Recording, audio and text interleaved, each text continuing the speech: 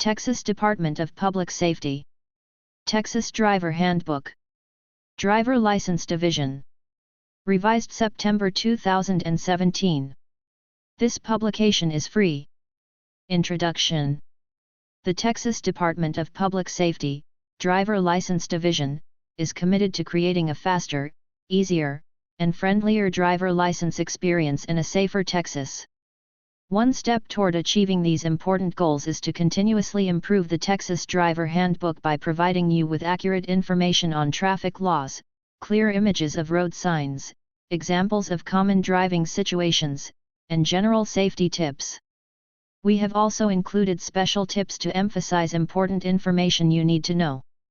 Although the Texas Driver Handbook has been revised, its primary purpose remains the same: 1. To help you qualify for a Texas driver license, and 2. To help you become a safer driver. The information contained in this handbook is not an official legal reference to Texas traffic laws. The information provided is only intended to explain applicable federal and state laws you need to understand in order to successfully operate a motor vehicle in Texas. If you would like to know the actual language of any traffic or criminal laws referenced in this handbook, please refer to the Texas Transportation Code and Texas Penal Code. Once you receive your Texas driver license, keep this handbook as a reference on traffic safety and update it as needed. The Texas Legislature meets every 2 years and regularly makes changes to traffic laws. For the most current information on driver licensing, visit our website at http://www.dps.texas.gov/driver-license. Contact us. Please contact us if you have any questions regarding this handbook or if you need additional information. Phone number: 512-424-2600. Customer support page: www.dps.texas.gov/driver-license/customer_service. Mailing address: Texas Department of Public Safety, Driver License Division, P.O. Box 4087, Austin, Texas 78773-0300. If you prefer, you can contact your local driver license office directly. Please refer to Appendix B in this handbook to locate a driver license office in your area. If you would like to provide feedback on the information in this handbook, visit www.survey.utexas.edu/txdps. ADA accommodations.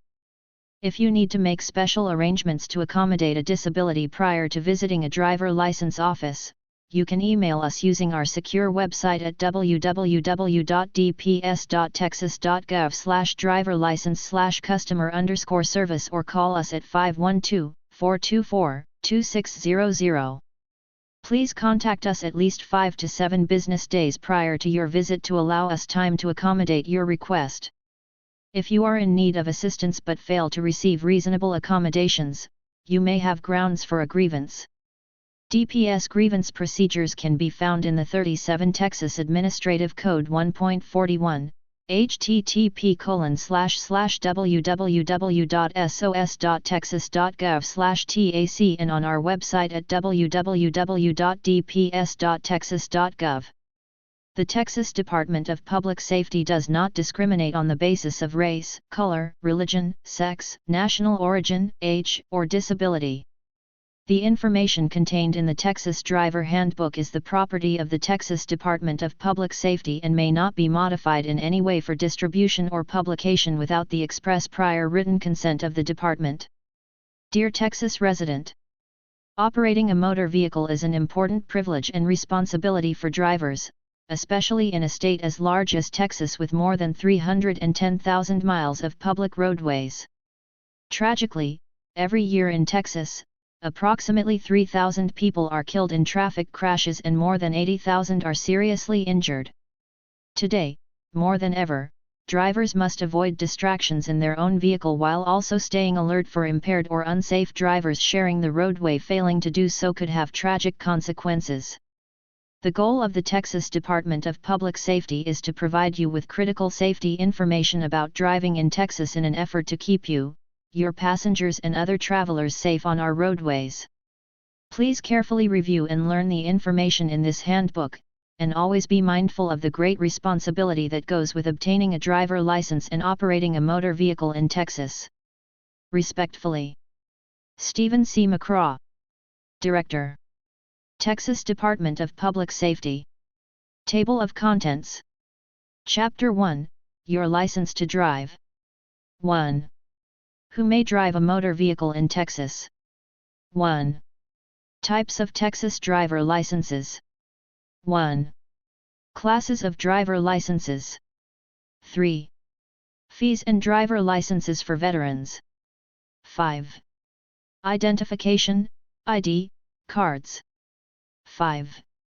Medical and emergency information. 5. Organ donation.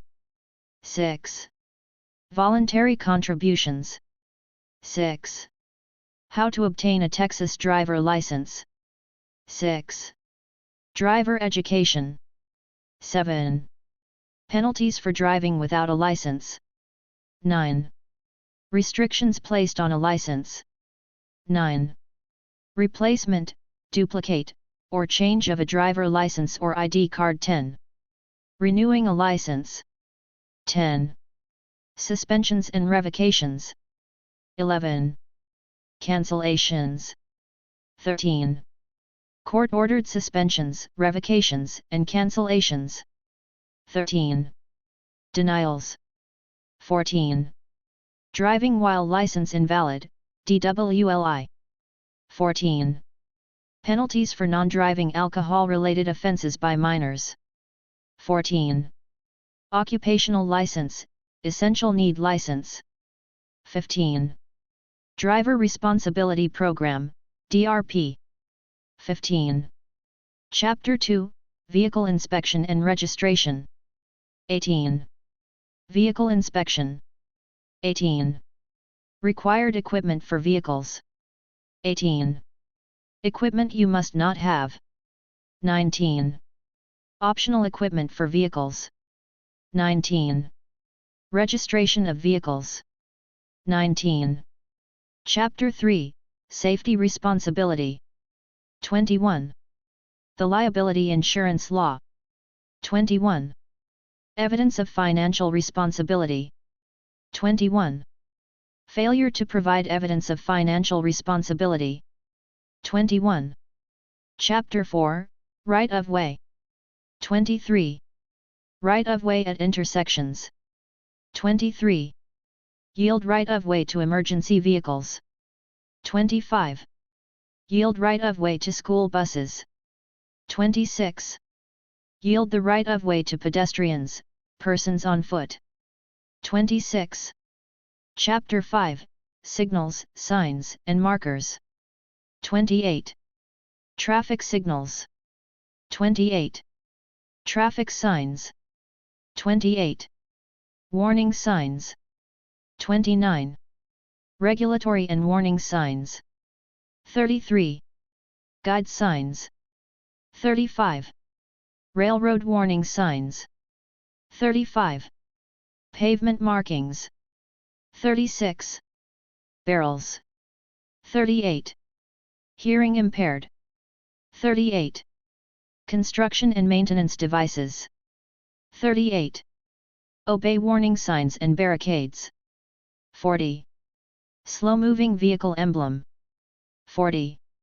Chapter 6, Signaling, Passing, and Turning. 41. Signaling. 41. Passing. 41. Turning. 42.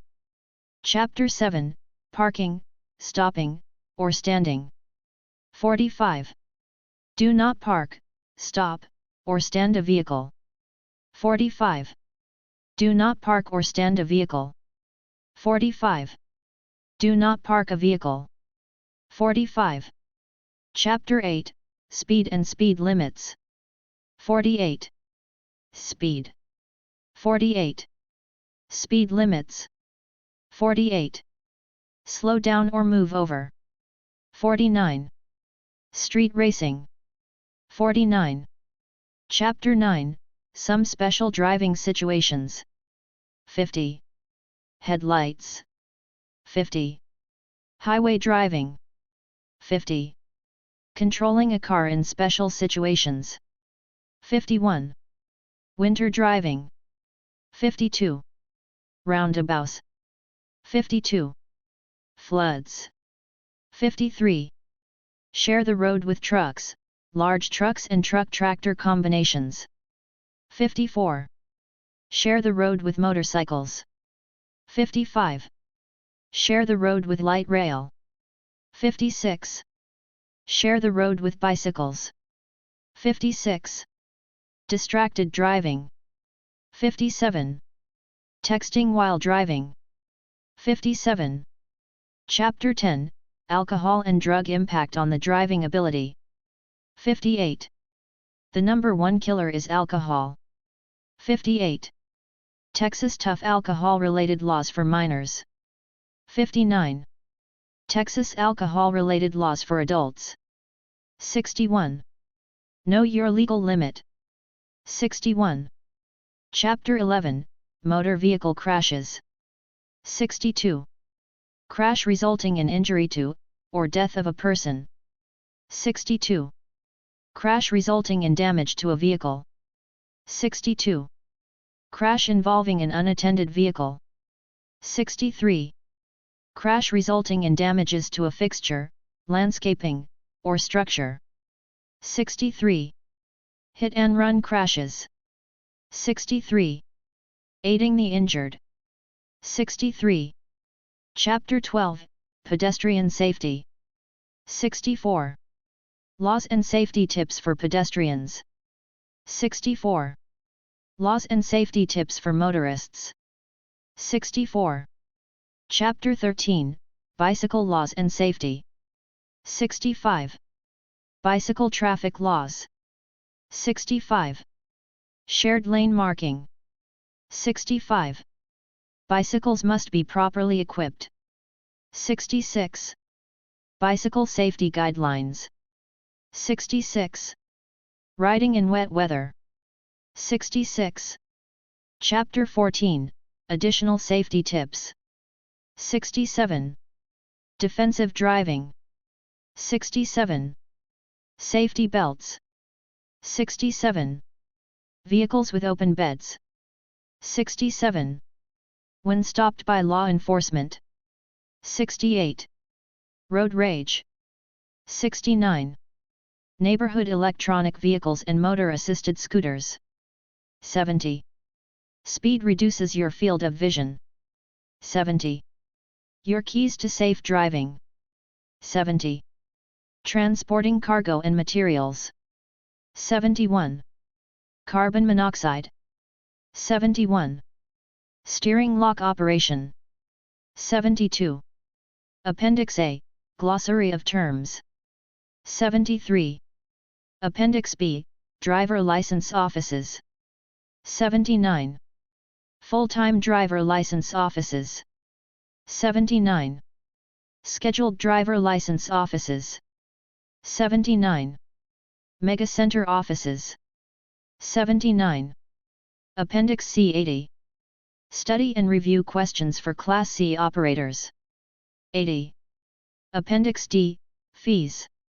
83. Chapter 1, Your License to Drive. Who may drive a motor vehicle in Texas? Individuals who meet the following criteria may drive a motor vehicle in Texas. Residents. Texas residents who have a valid Texas driver license.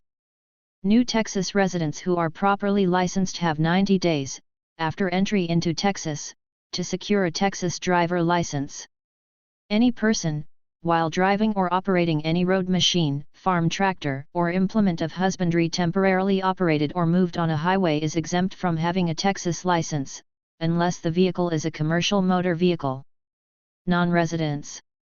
Any non-resident who is at least 16 years of age and possesses a valid driver license issued in the non-resident's home state or Canadian province.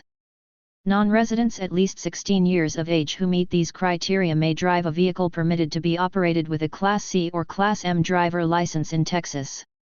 Non-residents who are at least 18 years of age may drive any vehicle in Texas if they are legally licensed to drive such a vehicle in their home state or country, and the home state or country grants like recognition, reciprocity, to citizens of Texas. Military. The driver of an official U.S. or state military service motor vehicle may drive a vehicle without a valid Texas driver license, unless the vehicle is a commercial motor vehicle. A non-resident on active duty in the U.S. Armed Forces, the member's spouse, or dependent child who has a valid license issued by his/her home state. Any person on active military duty who holds a valid driver license issued by the U.S. Armed Forces in a foreign country may drive a motor vehicle in Texas for 90 days from the date of their return to the U.S. Unless a license is suspended, cancelled, revoked, or denied, a Texas driver license held by any person who enters or who is in the U.S. Armed Forces will remain valid as long as the service continues, and person remains absent from Texas and the absence does not exceed 90 days from the date the licensee is honorably separated from service or returns to Texas. Special note: you may not receive a Texas driver license until all valid driver licenses issued are surrendered. Types of Texas driver licenses. Learner license, instruction permit. A learner license, also known as an instruction permit, allows a student driver to legally practice driving when accompanied by a licensed driver. The licensed driver must be at least 21 years of age with at least 1 year of driving experience, must occupy the seat beside the driver, and cannot be intoxicated, asleep, or engaging in any activity that prevents observation and response to the actions of the driver. A learner license will indicate learner license on the front of the card and expire on the minor's 18th birthday. A person applying for a learner license must 1. Be at least 15 but no more than 18 years of age. 2. Complete the classroom portion of a driver education course, vision exam, and knowledge exam. 3. Meet all other requirements for a first-time driver license, original, applicant. Table 1, Learner License. Minimum age. Fee *. Expiration. 15 with driver education. $15 for license plus $1 fee equals $16. For applicants less than 18 years of age, the license expires on their 18th birthday. *A $1 administrative fee is included in most transactions. However, if you are completing multiple transactions at the same time either in person or online, then you will only be charged the $1 administrative fee once. A $1 administrative fee is not charged for transactions made through the mail. Applicants 18 years of age and older who wish to legally practice driving are issued a Class C license with the same restrictions as a learner license. The license is generally valid for 6 years and costs $24 plus a $1 administrative fee. Verification of enrollment and attendance, VO, form. If you are under 18 years of age and applying for your first Texas driver license, learner license, or provisional license, you must provide evidence that you, 1. Have obtained a high school diploma or its equivalent, or 2. Are a student enrolled in a public, private, or home school and attended school for at least 80 days in the fall or spring semester preceding the date of application, or 3. Have been enrolled for at least 45 days and are enrolled at the time of application in a program to prepare individuals to pass the high school equivalency exam. This information is included on the Verification of Enrollment and Attendance, VO, form issued by your school. Ask school officials to complete and sign the VO form. The VO may not be dated more than 30 days before the date of application for a license during the school year or more than 90 days during the summer.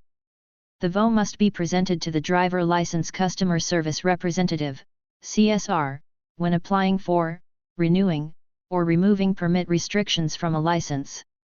Hardship License. A hardship license, previously known as Minor Restricted Driver License or MRDL, may be issued to a minor who establishes the necessity to drive and may have restrictions based on the qualifying hardship. An application for a hardship license, DL-77, must be executed by an authorized adult on behalf of the minor. Both the adult and the minor must sign the form and present it in person at the driver license office. Only a parent, guardian, or person having custody of a minor may make application on behalf of a minor. If the minor does not have a parent, guardian, or custodian, then an employer or county judge may apply on behalf of the minor. A person applying for a hardship license must 1. Be at least 15 years of age but not more than 18. 2. Complete and pass a driver education course.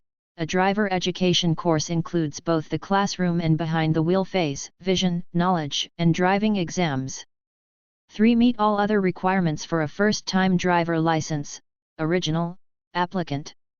For more information, please visit our website www.dps.texas.gov/driverlicense/teendriver.htm. DPS may require supporting documentation or conduct an investigation to confirm the information provided on the application. DPS will issue a hardship license if it is determined that 1. Failure to issue the hardship license will result in an unusual economic hardship for the family of the minor applicant. 2. The hardship license is necessary due to an illness, disability, or death of a family member.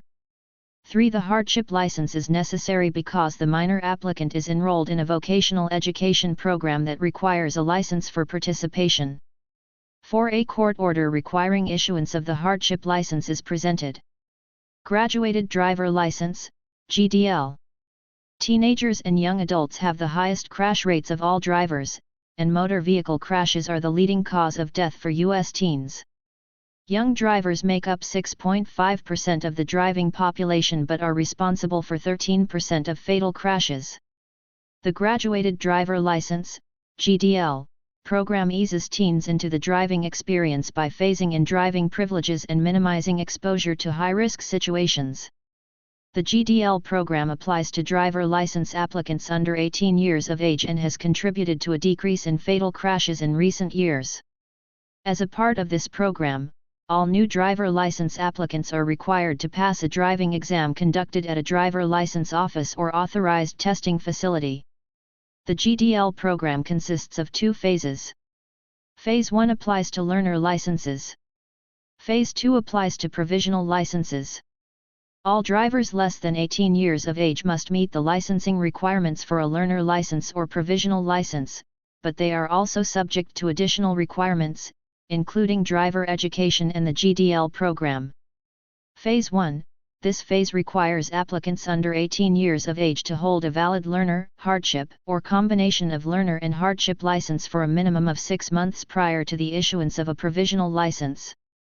If your license is suspended during Phase 1, then the initial 6-month period is extended by the number of days of the suspension because your license is invalid during the suspension period. A Texas learner license will be issued to new Texas residents who are at least 15 years of age, present an out-of-state instruction permit, and submit a VO form. A Texas learner license must be held for 6 months from the date of issuance before the individual is eligible for Phase 2. Phase 1 requirements do not apply to Class M motorcycle licenses. Under the GDL program, there is no minimum time a person must hold a restricted motorcycle or moped license before applying for a Class M license. Phase 2. Phase 2 restricts the driving privileges of individuals until their 18th birthday following the issuance of a provisional license. During Phase 2, these individuals may not drive a motor vehicle. 1 with more than 1 passenger in the vehicle under the age of 21 who is not a family member. 2 between midnight and 5 a.m. unless the operation of the vehicle is necessary for the driver to work, to attend, or participate in a school-related activity, or due to a medical emergency. All drivers who are under 18 years of age are restricted from using a wireless communication device, including a hands-free device, except in case of an emergency. Provisional license. A provisional license is a driver license issued to persons 16 to 18 years of age that has the Phase 2 GDL driving restrictions applied. The license will be marked provisional and expire on the license holder's 18th birthday. A person applying for a provisional license must 1. Be at least 16 but not more than 18 years of age. 2. Complete and pass a driver education course. A driver education course includes both the classroom and behind-the-wheel phases, vision, and driving exams. 3. Have held a valid learner, hardship, or combination of learner and hardship license for at least 6 months. 4. Meet all other requirements for a renewal driver license applicant. Out-of-state license holders. Applicants who are at least 15 but less than 18 years of age and present a valid out-of-state instruction permit will be issued a Phase 1 learner license. Applicants who are at least 16 but less than 18 years of age and present a valid out-of-state driver license will be issued a Phase 2 provisional license with passenger and time restrictions after successful completion of the driving exam. Applicants must meet all other requirements for a first-time, original, applicant. All licenses issued to persons less than 21 years of age will be marked under 21. Classes of driver licenses. Class A, B, C, and M driver licenses are issued to individuals who are exempt or not required to obtain a commercial driver license, CDL. Most non-commercial driver licenses issued to persons 18 years of age and older are valid for 6 years and cost $24. A $1 administrative fee will be added to in-person or online transactions. Some applicants receive licenses with shorter terms due to restrictions including, but not limited to, verification of lawful presence, sex offender registration requirements, or being 85 years of age or older. Individuals who operate any of the following vehicles are exempt from obtaining a CDL but may need a Class A or Class B non-commercial driver license because the type of vehicle driven still meets the definition of a commercial motor vehicle. For more information on commercial motor vehicles and requirements for a CDL, please visit our website, http://www.txdps.state.tx.us driver license/commercial license.htm or see the Texas Commercial Motor Vehicle Driver's Handbook. You may download the handbook online at http://www.dps.texas.gov/internetforms/form/dl-7c.pdf. 1A Firefighting or emergency vehicle necessary for the preservation of life or property or the execution of emergency governmental functions whether operated by an employee of a political subdivision or by a volunteer firefighter. 2. A military vehicle or a commercial motor vehicle when operated for military purposes by military personnel, members of the Reserves and National Guard on active duty including personnel on full-time National Guard duty, personnel on part-time training, and National Guard military technicians. 3. A recreational vehicle driven for personal use. 4. A vehicle that is owned, leased, or controlled by an air carrier, and is driven or operated exclusively by an employee of the air carrier only on the premises of an airport, on service roads to which the public does not have access. 5. A vehicle used exclusively to transport seed cotton modules or cotton burrs. 6. A vehicle controlled and operated by a farmer. A. Used to transport agricultural products, farm machinery, or farm supplies to or from a farm. B. Not used in the operation of a common or contract motor carrier, or C. Used within 150 miles of the person's farm. Class A driver license. A Class A driver license permits a person to drive 1. Any vehicle or combination of vehicles described under a Class B or Class C driver license, and 2. A vehicle or combination of vehicles with a gross combination weight rating, GCWR, of 26,001 pounds or more, provided the gross vehicle weight rating, GVWR, of the vehicle, towed is in excess of 10,000 pounds. A Class A driver license does not permit a person to drive a motorcycle or moped. Table 2, Class A driver license. Minimum age. Fee *. Expiration. 18 or older, applicants 18 to 24 are required to successfully complete an approved driver education course. $24 for license plus $1 fee equals $25. 6 years. 17 with completion of an approved driver education course. $15 for license plus $1 fee equals $16. On applicant's next birthday. *A $1 administrative fee is included in most transactions. However, if you are completing multiple transactions at the same time either in person or online, then you will only be charged the $1 administrative fee once. A $1 administrative fee is not charged for transactions made through the mail. Class B driver license. A Class B driver license permits a person to drive 1. Any vehicle included in Class C. 2. A single vehicle with a gross vehicle weight rating, GVWR, of 26,001 pounds or more, and any such vehicle towing either a vehicle with a GVWR that does not exceed 10,000 pounds or a farm trailer with a GVWR that does not exceed 20,000 pounds, and a Class B driver license does not permit a person to drive a motorcycle or moped. Table 3, Class B driver license. Minimum age. Fee asterisk. Expiration. 18 or older. Applicants 18 to 24 are required to successfully complete an approved driver education course. $24 for license plus $1 fee equals $25. 6 years. 17 with completion of an approved driver education course. $15 for license plus $1 fee equals $16. On applicant's next birthday. Asterisk a $1 administrative fee is included in most transactions. However, if you are completing multiple transactions at the same time either in person or online, then you will only be charged the $1 administrative fee once. A $1 administrative fee is not charged for transactions made through the mail. Class C driver license. 1. A single vehicle or combination of vehicles that are not included in Class A or Class B, and 2. A single vehicle with a gross vehicle weight rating, GVWR, of less than 26,001 pounds towing a trailer not to exceed 10,000 pounds. GVWR, or a farm trailer with a GVWR that does not exceed 20,000 pounds. 3. An autocycle, defined as a motor vehicle, other than a tractor, that is designed to not have more than 3 wheels on the ground when moving. Equipped with a steering wheel.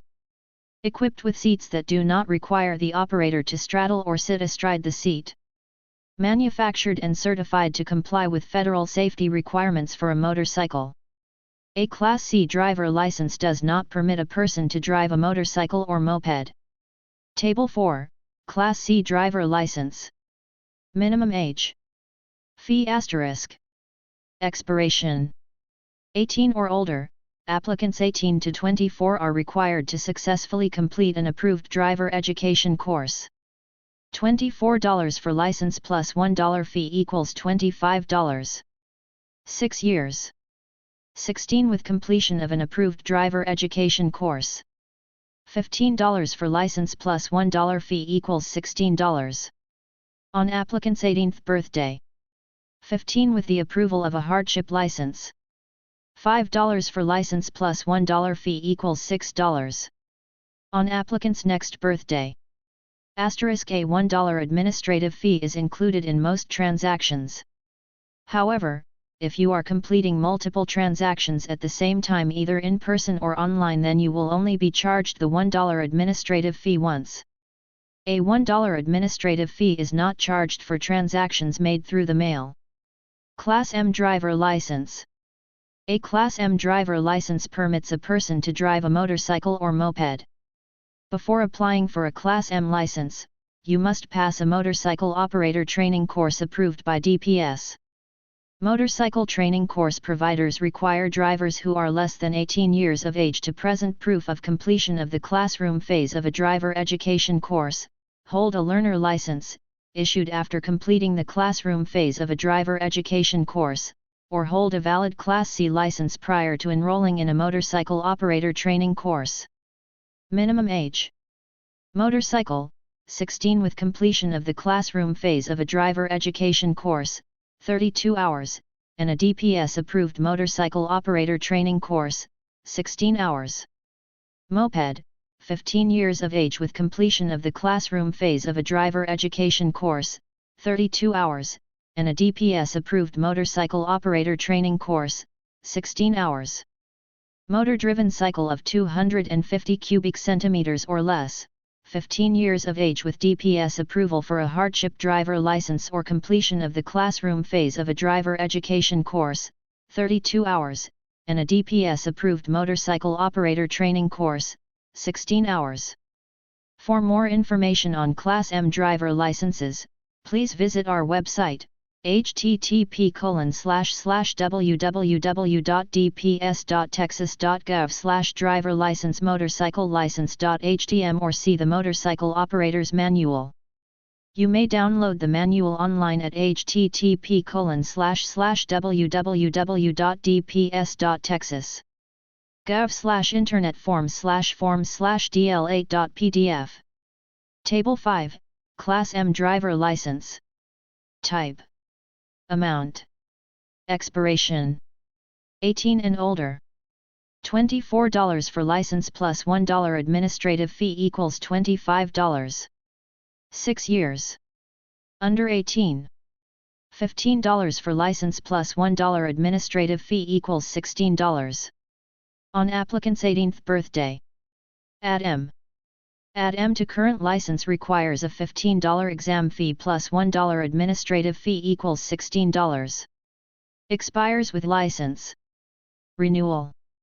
An additional $8 is required when renewing a Class M license plus $1 administrative fee equals $9. Expires with license.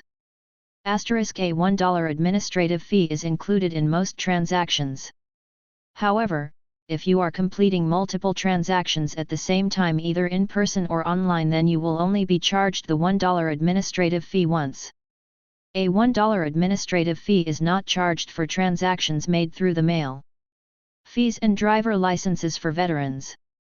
Veterans who are honorably discharged and receive compensation for a service-related disability of at least 60% are exempt from paying driver license and ID card fees.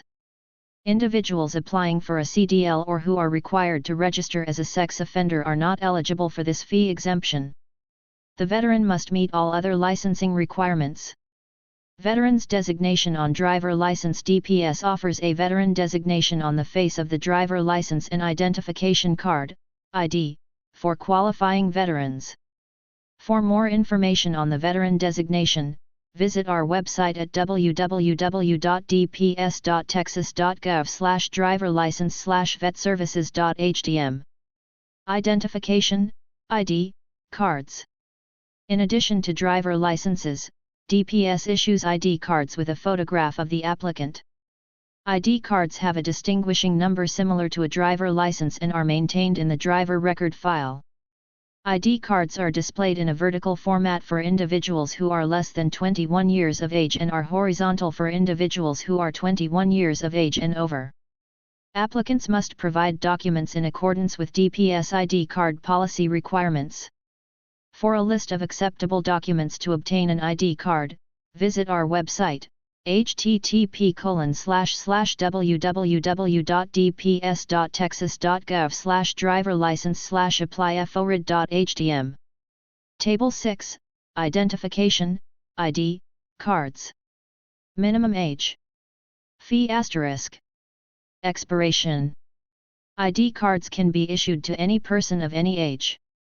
Anyone under the age of 21 will have under 21 printed on the card. $15 card plus $1 fee equals $16, 59 or younger. $5 card plus $1 fee equals $6, 60 or older. 6 years. A $1 administrative fee is included in most transactions. However, if you are completing multiple transactions at the same time either in person or online, then you will only be charged the $1 administrative fee once. A $1 administrative fee is not charged for transactions made through the mail. Medical and emergency information. On the reverse side of the card, state law requires DPS to print the statement directive to physician has been filed at telephone number and emergency contact number. Space is provided on the surface for the license holder to write a telephone number and a box to the left of the statement to indicate why the telephone number is provided. Space is also provided on the back of the card to allow individuals to voluntarily list health conditions which may impede communication with a peace officer. Additionally, an application for an original, renewal or replacement driver license or ID includes the option to provide the name, address and telephone number of two individuals who may be contacted in the event of injury or death of the applicant. Allergic reaction to drugs. DPS does not print medical information on driver licenses or ID cards. To add medical information to the back of your driver license or ID card, use a permanent ink pen and write the following information. 1. Name of your physician. 2. Emergency contact number. 3. Name of medication that may cause an allergic reaction. Organ donation. DPS offers Donate Life Texas pamphlets to any person who visits a driver license office. The pamphlets provide general information on the Donate Life Texas program. If you choose to be an organ donor, a small red heart with the word donor will be printed in the lower right corner on the front of the card. Cards that indicate a person's wish to be a donor shall be conclusive evidence of a decedent's status as a donor and serve as consent for organ, tissue, and eye donation. You can register to be an organ, tissue, and eye donor online at www.donatelifetexas.org. Voluntary contributions. If you are applying for an original or renewal driver license or ID card, you can voluntarily make a monetary contribution to the following programs. 1. The Blindness Education, Screening, and Treatment Program administered by the Texas Commission for the Blind, which provides screening and treatment for those individuals who are without adequate medical coverage. 2. The Glenda Dawson Donate Life Texas Program, which manages the donor registry and statewide donor education projects.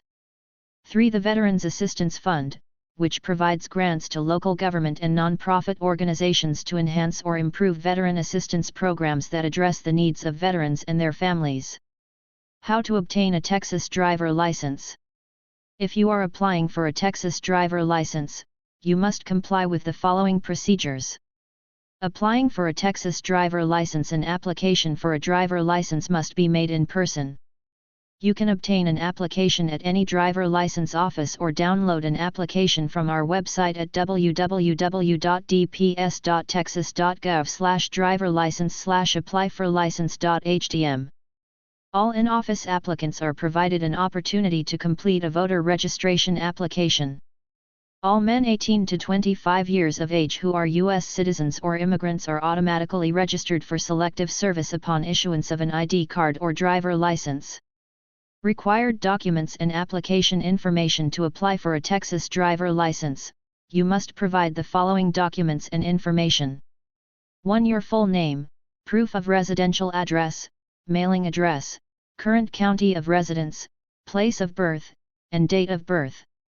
2. Identification documents. 3. Social Security card or other acceptable evidence of a Social Security number. 4. Thumb or index fingerprints. 5. Physical description. 6. Answer the medical status and history questions listed on the application. Individuals with certain medical limitations may have their cases reviewed by the Medical Advisory Board, MAB, before the license is issued. 7. Surrender any valid out-of-state driver license. 8. U.S. citizenship status or lawful presence. For additional information and lists of acceptable documents, visit our website, www.dps.texas.gov/driverlicense/applyforlicense.htm. Driver record. A complete record of all your examinations will be recorded on your application and scanned into the driver license system where it becomes a part of your permanent driving record. Any convictions for moving traffic violations or crashes, including out-of-state records of convictions, will be recorded as part of your permanent driving record. To find out more information on driver records and how to obtain a copy of your record, visit http://www.dps.texas.gov/driverlicense/driverrecords.htm.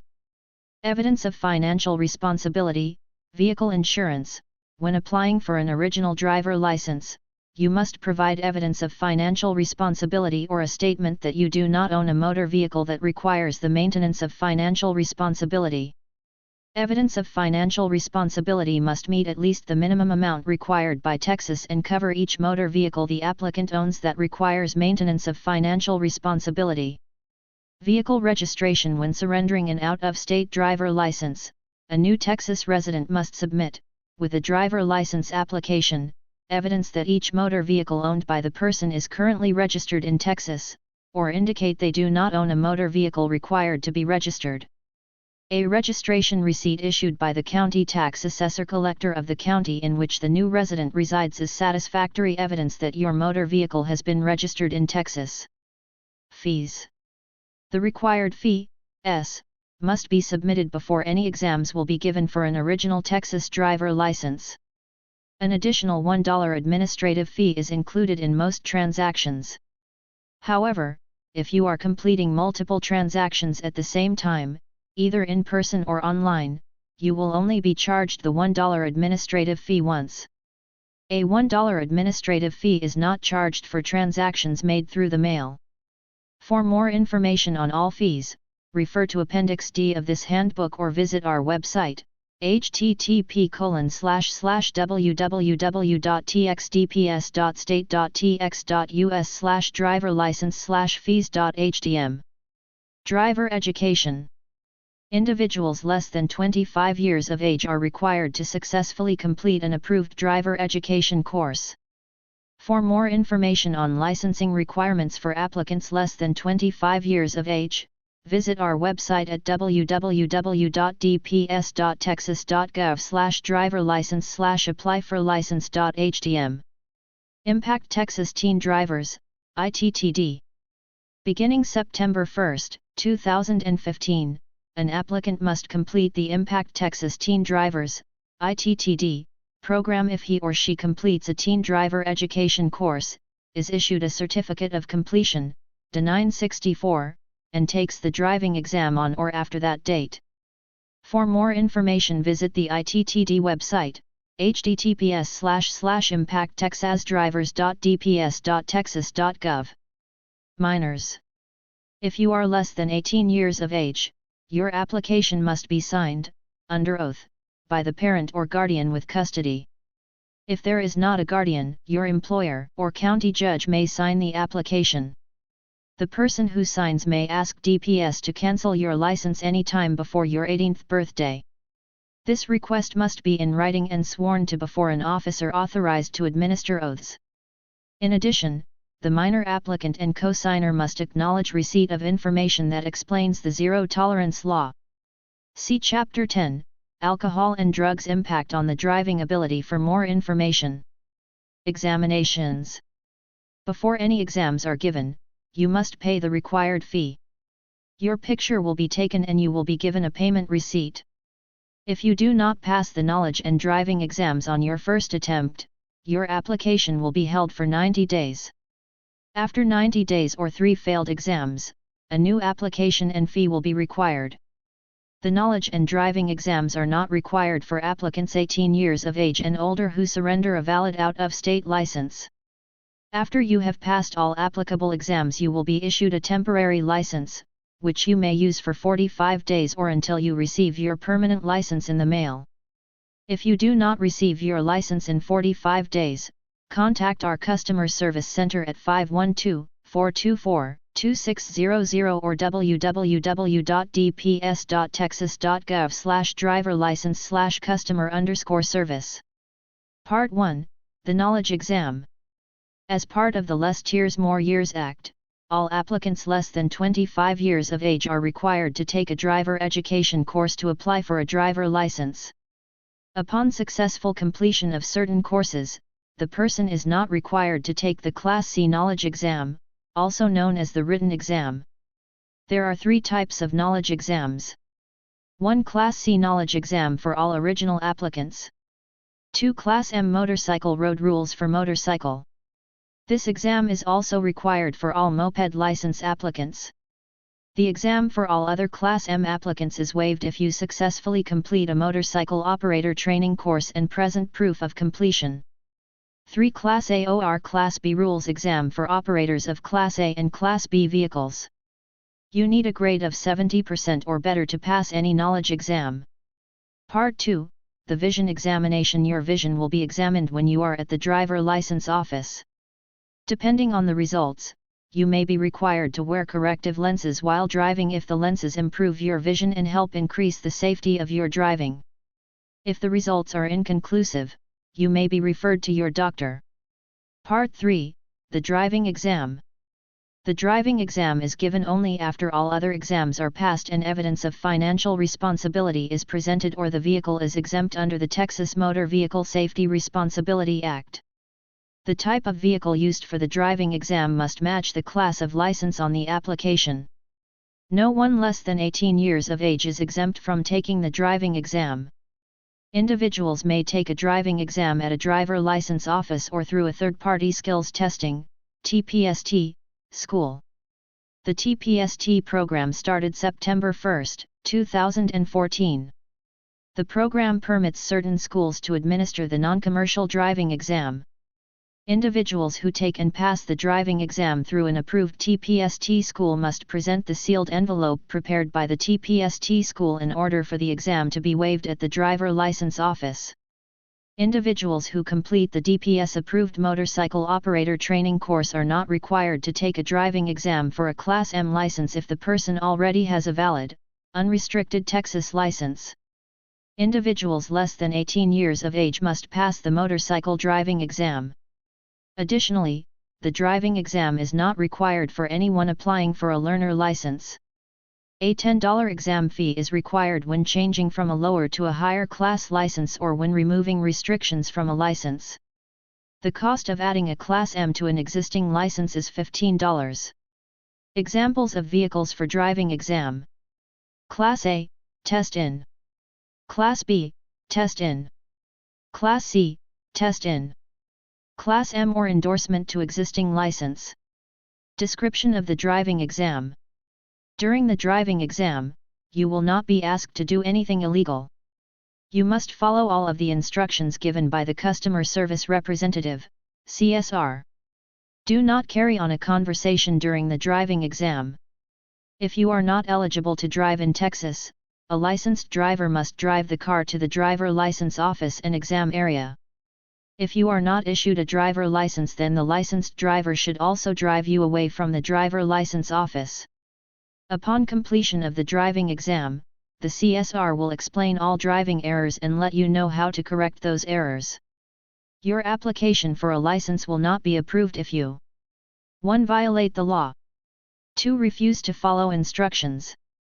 3. Drive dangerously or have a crash. 4. Have more than 30 points deducted on the driving exam. All drivers are graded on 4 basic skills, regardless of the type of driving exam. 1. Control your ability to make your car do what you want it to do. 2. Observation your ability to see what other traffic is doing and other things that may create problems in traffic. 3. Positioning your ability to drive in your lane. 4. Signaling your ability to use turn signals as required. You may be graded on your performance on the following skills, so it is good to practice before taking the driving exam. A. Parallel parking. You may use the backup camera on your vehicle for parallel parking, however, the use of an automated vehicle parking function will not be allowed. B. Quick stop. You may be asked to stop your car as quickly as possible at about 20 miles per hour without skidding your tires.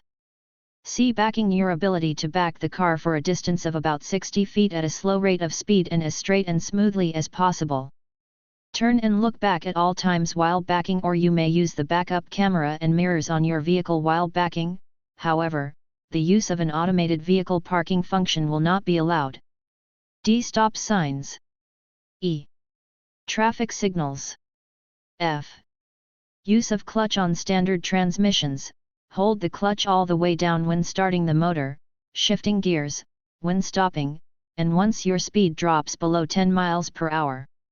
Do not drive with your foot resting on the clutch. G. Intersection observance. Use the proper lane, slow down and look both ways before entering the intersection. H. Turns. I. Right of way. J. Following, passing, and proper lane observance. K. Posture. Keep hands on steering wheel, don't rest your elbow on the window. Pass or fail driving exam. If you do not pass the driving exam, you will need to schedule time for another driving exam. If you pass the driving exam, always carry your license with you when driving and upon request, show it to 1. Any peace officer, sheriff, constable, judge, justice of the peace, or state trooper. 2. Anyone with whom you are involved in a crash. Penalties for driving without a license. During a stop, a law enforcement officer will determine if you have a valid driver license as required. Table 7, Penalties for driving without a license. Conviction. Penalty asterisk. First conviction. A fine of up to $200. Second conviction in 1 year. A fine of $25 to $200. Driving without a license, operating a vehicle without insurance at the time of the offense, and driver causes a crash resulting in serious bodily injury or death. Class A misdemeanor punishable by a fine up to $4,000 and or confinement in jail for not more than 365 days. Asterisk. Additional suspensions and surcharges may apply. Restrictions placed on a license. A restriction may be placed on your license. This is not meant to interfere with your driving but to make you a better driver. Following is a complete list of the restriction codes. This information is also available on our website at http://www.txdps.state.tx.us driver license/endrs restrictions.htm. Table 8, Restriction Codes. A. With corrective lenses. B. Licensed operator front seat 21 or over. C. Daytime only. D. Not to exceed 45 miles per hour. E. No manual transmission equipped CMV. F. Must hold valid learner license to mm/dd/yy. G. TRC 545.424 applies until mm/dd/yy. H. Vehicle not to exceed 26,000 pounds GVWR. I. Motorcycle not to exceed 250 cubic centimeters. J. Licensed motorcycle operator 21 or over in sight. K. CDL/CLP intrastate commerce only. L. No air brake equipped CMV. M. No Class A passenger vehicle. N. No Class A ORB passenger vehicle. O. No tractor trailer CMV. Q. LOFS 21 or over, vehicle above Class B. R. LOFS 21 or over, vehicle above Class C. S. Outside rear view mirror or hearing aid. T. Automatic transmission. U. Applicable prosthetic devices. V. Medical variance documentation required. W. Power steering. X. No cargo in CMV tank vehicle. Y. Valid Texas vision or limb waiver required. Z. No full air brake equipped. P1. For Class MTRC 454.424 until mm/dd/yy. P2. To/ from work/school. P3. To/ from work. P4. To/ from school. P5. To/ from work/school or LOFS 21 or over. P6. To/ from work or LOFS 21 or over. P7. To/ from school or LOFS 21 or over. P8. With telescopic lens. P9. LOFS 21 or over bus only. P10. LOFS 21 or over school bus only. P11. Bus not to exceed 26,000 pounds GVWR. P12. Passenger CMV restrict to Class C only. P13. LOFS 21 or over in vehicle equipped W/air brake. P14. Operation Class B exempt vehicle authorized. P15. Operation Class A exempt vehicle authorized. P16. If CMV, school buses interstate. P17. If CMV, government vehicle interstate. P18. If CMV, only transport personal property, interstate. P19. If CMV, only transport corpse/sick/injured, interstate. P20. If CMV, Privately transport passengers, interstate. P21, if CMV, fire/rescue, interstate. P22, if CMV, intracity zone drivers, interstate. P23, if CMV, custom harvesting, interstate. P24, if CMV, transporting bees/hives, interstate. P25, if CMV, use in oil/water well service/drill. P26 if CMV, for operation of mobile crane. P27 HME expiration date mm/dd/yy. P28 FRSI CDL valid mm/dd/yy to mm/dd/yy. P29 FRSI CDL mm/dd/yy, mm/dd/yy or exempt B vehicles. P30 FRSI CDL mm/dd/yy, mm/dd/yy or exempt A vehicles. P31 Class C only, no taxi/bus/emergency vehicle. P32 Other. P34 No expressway driving. P36 Moped. P37 Occupational license, no CMV, see court order. P38 Applicable vehicle devices. P39 Ignition interlock required. P40 Vehicle not to exceed Class C. Removing or adding restrictions. Visit your local driver license office for more information concerning the removal or addition of any restrictions from your driver license or learner license. Replacement, duplicate, or change of a driver license or ID card.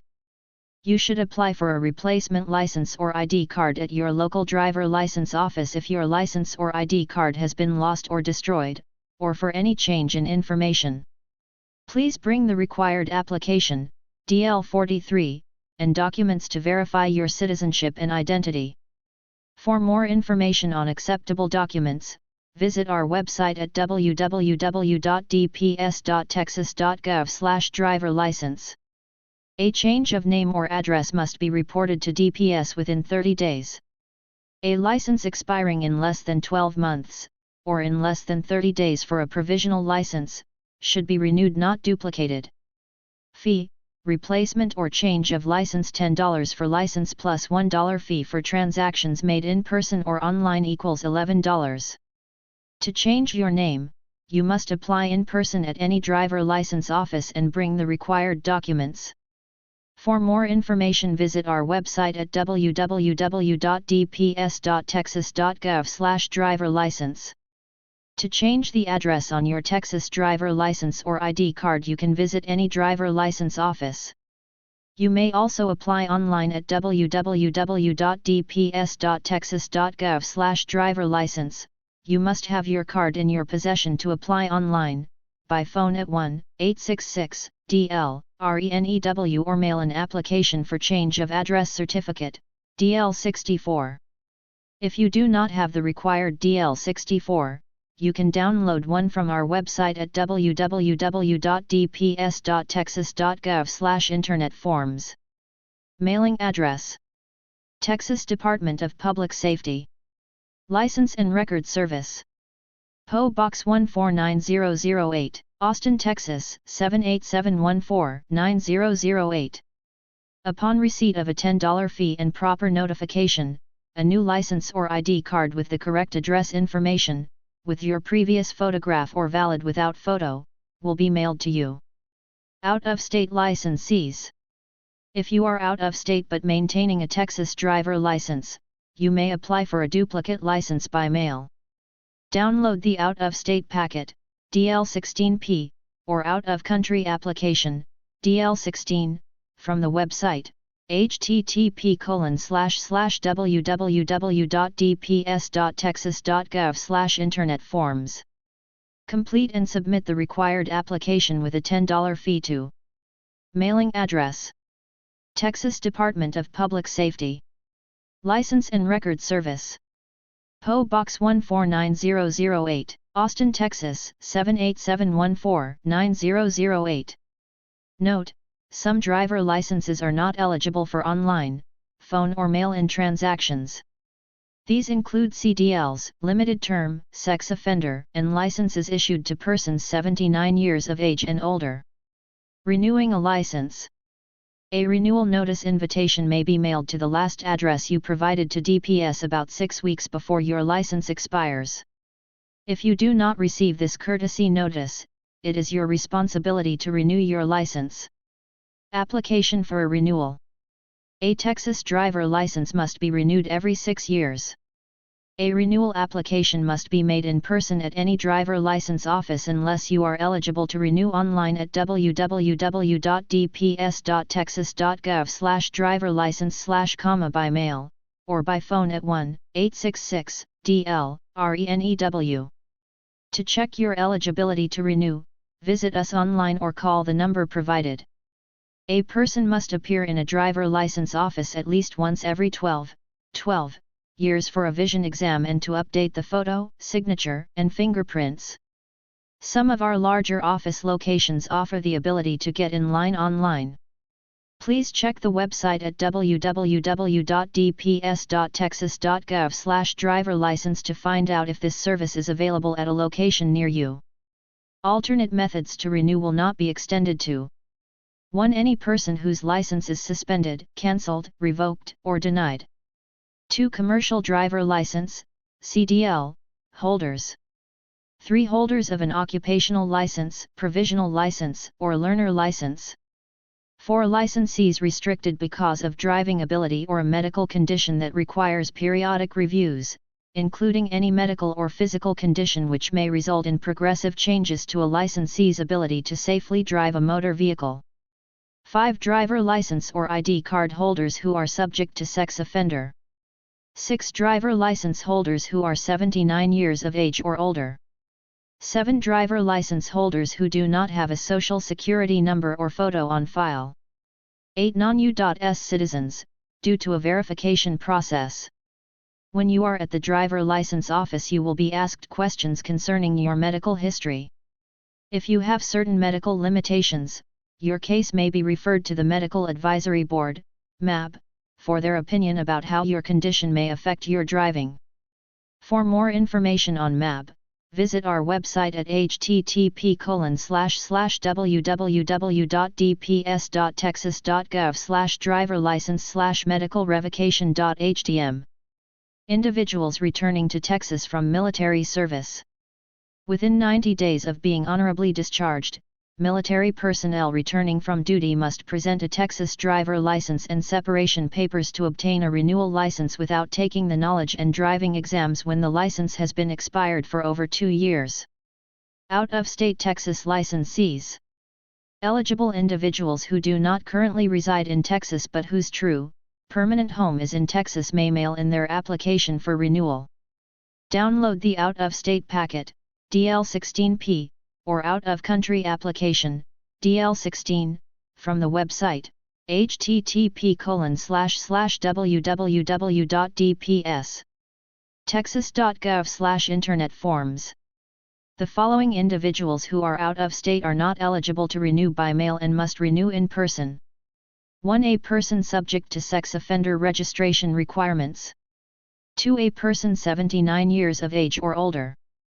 3. A person holding a commercial driver license, CDL.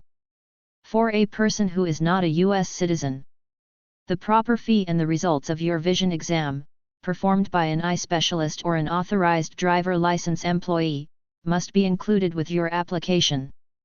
The license will be renewed and will be valid to expiration date shown or until 45 days after return to Texas, whichever comes first. Make check or money order made payable to TXDPS. Do not send cash. Mail to. Mailing address: Texas Department of Public Safety.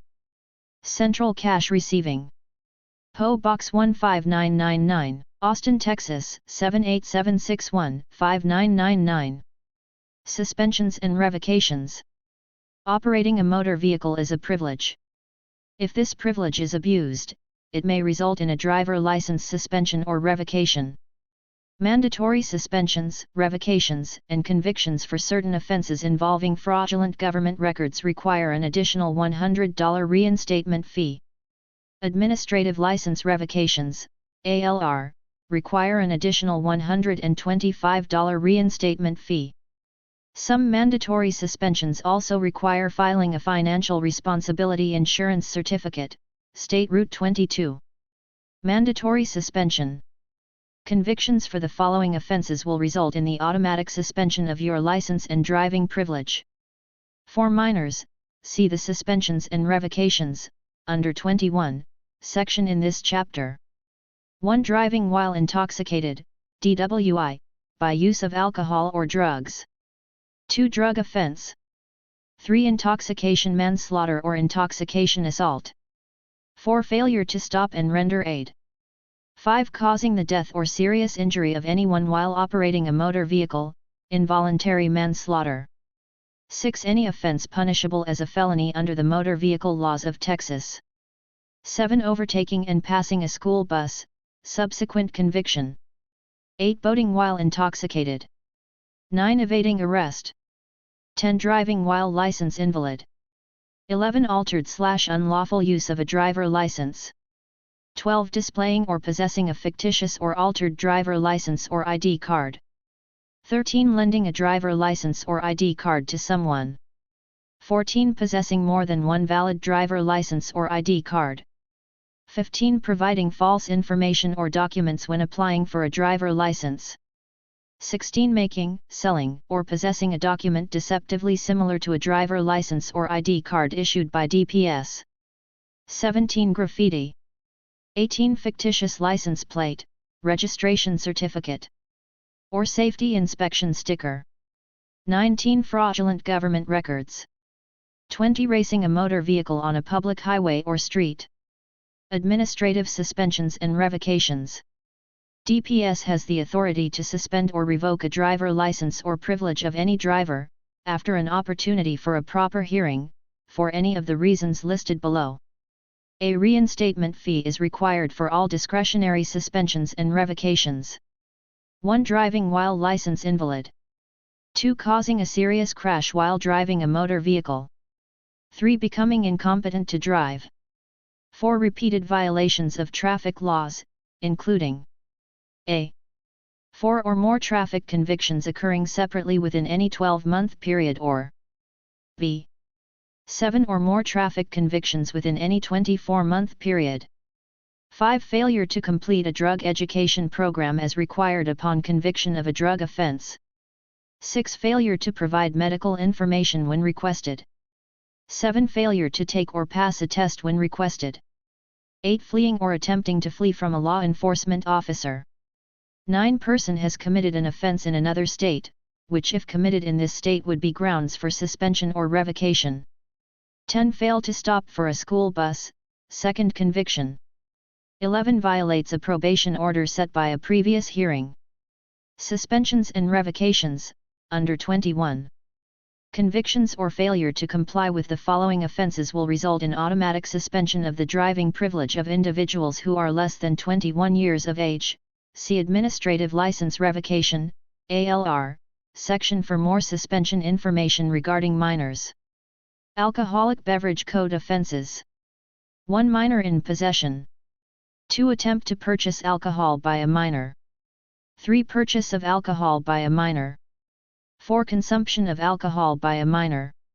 5. Misrepresentation of age by a minor. 6. Driving or operating a watercraft under the influence of alcohol by a minor.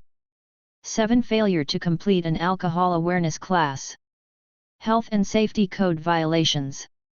1. Failure to complete a tobacco awareness class when required. 2. Drug offense. 3. An offense under the Controlled Substance Act. 4. A felony under Chapter 481 that is not a drug offense. Family Code violations. 1. Delinquent conduct by a minor or juvenile. 2. Truancy. Suspend or revoke after hearing of minor. DPS has the authority to suspend or revoke the license or driving privilege of a minor after a proper hearing. 4. 1. A juvenile court order. 2. Failure to pay a fine or juvenile contempt, and 3. 2 or more traffic convictions occurring separately within any 12-month period for a driver who is less than 18 years of age. Administrative License Revocation, ALR. The Administrative License Revocation, ALR, law provides an administrative penalty for driving while intoxicated. A $125 reinstatement fee is required for all ALR suspensions. DPS is authorized to suspend a license or driving privilege. 1. For individuals who are over 21 years of age who fail a breath or blood test, the blood alcohol content indicates a level of 0.08 or more. 2. Of any person who refuses to submit to a breath or blood test, or 3. For individuals who are under 21 years of age for any detectable amount of alcohol. Cancellations. DPS is authorized to cancel the driver license or ID card of individuals who do not meet certain qualifications. The following types of cases require cancellation of a driver license or ID card. 1. Suspension and revocation action from another state. 2. Parental authorization withdrawn, for individuals who are under 18 years of age. 3. Failure to give the required information on the application for the license or ID card. 4. Person is not entitled to the license or ID card. 5. Incomplete driver education. 6. Voluntary surrender for medical or insurance purposes. 7. False statement on an application for a license or ID card. Court-ordered suspensions, revocations, and cancellations. Upon receipt of a court order, DPS will suspend, revoke, or cancel a license or driving privilege for 1. Delinquent child support. 2. Requirement for an ignition interlock device. See www.dps.texas.gov/driverlicense/ignitioninterlock.htm for more information. 3. Failure to repay any overpayment of food stamps or financial assistance. 4. Mentally incapacitated. 5. Chemically dependent. 6. Failure to renew their license annually as required, classified sex offender. Denials. DPS is authorized to deny the issuance of a driver license to a person who is ineligible to receive a license in this state. An applicant may be denied a driver license for 1. Suspension/revocation/cancellation/disqualification status in Texas, another state, or Canadian province. 2. Physical or mental incapacity preventing the safe operation of a motor vehicle. 3. Acquiring motor vehicle fuel without payment. 4. Certain criminal mischief, i.e. graffiti, etc. 5. Purchasing or furnishing alcohol to a minor. 6. Delinquent child support. 7. Failure to pay reinstatement fees. 8. Failure to appear or failure to pay for certain violations. 9. Drug offense. Special note: DPS may deny the renewal of a driver license of a Texas licensee who fails to appear in court for traffic violations or certain other offenses within the jurisdiction of any court listed in Chapter 4 of the Code of Criminal Procedures. Driving while license invalid, DWLI. Individuals who drive a motor vehicle while their driver license is suspended, revoked, denied, or cancelled are subject to suspensions and criminal penalties. The penalties for driving a motor vehicle while your license is invalid are listed below. Table 9, Penalties for driving while license invalid, DWLI. Offense. Penalty. Driving a motor vehicle while driver license or privilege is suspended, cancelled, denied, or revoked. Class C misdemeanor, punishable by a fine of up to $500. The person has a previous conviction for the same offense, was operating a vehicle without insurance at the time of the offense, or the person's license had been suspended because of an offense involving operating a motor vehicle while intoxicated. Class B misdemeanor, punishable by a fine of up to $2,000 and/or confinement in jail for not more than 180 days. The person was operating a vehicle without insurance at the time of the offense and caused a crash which resulted in serious bodily injury or death of another. The suspension will automatically be extended. Class A misdemeanor, punishable by a fine of up to $4,000 and/or confinement in jail for not more than 365 days. Penalties for non-driving alcohol-related offenses by minors. The zero-tolerance law provides penalties for minors who commit non-driving alcohol-related offenses. A minor may not purchase, attempt to purchase, falsely state he/she is 21 years of age or older, or present a document indicating he/she is 21 years of age or older to a person engaged in selling or serving alcoholic beverages. A minor may not consume, or possess an alcoholic beverage. The penalties for non-driving alcohol-related offenses for minors are listed below. Table 10, Penalties for non-driving alcohol-related offenses, minors. Offense. Penalty. First offense. Class C misdemeanor punishable by a fine of up to $500, 8 to 12 hours of community service, and mandatory alcohol awareness course attendance. The driver license will be suspended, or privilege will be denied if not licensed, for 30 days. Second offense. Class C misdemeanor punishable by a fine up to $500, 20 to 40 hours of community service, and the minor may be required to attend an alcohol awareness course. The driver license will be suspended, or privilege will be denied if not licensed, for 60 days. Third offense, at least 17 years of age but less than 21. Class B misdemeanor punishable by a fine of $250 to $2,000, minor may also be required to attend an alcohol awareness course. The driver license will be suspended, or privilege will be denied if not licensed, for 180 days. Minors are not eligible for deferred disposition on the third conviction or any subsequent conviction. Third offense, under 17 years of age. Class C misdemeanor punishable by a fine up to $500, 20 to 40 hours of community service, and the minor may be required to attend an alcohol awareness course. The driver license will be suspended, or privilege will be denied if not licensed, for 60 days, or the case can be transferred to juvenile court as delinquent conduct. A minor who is convicted of driving while his/her license is suspended because of a non-driving alcohol-related offense is subject to the penalties of driving while license invalid, DWLI. Other non-driving penalties for alcohol-related offenses. A person who purchases, furnishes, or sells an alcoholic beverage to a minor is subject to the penalties listed in the table below. Table 11, Penalties for purchasing, furnishing, or selling alcohol to a minor. Offense. Penalty. Purchased or furnished alcohol to a minor. A fine of up to $4,000 and/or confinement in jail for up to 1 year. Sold alcohol to a minor. A fine of up to $4,000 and/or confinement in jail for up to 1 year. Occupational license, essential need license. An occupational license, also called an essential need license, is a special type of restricted license issued to individuals. One whose driver license has been cancelled, suspended, revoked, or denied for certain offenses, other than medical or delinquent child support, and 2. Who can prove to a court there is an essential need to drive. Individuals may still qualify for an occupational license even if their driver license has been suspended for surcharges.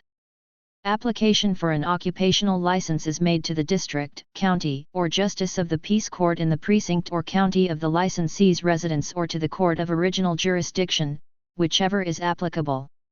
If the court determines an individual is eligible for an occupational license, then a court order will be issued. The court order authorizes DPS to issue the occupational license. The applicant must submit the court order and all required items to DPS before an occupational license can be issued. The fee for this type of license is $10 per year. The court order may be used for 45 days for driving purposes while the occupational license is being processed. After 45 days, you must have both the court order and the occupational license in your possession. A person issued an occupational license must also carry a certified copy of the court order when operating a vehicle and must allow a law enforcement officer to examine the order at the officer's lawful request. An occupational license may not be issued to drive a commercial motor vehicle. For more information on occupational licenses, visit our website at http://www.dps.texas.gov/driverlicense/occupational-license.htm. Driver Responsibility Program, DRP. The Driver Responsibility Program, DRP, establishes a system that authorizes the Texas Department of Public Safety, DPS, to assess surcharges to an individual based on certain traffic offenses. A surcharge is an administrative fee based on convictions reported to the driver record. A surcharge is in addition to other types of fees and does not replace a suspension, revocation, disqualification, denial, or cancellation action resulting from the same conviction. To check your driver eligibility, visit https://tsaps.texas.gov/tsaps/txdps/eligibility/login. Do two criteria are used to determine if a surcharge will be assessed: point system and conviction based. Individuals who have both points and convictions reported to their driver record will receive separate surcharges for each offense, a surcharge for the points and a surcharge for the conviction. Point system. Points are assessed for traffic convictions. Once the conviction has been reported to the driver record, points are assigned and remain on your driver record for 3 years. A person will receive 2 points for a Texas or out-of-state traffic conviction, 3 points for a Texas or out-of-state traffic conviction that resulted in a crash. A surcharge is assessed when the driver has 6 or more points on his/her driver record within 3 years. The driver is required to pay an additional $100 surcharge for the first 6 points and $25 for every point after 6. The surcharge is assessed every year the driver maintains 6 or more points. Conviction-based. A driver convicted of one of the offenses listed in the conviction-based surcharges, DRP, table is assessed a surcharge every year for 3 years. Points are not assessed for these offenses because the surcharge is automatic upon conviction. Table 12, Conviction-based surcharges, DRP. Type of conviction. Surcharge. Driving while intoxicated, DWI, first offense. $1,000. DWI second and subsequent offenses. $1,500. DWI with blood alcohol concentration of 0.16 or greater. $2,000. No insurance up to $250. Driving while license is invalid, DWLI, license is cancelled, suspended, or revoked. $250. No driver license, no license, expired license, or no CDL, up to $100. Individuals are permitted to reduce. No insurance surcharges that were assessed on or after September 1, 2015 to $125 per year, if they obtain a SR22A insurance policy no later than 60 days after the date of offense.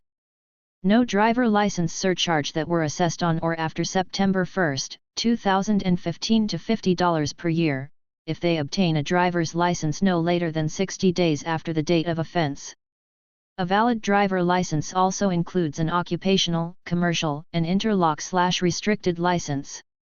Individuals are permitted to waive their no insurance surcharge assessed on or after September 1, 2017 if they submit proof of insurance to DPS that was valid on the date of offense.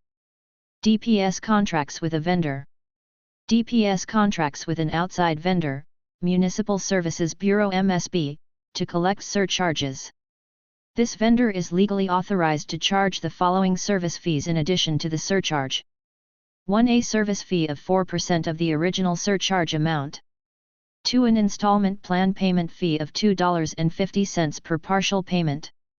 3. A credit or debit card fee of 2.25% of the payment plus 25 cents, except where prohibited by law, and 4. An electronic check fee of $2 per payment. Driver Record Review. DPS reviews surcharge cases annually. The number of points on a record can vary each year based on convictions that are added or removed. Please be aware there is a lapse in time from the date you are convicted for an offense and the date your conviction is reported to DPS by the courts. As a result, points may be added to or deducted from your record for offenses committed in the previous 12-month period. For more information regarding driver record review, please visit http://www.dps.texas.gov/driverlicense/drp.htm. Driver notification. A letter will be mailed to you notifying you of the surcharges you have been assessed. Letters are mailed to the address DPS has on record or to your most recent forwarding address, if it is different. So it's important to notify DPS of any changes to your information. To change your address online, visit our website at http://www.txdps.state.tx.us/driver license. Payment of surcharges. Surcharges must be paid within 105 days or an individual's driver license will be suspended for failure to comply with the surcharge requirements. Individuals can pay all 3 years in advance or enter into an installment payment. For more information regarding payment options, please visit http://www.txdps.state.tx.us/driver-license/drp.htm. The individual's driving privileges will remain suspended until an installment agreement is established or all surcharges and related costs are paid in full.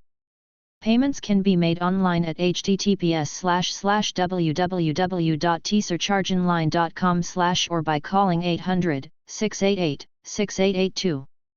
Individuals may also mail a personal check, money order, or cashier's check to the address below. Do not send cash. Individuals must write their name, driver license number and reference number on their payments so their record can be properly identified. Make check or money order payment to MSB and allow 3 days for processing. Mailing address. Surcharge processing. PO Box 16733, Austin, Texas 78761, 6733. Indigency and Incentive Programs. The Indigency Program reduces the amount of surcharges owed for some individuals who have incomes at or below 125% of the federal poverty guidelines. The Incentive Program reduces the amount of surcharges owed for some individuals who have incomes above 125% and below 300% of the federal poverty guidelines. A summary of additional features and requirements of this program are: 1. All surcharges assessed are eligible for a reduction. 2. Under the Indigency Program the surcharge amount owed is waived. 3. Under the Incentive Program the surcharge amount owed is reduced to 50%. 4. Customers are still required to pay the full amount of all other applicable fees. 5. Once approved for a reduction under the Incentive Program, the individual must pay the reduced balance in full within 6 months. All surcharge suspensions will be lifted during this period. If the individual does not pay the balance in full by the due date, their driving privileges will be suspended until the reduced balance is paid in full. To learn more about program eligibility requirements, poverty guidelines, or the application process, visit our website at www.dps.texas.gov/driverlicense/drp.htm or call 866-223-3583. Chapter 2, Vehicle Inspection and Registration. Vehicle Inspection. All motor vehicles registered in Texas must be inspected each year at an official motor vehicle inspection station. This includes motorcycles, mopeds, scooters, and autocycles. Evidence of financial responsibility for the vehicle being inspected must be presented at the time of the inspection. The Texas Department of Motor Vehicles, DMV, and the Texas Department of Public Safety, DPS, transitioned to a new vehicle inspection and registration system requiring motorists to display only the valid registration sticker on the windshield. The sticker serves as combined proof of registration and inspection. When a vehicle passes inspection, the inspection station will print the Passing Vehicle Inspection Report, VIR, and enter the information into an electronic database. The DMV verifies the database information at the time your vehicle is registered. You should still be prepared to present the printed VIR when registering your vehicle. The VIR is only valid for 90 days from the month of inspection for registration purposes. Required equipment for vehicles. You must have the following equipment in proper working order for your car to be considered safe. Table 13, Required equipment for motor vehicles. Item. Description. Brakes. 1-foot brake, must stop car within a distance of 25 feet at a speed of 20 miles per hour. 2. Parking brake, should be adequate to stop and hold car. Lights. 1. 2 headlights, one on each side of the front, a beam indicator showing when the high headlight beam is on. 2 tail lights, all vehicles must be equipped with 2 tail lights. Exception, cars manufactured before 1960 are only required to have 1 tail light. 3. Brake, stop, lights, all vehicles must have 2 working brake lights. Exception, cars manufactured before 1960 are only required to have 1 brake light. Vehicles equipped with a third or high-mounted stop lamp require all 3 to be operational. 4. License plate light, a white light that lights the rear license plate when the headlights, or auxiliary lamps, are lighted. 5. Parking lights, white or amber on the front, red to the rear, may be combined with other lights. 6. Reflectors, 2 red reflectors, one on each side of the car, may be combined with tail lights, must be placed at a height of 15 to 60 inches and be visible up to 600 feet, visible up to 350 feet on vehicles manufactured before 1960. 7. Turn signals, every motor vehicle, trailer, semi-trailer, and pole trailer must have electric turn signals, except motorcycles and certain trailers. Exception, passenger cars and trucks less than 80 inches in width and manufactured before 1960 are not required to have electrical turn signals. Horns. Horns must be heard for a minimum distance of 200 feet. Muffler and exhaust system. All 1968 or later models must be equipped with an exhaust emission system to help reduce air pollution. Safety glass. New cars must be equipped with safety glass. Replacements of glass for any car must be with safety glass. License plates. Vehicles must have 1 valid plate affixed to the front and 1 at the rear of passenger and commercial vehicles, in the manner prescribed by law, except dealer and commercial vehicles that are only issued 1 license plate.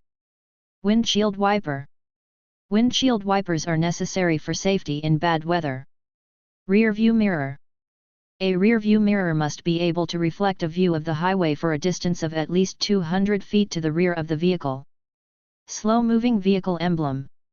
Farm tractors and machinery, road construction machinery, animal-drawn vehicles, and certain other motor vehicles assigned to travel at 25 miles per hour or less must display the slow-moving vehicle emblem. Front safety belts. Front safety belts are required if safety belt anchorages were part of the original equipment of the vehicle. Tires. All vehicles are required to have tires in proper and safe condition with a minimum depth of 2/32 of an inch. Fuel cap. The fuel cap on gasoline-powered vehicles from 2 to 24 years old will be checked to determine if the fuel cap is missing or defective. Exception, antique vehicles, circus vehicles, slow-moving vehicles, motorcycles, and vehicles operated exclusively by a fuel other than gasoline and vehicles newer than 2 years or older than 24 years. For information on commercial vehicles, please see the Special Requirements section in the Texas Commercial Motor Vehicle Driver Handbook. For information on motorcycles, see the Motorcycle Operator's Manual. Equipment you must not have. The following equipment is considered unsafe and is not allowed on your vehicle. 1. A red light showing from the front except on an emergency vehicle. 2. A bell, siren, or exhaust whistle except on an emergency vehicle. 3. A muffler cutout. 4. Anything extending more than 3 inches beyond the left side or 6 inches beyond the right side of the body, running board, or fenders of your car. 5. Flashing red lights on the front except on emergency vehicles, school buses, and church buses. 6. A radar interference device designed, manufactured, used, or intended to be used to interfere with, scramble, disrupt, or cause to malfunction a radar or laser device used to measure a vehicle's speed. Minimum road clearance. A vehicle must not be modified or weighted in such a manner where the body is below the lowest part of the rims of the wheels. Optional equipment for vehicles. The following equipment is considered optional and is not required to be on your vehicle. Table 14, Optional equipment for motor vehicles. Optional item. Description: Spotlight. Spotlights must be turned off for a vehicle approaching from the opposite direction. If headlights fail, it may be used with the beam striking the road not more than 50 feet in front of the vehicle on which it is used. Side cowl or fender light. 2 of these types of lights are permitted, must show amber or white light without glare. Running board courtesy lights. 1 running board courtesy light is permitted on each side, must show amber or white light without a glare. Backup lights. 2 backup lights are permitted separately or in combination with other lights. Do not use when vehicle is in forward motion. Flashing lights. Widespread flashing lights may be used on any vehicle to warn of unusual traffic hazards, must show flashing amber or white to the front and flashing amber or red to the rear and must flash simultaneously. Additional lights. Any motor vehicle may have up to 3 additional driving lights mounted on the front, not less than 12 inches but not more than 42 inches from the road surface. Sunscreen or window tinting. If sunscreen or window tinting is used, it must comply with the appropriate state regulations for your vehicle make and model. Registration of vehicles. All vehicles must be registered in the owner's county of residency. Once the vehicle is properly registered, a registration sticker will be issued that must be displayed on the vehicle's windshield or on the rear license plate of a motorcycle or moped. An owner must register a newly purchased vehicle within 30 days of purchase. 2 non-resident truck owners may be issued 30-day temporary registration permits for certain movements of farm products and machinery during harvesting season. 3 Under certain conditions, temporary registration permits and reduced registration rates for special vehicles may be obtained. 4 Buyers' temporary tags are recognized for 60 days. Dealers' metal registration plates may be used on any dealer-owned vehicle except for commercial purposes. Vehicle inspection is required. 5 A manufacturer's metal registration plate may be used for vehicle testing purposes only. A vehicle inspection is required. Dealers' temporary cardboard tags may be used for demonstrating a vehicle for sale, or for transporting or servicing vehicles without a motor vehicle inspection. These vehicles may not be used for driver license driving exams. 6 Farm-registered vehicles, in addition to use for farm and ranch purposes, may be used as a means of passenger transportation for members of the family to attend church or school, to visit doctors for medical treatment or supplies, or for other necessities of the home or family. Farm-registered vehicles may not be used for gainful employment. 7 For registration applications and detailed information, consult your county tax assessor collector or the Texas Department of Motor Vehicles, DMV. Vehicles not required to be registered or inspected. The following vehicles are not required to be registered, inspected, or to display a license plate when temporarily operated on highways. 1 Farm tractors. 2 Farm trailers, farm semi-trailers, and certain fertilizer and cottonseed trailers with a gross weight of 4,000 pounds or less. 3 Implements of agriculture. 4 Power sweepers. 5 Certain golf carts. 6 Electric bicycles. 7 Motorized and electric personal assistive mobility devices. When temporarily operated on highways, the following vehicles are not required to be registered or inspected if the owner annually secures a distinguishing $5 license plate and complies with other special conditions in the law. 1 Machinery for drilling water wells and construction machinery. 2 Farm trailers, farm semi-trailers, cotton trailers, cottonseed trailers, and certain fertilizer trailers weighing over 4,000 pounds but less than 34,000 pounds gross. Vehicle registration for new and non-residents of Texas. A new Texas resident must register every vehicle he/she owns before applying for a Texas driver license. When a non-resident establishes residency in Texas or enters into gainful employment, his/her vehicle may be operated for 30 days. After 30 days, the vehicle must be registered in Texas. New residents registering a vehicle must obtain a Texas Vehicle Inspection Report and verification of the Vehicle Identification Number, VIN, by a state-approved vehicle inspection station prior to registration. The vehicle owner will then be provided the necessary form for processing the vehicle registration. Evidence of financial responsibility for the vehicle being registered must be presented at the time of registration. If evidence of financial responsibility is not presented, the vehicle cannot be registered. The registration receipt issued by the county tax assessor collector for each vehicle will be acceptable proof of the registration when applying for a Texas driver license. Chapter 3, Safety Responsibility. The Liability Insurance Law. The Texas Motor Vehicle Safety Responsibility Act was enacted to ensure all drivers are financially responsible for the death, injury, or property damage they may cause while operating a motor vehicle. All owners and/or operators of motor vehicles in Texas must have at least the minimum amount of liability insurance. As of January 1, 2011, the minimum amount of liability insurance is $30,000 against injury or death of one person, $60,000 against injury or death of two or more individuals, $25,000 against property damage. To comply with the Texas Motor Vehicle Safety Responsibility Act, a driver, unless exempt, must maintain liability insurance or be self-insured under the provisions of the Act.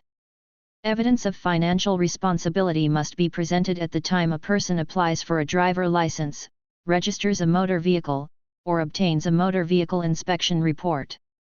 Every owner or operator of a motor vehicle in Texas is required to furnish evidence of financial responsibility to a law enforcement officer upon request or to another person involved in a crash. Evidence of financial responsibility. The following list includes items that will be accepted as evidence of financial responsibility. 1. A liability insurance policy in at least the minimum amounts. 2. A standard proof of liability insurance form prescribed by the Texas Department of Insurance and issued by a liability insurer that includes the a. name of the insurer, insurance policy number, and policy period. b. name and address of each insured. c. policy limits or a statement the coverage of the policy complies with at least the minimum amounts of liability insurance required by this Act, and d. the make and model of each covered vehicle. 3. An insurance binder indicating the owner and/or operator is in compliance. 4. A certificate issued by the state controller showing the owner of the vehicle has on deposit with the controller, money or securities for at least $55,000. 5. A surety bond issued by DPS showing the vehicle has a bond on file with DPS. 6. A certificate or copy of a certificate issued by the county judge of a county in which the vehicle is registered that shows the owner of the vehicle has on deposit with the county judge, cash, or a cashier's check for at least $55,000. 7. A certificate or copy of a certificate of self-insurance, issued by DPS, which shows the person has more than 25 vehicles registered in his/her name. 8. An image displayed on a wireless communication device that includes the information required in a standard insurance form. This option is not acceptable for driver license issuance or examinations. Failure to provide evidence of financial responsibility. If an individual fails to provide evidence of financial responsibility when required, he/she may receive a citation. The court may dismiss the charge if the individual provides evidence that a liability insurance policy was in effect when the citation was issued. Upon conviction of driving a motor vehicle without sufficient evidence of financial responsibility as required, a driver is subject to penalties. Table 15, Penalties for driving without evidence of financial responsibility. Conviction. Penalty. First conviction. A fine of $175 to $350. Second conviction and each subsequent conviction. Suspension of driver license and motor vehicle registration, a fine of $350 to $1,000, and court impoundment of the motor vehicle driven or operated by the person at the time of the offense provided the defendant was an owner of the vehicle at the time of the offense and is an owner of the vehicle on the date of conviction. The vehicle shall be impounded for 180 days. Before the court orders the release of the vehicle, evidence of financial responsibility must be presented to the court. The vehicle registration, license, or driving privilege of a driver will be suspended. 1. Upon conviction of a traffic violation providing for a suspension of a driver license, unless evidence of insurance is presented to DPS. 2. If a judgment resulting from a crash has not been satisfied within 60 days of the judgment. 3. If an installment agreement arising out of a settlement of a crash is in default. 4. If, while uninsured, the individual was involved in a crash in which another person was killed, injured, or there was at least $1,000 damage to a person's property and there exists a reasonable probability of a judgment being rendered against the driver, and 5. When required to maintain evidence of financial responsibility for 2 years from the most recent conviction date. More specific information about compliance with the Texas Motor Vehicle Safety Responsibility Act may be found online at http://dps.texas.gov/driverlicense/sr22insurancecertificate.htm. You may also visit any driver license office or write to. Mailing address: Texas Department of Public Safety, Enforcement and Compliance Service, P.O. Box 4087, Austin, Texas 78773-0320. Chapter 4, Right of Way. At times, a driver must yield to others. There are certain rules to help determine who has the right of way. However, if the other driver doesn't follow these rules, give him/her the right of way. Remember, in every situation, right of way is something given, not taken. All drivers should know and understand the laws that determine who has the right of way. Table 16, Penalties for failure to yield right of way. Offense. Penalty. Driver commits any traffic offense of which failure to yield the right of way to another vehicle is an element and causes bodily injury to another. A fine of $500 to $2,000. Driver causes serious bodily injury to another. A fine of $1,000 to $4,000. Right of way at intersections. Intersections controlled by signs and signals. When signs and signals control traffic at an intersection, you must obey them. Know the meaning of each sign and signal. See Chapter 5 for more information. Single or two-lane road intersecting a multi-lane road. If you are driving on a single or two-lane road that intersects with a divided road or road with three or more lanes, you must yield the right of way to vehicles traveling on the divided or three or more lane road. Unpaved road intersecting a paved road. If you are driving on an unpaved road that intersects with a paved road, you must yield the right of way to vehicles traveling on the paved road. Intersections not controlled by signs, signals, multi-lanes, or pavement. When approaching this type of intersection, yield the right of way to any vehicle that has entered or is approaching the intersection on your right. If the road to your right is clear or if approaching vehicles are far enough from the intersection to make your crossing safe, you may proceed. Since there are not any traffic controls at this intersection, make sure there are no approaching vehicles from the left. You may legally have the right of way, but be sure the other driver yields to you before you proceed. Turning left. When turning left, always yield the right of way to any vehicle coming straight through from the other direction. Private roads and driveways. When entering or crossing a road, street, or highway from a private road, alley, building, or driveway, you must stop prior to the sidewalk and yield the right of way to all approaching vehicles and pedestrians. T-intersection. When approaching an intersection of a through street traveling from a street that ends at the intersection, you must stop and yield the right of way to vehicles on the through street. Enter or leave controlled access highway. The driver traveling on a frontage road of a controlled access highway must yield the right of way to a vehicle entering or about to enter the frontage road from the highway, and leaving or about to leave the frontage road to enter the highway. One-way frontage road.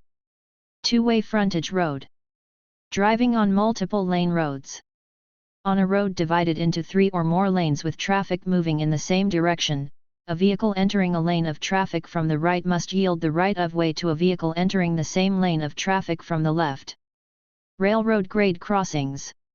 When approaching a railroad grade crossing, stop between 15 and 50 feet from the nearest rail if 1. A clearly visible railroad signal warns of an approaching train. 2. A crossing gate is lowered or a flag person warns of an approaching train. 3. A driver is required to stop by an official traffic control device or a traffic control signal. 4. An approaching train is within about 1,500 feet of the crossing. The train will produce an audible signal to identify the immediate hazard. 5. An approaching train is visible and in close proximity to the crossing. You are required to stop at a railroad grade crossing and remain stopped until allowed to proceed or it is safe to proceed. A person who fails to obey the law regarding railroad grade crossings is subject to a fine of $50 to $200. Additional safe driving procedures at railroad crossings.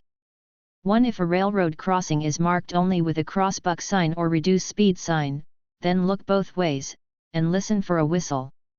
If a train is approaching, stop.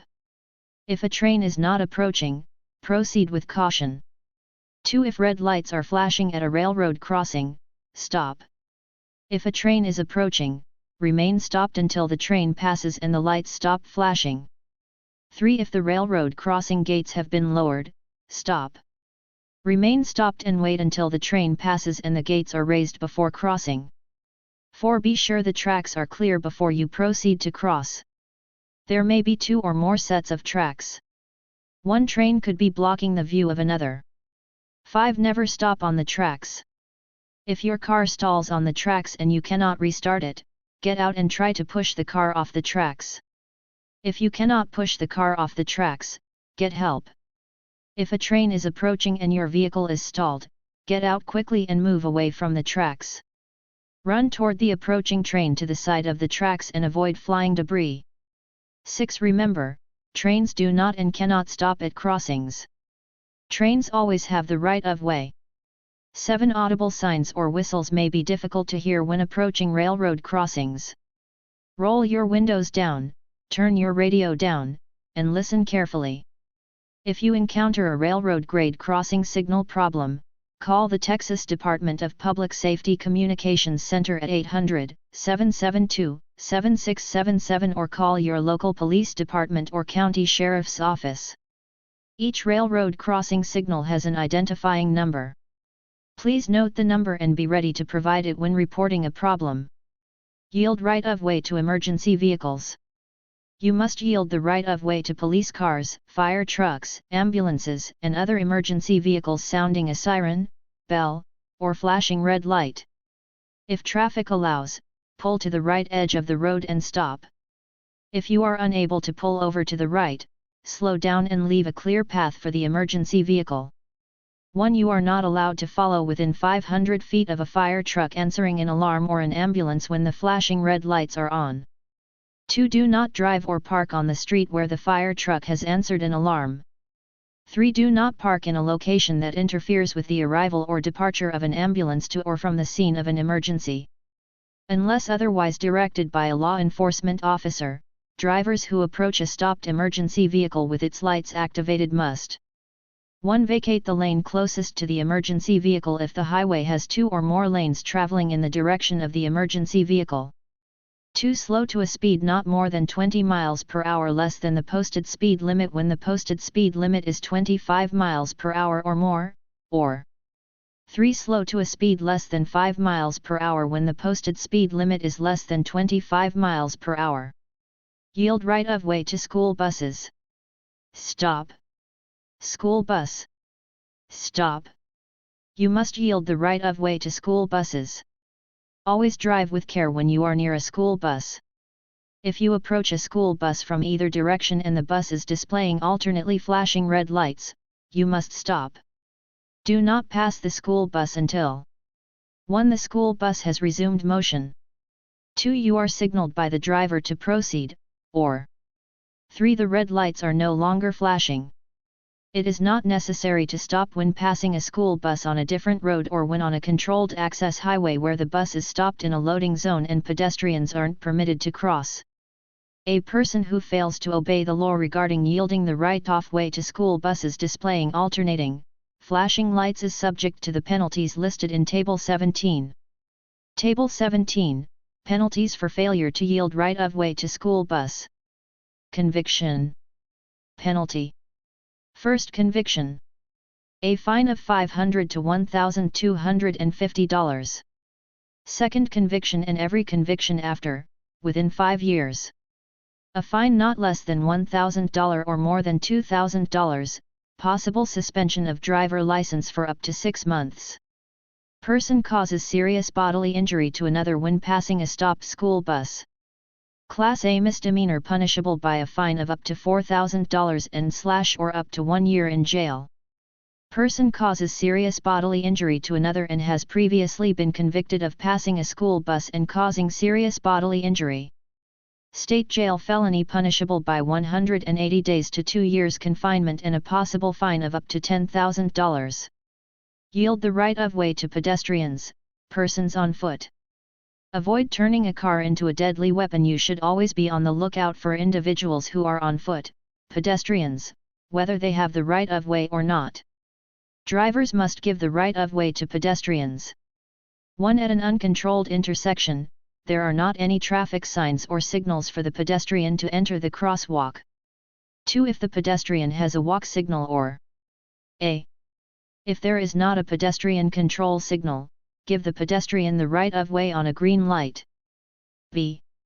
If the light changes after the pedestrian has entered the crosswalk, still give the pedestrian the right of way. Yield here to pedestrians signs. The yield here to pedestrians sign is used when yield lines are used in advance of a marked crosswalk that crosses an uncontrolled multi-lane roadway. In-street and overhead pedestrian crossing signs. The in-street pedestrian crossing signs or the overhead pedestrian crossing signs may be used to remind road users of laws regarding right-of-way at a pedestrian crosswalk without signals. The in-street pedestrian crossing signs are placed in the road at the crosswalk location on the center line, on a lane line, or on a median island. The in-street pedestrian crossing signs will not be posted on the left or right-hand side of the road. The overhead pedestrian crossing signs are placed over the roadway at the crosswalk. Pedestrian hybrid beacons.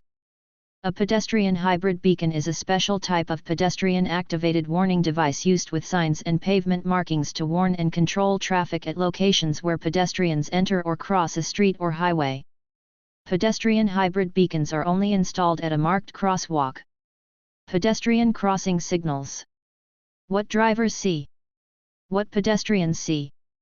Dark, push the button. Flashing yellow. Steady yellow. Steady red, start crossing. Alternating flashing red stop. Then go if clear. Flashing continue crossing. Dark. In-roadway lights. In-roadway lights are special types of lights installed in the roadway surface to warn roadway users they are approaching a condition on or near the road they may not see, which might require them to slow down or come to a complete stop. In-roadway lights are used as an alternative to traffic lights where pedestrian safety is a concern, and are typically placed at mid-block crossings, school crosswalks, marked crosswalks on uncontrolled approaches, or in advance of roundabouts. Image source. Some images in this chapter are courtesy of the MUCD, 2009 edition, published by FHWA at mucd.fwa.dot.gov/pdf/2009/pdf_index.htm. Chapter 5, Signals, Signs, and Markers. Traffic signals. Traffic signals help provide for the orderly movement of traffic. Drivers must obey these signals, except when a law enforcement officer is directing traffic. You must obey a law enforcement officer at all times when they are directing traffic, even if he/she is telling you to do something which is ordinarily considered against the law. Steady red light, stop. Stop before entering the crosswalk or intersection. You may turn right unless prohibited by law. You may also turn left if both streets are one-way, unless prohibited by law. You must yield to all pedestrians and other traffic lawfully using the intersection. A flashing red light. Stop completely before entering the crosswalk or intersection, then proceed when you can do so safely. Vehicles on the intersecting road may not have to stop. Steady yellow light, caution. A steady yellow light warns drivers to use caution and to alert them the light is about to change to red.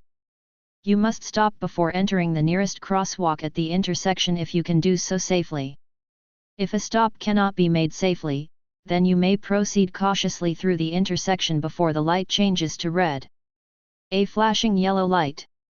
A flashing yellow light warns drivers to slow down and proceed with caution. A flashing yellow arrow for left turns. A flashing yellow arrow allows a driver to turn left, but the driver must yield the right of way to oncoming traffic. Steady green light, go. A steady green light means the driver can proceed on a green light if it is safe to do so. You may drive straight ahead or turn unless prohibited by another sign or signal. Watch for cars and pedestrians in the intersection. Be aware of reckless drivers who may race across the intersection to beat a red light. Green arrow displayed at the same time as a red light. A green arrow displayed at the same time as a red light means the driver can proceed carefully in the direction of the arrow after yielding the right of way to other vehicles and pedestrians. Left turn on green. You can turn left on a green light. However, you must yield the right of way to all traffic that is approaching from the opposite direction before turning. Traffic signs. Traffic signs can help you to be a better driver because they 1. Warn of hazards ahead that are difficult to see. 2. Guide drivers to their destination by identifying the route. 3. Inform of local regulations and practices. 4. Regulate the speed and movement of traffic. The standard colors table shows colors commonly used on road signs and explains what each color means. Table 18, Standard colors. Color. Description. Red, stop, yield, or do what is posted on the sign. Green, indicated movements permitted, direction guidance. Blue, motorist services guidance. Yellow, general warning or caution. Black, regulation. White, regulation. Orange, construction and maintenance warning. Orange, retroreflective used on various types of signs. Brown, public recreation and scenic guidance. Knowing the shapes of these signs will help you know what to do when you are approaching from a distance. Table 19, Signs by shape. Shape. Description. Octagon, exclusively for stop signs. Horizontal rectangle, generally for guide signs. Equilateral triangle, exclusively for yield signs. Pennant, advance warning of no pass zones. Diamond, exclusively to warn of existing or possible hazards on roads or adjacent areas. Vertical rectangle, generally for regulatory signs. Pentagon, school advance and school crossing signs. Round, railroad advance warning signs. Warning signs. Warning signs alert drivers to conditions that are immediately ahead and tell them what to look for. There may be road hazards, changes in direction, or some other situation you should know about. Not only must warning signs be observed for safety reasons, but to disregard them may be a traffic violation. When you encounter a warning sign: 1. Pay attention. 2. Follow instructions.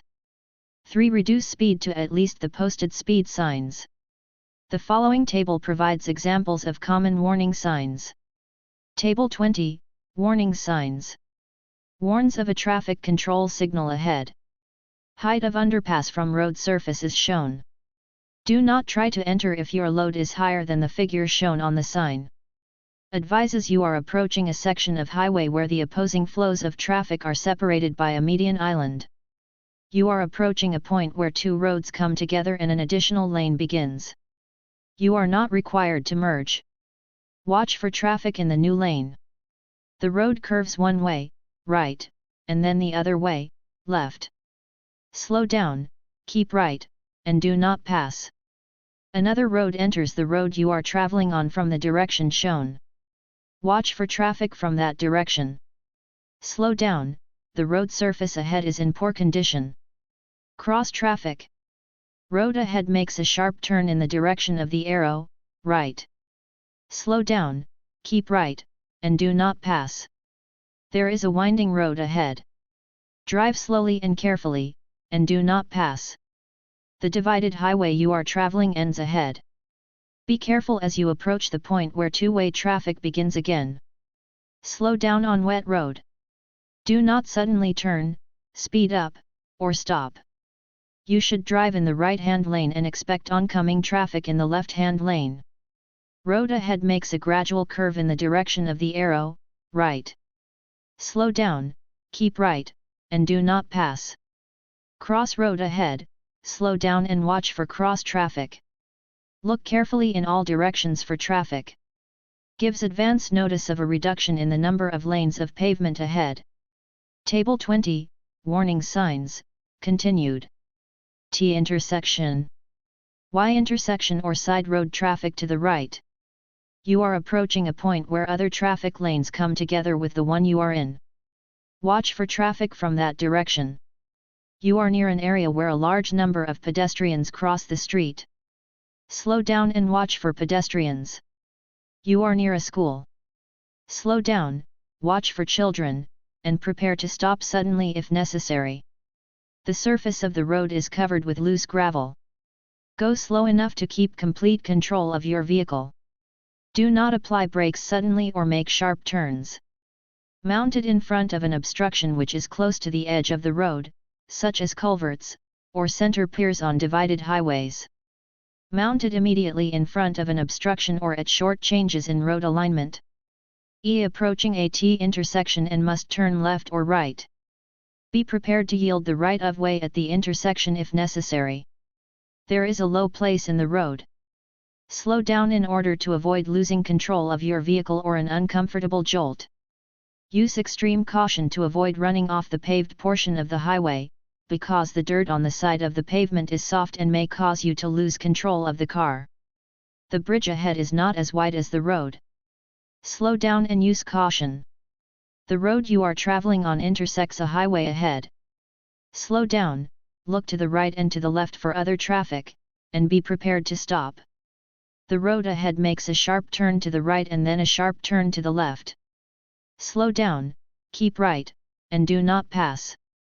Warns of hazardous condition on bridge caused by ice. This sign will be displayed continuously during winter time periods. Drivers should slow down, avoid applying brakes suddenly, or making sharp or sudden movements. Used to indicate the alignment of the road as an aid to night driving. Table 20, Warning Signs, continued. Indicates traffic is permitted to pass on either side of a traffic island or an obstruction. Used to mark the ends of the side rails of narrow bridges and other obstructions. Slow your speed and watch for trucks entering or crossing the road or highway. The pavement narrows ahead. Slow down and proceed with caution. The hard-surfaced pavement changes to an earth road or low-type surface. Slow down. There is a significant drop from the pavement edge to the shoulder. If you must leave the pavement, slow down and steer firmly. The pavement has been grooved to lessen the possibility of slippery pavement in wet weather. Motorcyclists should use caution. Slow down and watch for individuals who may be disabled or who may be crossing the road in a wheelchair. You are approaching a downgrade, all drivers approach with caution. It may be necessary to use a lower gear to slow your vehicle. The sign will have yellow lights flashing, top and bottom, when the freeway ramp ahead is metered. The ramp meter, red or green, directs motorists when to enter the freeway. There is a sudden high place in the road ahead. Slow down in order to avoid losing control of your vehicle or an uncomfortable jolt. The road ahead curves sharply. Slow down, keep right, and do not pass. The lane ends ahead. If you are driving in the right lane, you should merge into the left. Be prepared for a stop sign ahead. Regulatory and warning signs. Regulatory traffic signs instruct drivers what they should, or should not do, in certain circumstances. Drivers must obey all regulatory signs in the same manner as traffic laws. These signs help protect the safety of all road users. The following table provides examples of common regulatory and warning signs. Table 21, Regulatory and Warning Signs. If you wish to turn at an intersection where this sign is posted, do so only in the direction indicated by the arrow. High occupancy vehicle, HOV, preferential lane. Buses and vehicles used for carpools may use this lane only between the hours of 6 a.m. to 9 a.m., Monday through Friday. Do not cross yellow lines. The distance you can see ahead is so limited that passing another vehicle is hazardous and you may not pass. This sign indicates 2 lanes of traffic are permitted to turn left. The traffic in the left lane must turn left, traffic in the other lane has a choice. Do not park, stop, or allow your vehicle to stand idling in a parking space reserved for disabled individuals unless your vehicle has a disabled license plate or windshield identification card. Turning left at an intersection where this sign is posted is prohibited. Making a U-turn at an intersection where this sign is posted is prohibited. If you see this sign facing you, you are driving the wrong way on a one-way street and you are directly opposing the flow of traffic. Stop, a red stop sign with white letters or a yellow sign with black letters. The stop sign means come to a complete stop, yield to pedestrians or other vehicles, and then proceed carefully. Stop before the crosswalk, intersection, or stop sign. This applies to each vehicle that comes to the sign. Slowing down is not adequate. Advisory speed sign. This sign gives the highest speed which you can safely travel around the curve ahead. Do not pass other vehicles. Stay in the right-hand lane if you are driving slower than other vehicles on the road. Indicates the speed at which the exit ramp from a highway may be traveled safely. This sign tells you the maximum speed, in mph, you are permitted to travel. Sign also indicates the maximum speeds permitted on the road for daytime and nighttime. Trucks are prohibited from using or entering the roadway where this sign is displayed. Drive to the right of this sign. This sign is used in advance of islands and medians. Table 21, Regulatory and Warning Signs, continued. The road or street ahead is for one-way traffic traveling in the opposite direction. You must not drive in that direction or else you will be driving into oncoming traffic. This sign tells you the road you are on joins with another road ahead. You should slow down or stop if necessary so you can yield the right-of-way to vehicles, pedestrians, or bicycles on the other road. School zone, the speed shown is in effect when the yellow light is flashing. Be extremely careful for school children. Red light photo enforced.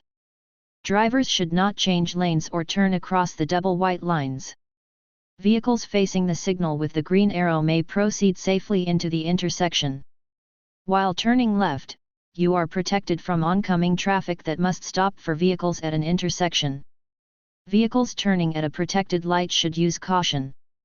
This designates the shoulder of the road should only be used by vehicles required to stop because of mechanical breakdown, tire trouble, lack of fuel, or other emergencies. The road ahead is not open to any traffic. Look for a detour or other route. Instructs drivers that all traffic on the same roadway must merge into one lane. This sign marks a place where you may cross over to the other side of the divided highway. The use of a wireless communication device is prohibited in the school zone. These signs are added to a stop sign advising that all approaching traffic to this intersection must stop before proceeding in the order you arrived. If 2 vehicles arrive at the same time, yield to the vehicle on your right. On roadways with more than one lane with vehicles traveling in the same direction, slower traffic should travel in a lane other than the farthest left lane. The farthest left lane is for passing only. The center lane is only used for vehicles turning left, and should never be used for passing or moving through traffic. The only time a vehicle should enter the center lane is at a point where the vehicle will have time to slow down or stop to make a safe left turn. A green signal will indicate when you may turn left. Vehicles driving in the right lane must turn right at the next intersection unless the sign indicates a different turning point. Advisory speed sign. This sign gives the highest speed at which you can safely travel around the turn ahead. Guide signs. Guide signs are especially helpful when you are not familiar with an area. Guide signs tell you what road you are on and help you arrive at your destination safely. The table below provides examples of common guide signs. Table 22, Guide signs. The only place where you may lawfully throw your trash on the highway is in a litter barrel. This sign advises that such a barrel is 1 mile ahead. Litter barrels are also found at all rest/picnic areas. Texas route marker signs tell you what road you are or will be traveling on. Plan your trip and know which road you want to take. Interstate route marker signs tell you what road you are on. Plan your trip and know which roads you want to take. These signs are usually mounted above the road. The arrows indicate the lane or lanes to be used to follow a particular highway route.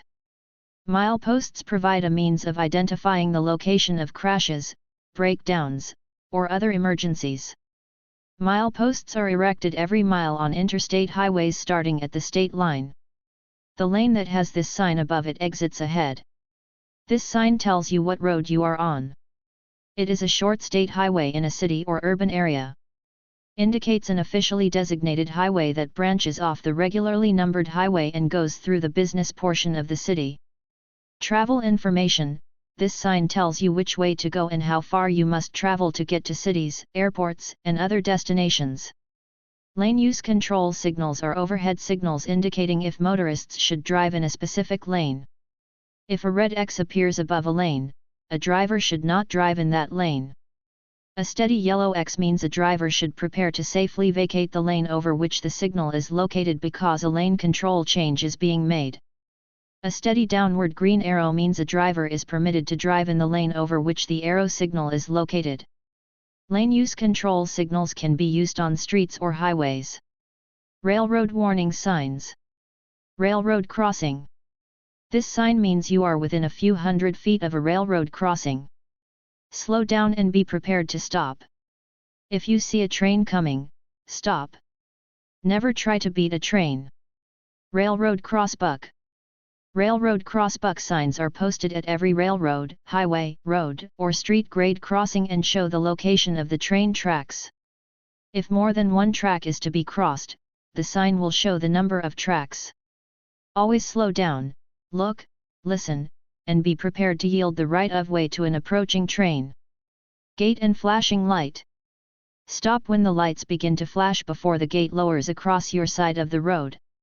Remain stopped until the gates are raised and the lights stop flashing. At railroad crossings, stop within 15 feet to 50 feet of the nearest rail when 1. You are directed to do so by a flag person.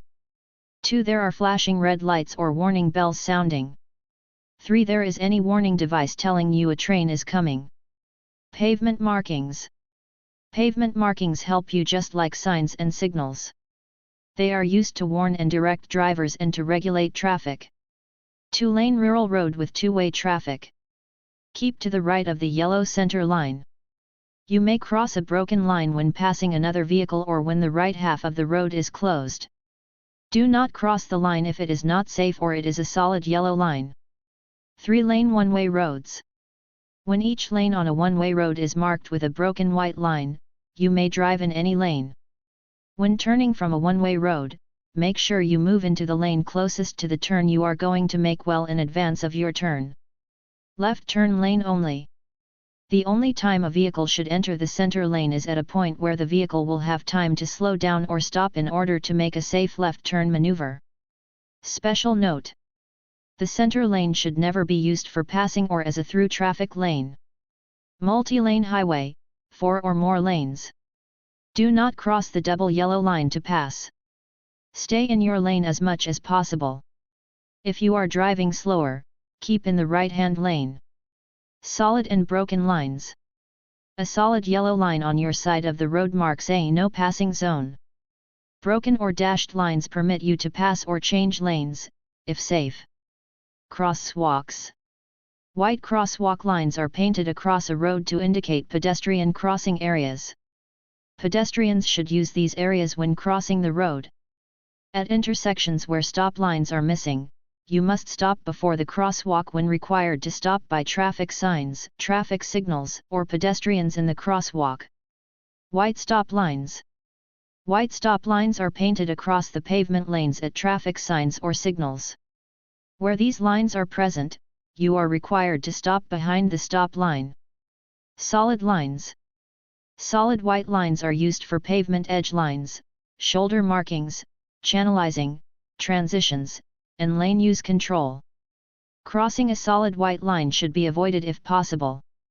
The solid yellow line on the left edge of the road is a guide for drivers to indicate driving to the left of the yellow line is prohibited. This type of yellow line can be found on interstate highways. Crossing is prohibited where there is a pavement marking of double solid white lines. Barrels. Barrels that are engineered to act as an impact cushion reduce the seriousness of crashes. These barrels are usually installed in front of a solid obstacle and in areas of high crash frequency. Hearing impaired. If you see this flag on the back of a bicycle, slow down, as the bicycle operator may be hearing impaired. This sign may also be displayed on vehicles to alert others the driver may be hearing impaired. Construction and maintenance devices. Various traffic control devices are used in construction and maintenance work areas to direct drivers, bicyclists, or pedestrians safely through the work zone and to provide for the safety of the workers. The most commonly used traffic control devices are signs, barricades, vertical panels, drums, cones, tubes, flashing arrow panels, and flag individuals. Orange is the basic color for these devices. When you are in a construction and maintenance work area, be prepared.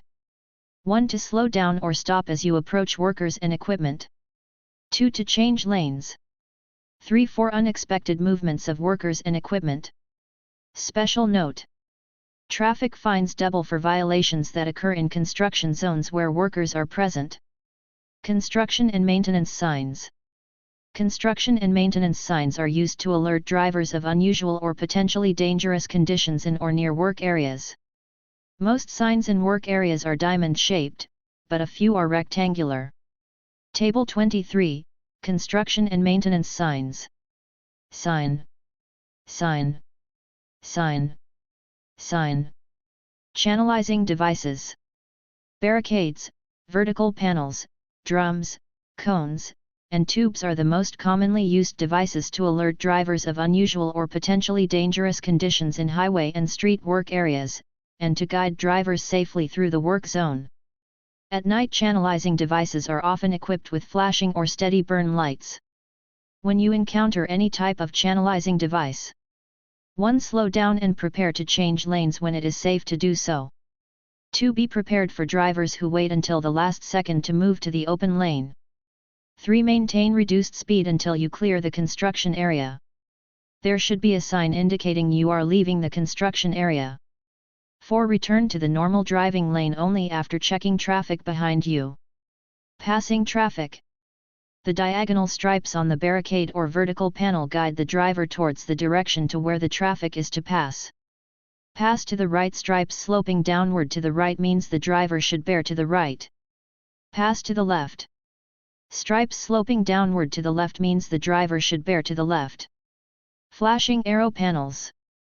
Large flashing or sequencing arrow panels may be used in work zones day and night to guide drivers into certain traffic lanes and to inform them part of the road ahead is closed. Flag person. A flag person is often provided in roadway work zones to stop, slow, or guide traffic safely through the area. A flag person wears an orange vest, shirt, or jacket and uses stop/slow paddles or red flags to direct traffic through work zones. 1. A flag person is used in cases of extreme hazard. 2. A flag person's instructions must be obeyed. 3. When instructed to stop, do so in your lane and do not veer right or left. 4. Do not attempt to go forward until the flag person instructs you to do so. 5. Proceed with caution. Expect the unexpected. 6. Always be on the lookout for oncoming vehicles in your lane of traffic. Automated Flagger Assistance Device, AFAD. An automated flagger assistance device, AFAD, is used to control road users through temporary traffic zones. An AFAD is designed to be remotely operated, allowing a flag person to be positioned out of the lane of traffic. Obey warning signs and barricades. It is a violation to disobey the instructions, signals, warnings, or markings of a warning sign, or to drive around a barricade. The offense is a misdemeanor punishable by a fine of $1 to $200. Fines double in a construction or maintenance work zone when workers are present. The offense is a Class B misdemeanor punishable by a fine of up to $2,000 and or up to 180 days in jail when a warning sign or barricade has been placed at a location where water is over any portion of a road, street, or highway. Slow-moving vehicle emblem. This emblem is required for all slow-moving vehicles. Slow-moving vehicles are those designed to operate at a maximum speed of 25 miles per hour or less, and the term includes all vehicles, farm and other machinery, and any other road machinery drawn by either animals or slow-moving motor vehicles. A. The use of this emblem is prohibited on anything other than a slow-moving vehicle. It must not be used on other vehicles or on stationary objects. B. Exceptions. The following do not need the special emblem. 1. A vehicle being used in actual construction work while traveling within the limits of a construction area marked as required by the Texas Transportation Commission. 2. An implement or machinery being towed by a slow-moving vehicle bearing an emblem, if this emblem remains visible. Rear hazard warning lights, flashers, red or amber. Red tail light. Red reflector. Slow-moving vehicle emblem. Image source. Some images in this chapter are courtesy of the MUCD, 2009 edition, published by FHWA at mucd.fwa.dot.gov/pdfs/2009/pdf_index.htm. Chapter 6, Signaling, Passing, and Turning. Signaling. A good driver always lets others know if he/she is going to turn or stop. Signaling communicates your intention when driving and helps other drivers around you to plan ahead. A surprise move often results in a crash. Always be alert, watch for others, and give signals for your movements. Always signal when you are going to 1. Change lanes. 2. Make a turn. 3. Pull away from a parking space parallel to the curb. 4. Slow down or stop. 5. Enter or leave a highway. 6. Pull over to the side of the road. How to signal. You may either use turn signal lights or hand and arm signals. If using hand signals, extend your hand and arm well out of the car window as shown below. Always make sure your signals can be easily seen by others, and signal in plenty of time. Hand and arm signals are usually difficult to see during non-daylight hours, so it is important to make sure your signal lights are working properly. When signaling a stop, pump your brakes a few times to attract attention. Signal continuously for at least 100 feet before turning or stopping, and be sure to turn off your signal lights once your turn is complete. Your unintended signal still means turn to other drivers. Left turn, right turn, stop or slow down. Passing. Keep to the right. Never drive on the left side of the road when 1. Pavement markings or signs prohibit driving on the left, a. No passing zone or solid lane lines. 2. There are 2 or more traffic lanes in each direction. 3. Within 100 feet of or crossing an intersection, Oregon Railroad crossing. 4. On a hill, curve, or any other place where vision is limited. 5. Within 100 feet of a bridge, viaduct, or tunnel, always keep to the right side of the road except when 1. Passing another vehicle on a 2 or 3 lane street. 2. Driving on a one-way street. 3. The right side of the road is blocked. Basic safety rules when you are passing. It is not always safe to pass. Be patient and wait until the time is right. Crashes resulting from improper passing often result in head-on crashes and can be deadly. 1. Make certain the way is clear. 2. Give the proper signal before changing lanes. 3. Tap your horn when necessary to avoid surprising the driver ahead. 4. Avoid cutting in too quickly if you must return to your original lane. How to pass on a 2-lane road. 1. Keep enough distance between you and the car in front of you so you can see ahead clearly. Check the rear view mirror, your side mirrors, and look over your shoulder in your blind spot to make sure the roadway is clear and no other vehicles are passing you. Turn on your left turn signal to alert any drivers behind you. 2. Check well ahead for signs and pavement markings for no passing zones, and always check for oncoming traffic in the left lane. Be sure you have enough time and space to overtake the car ahead and return to the right lane before an approaching car comes within 200 feet of you. 3. Tap your horn when necessary to alert the driver ahead. 4. Pass on the left and do not return to the right lane until you have safely cleared the overtaken vehicle. Wait until you can see the car you have just passed in your rear view mirror before returning to the right lane. 5. Turn on your right turn signal and return to the right lane. Be sure to turn your signal off after you have completed the lane change. Passing on the right.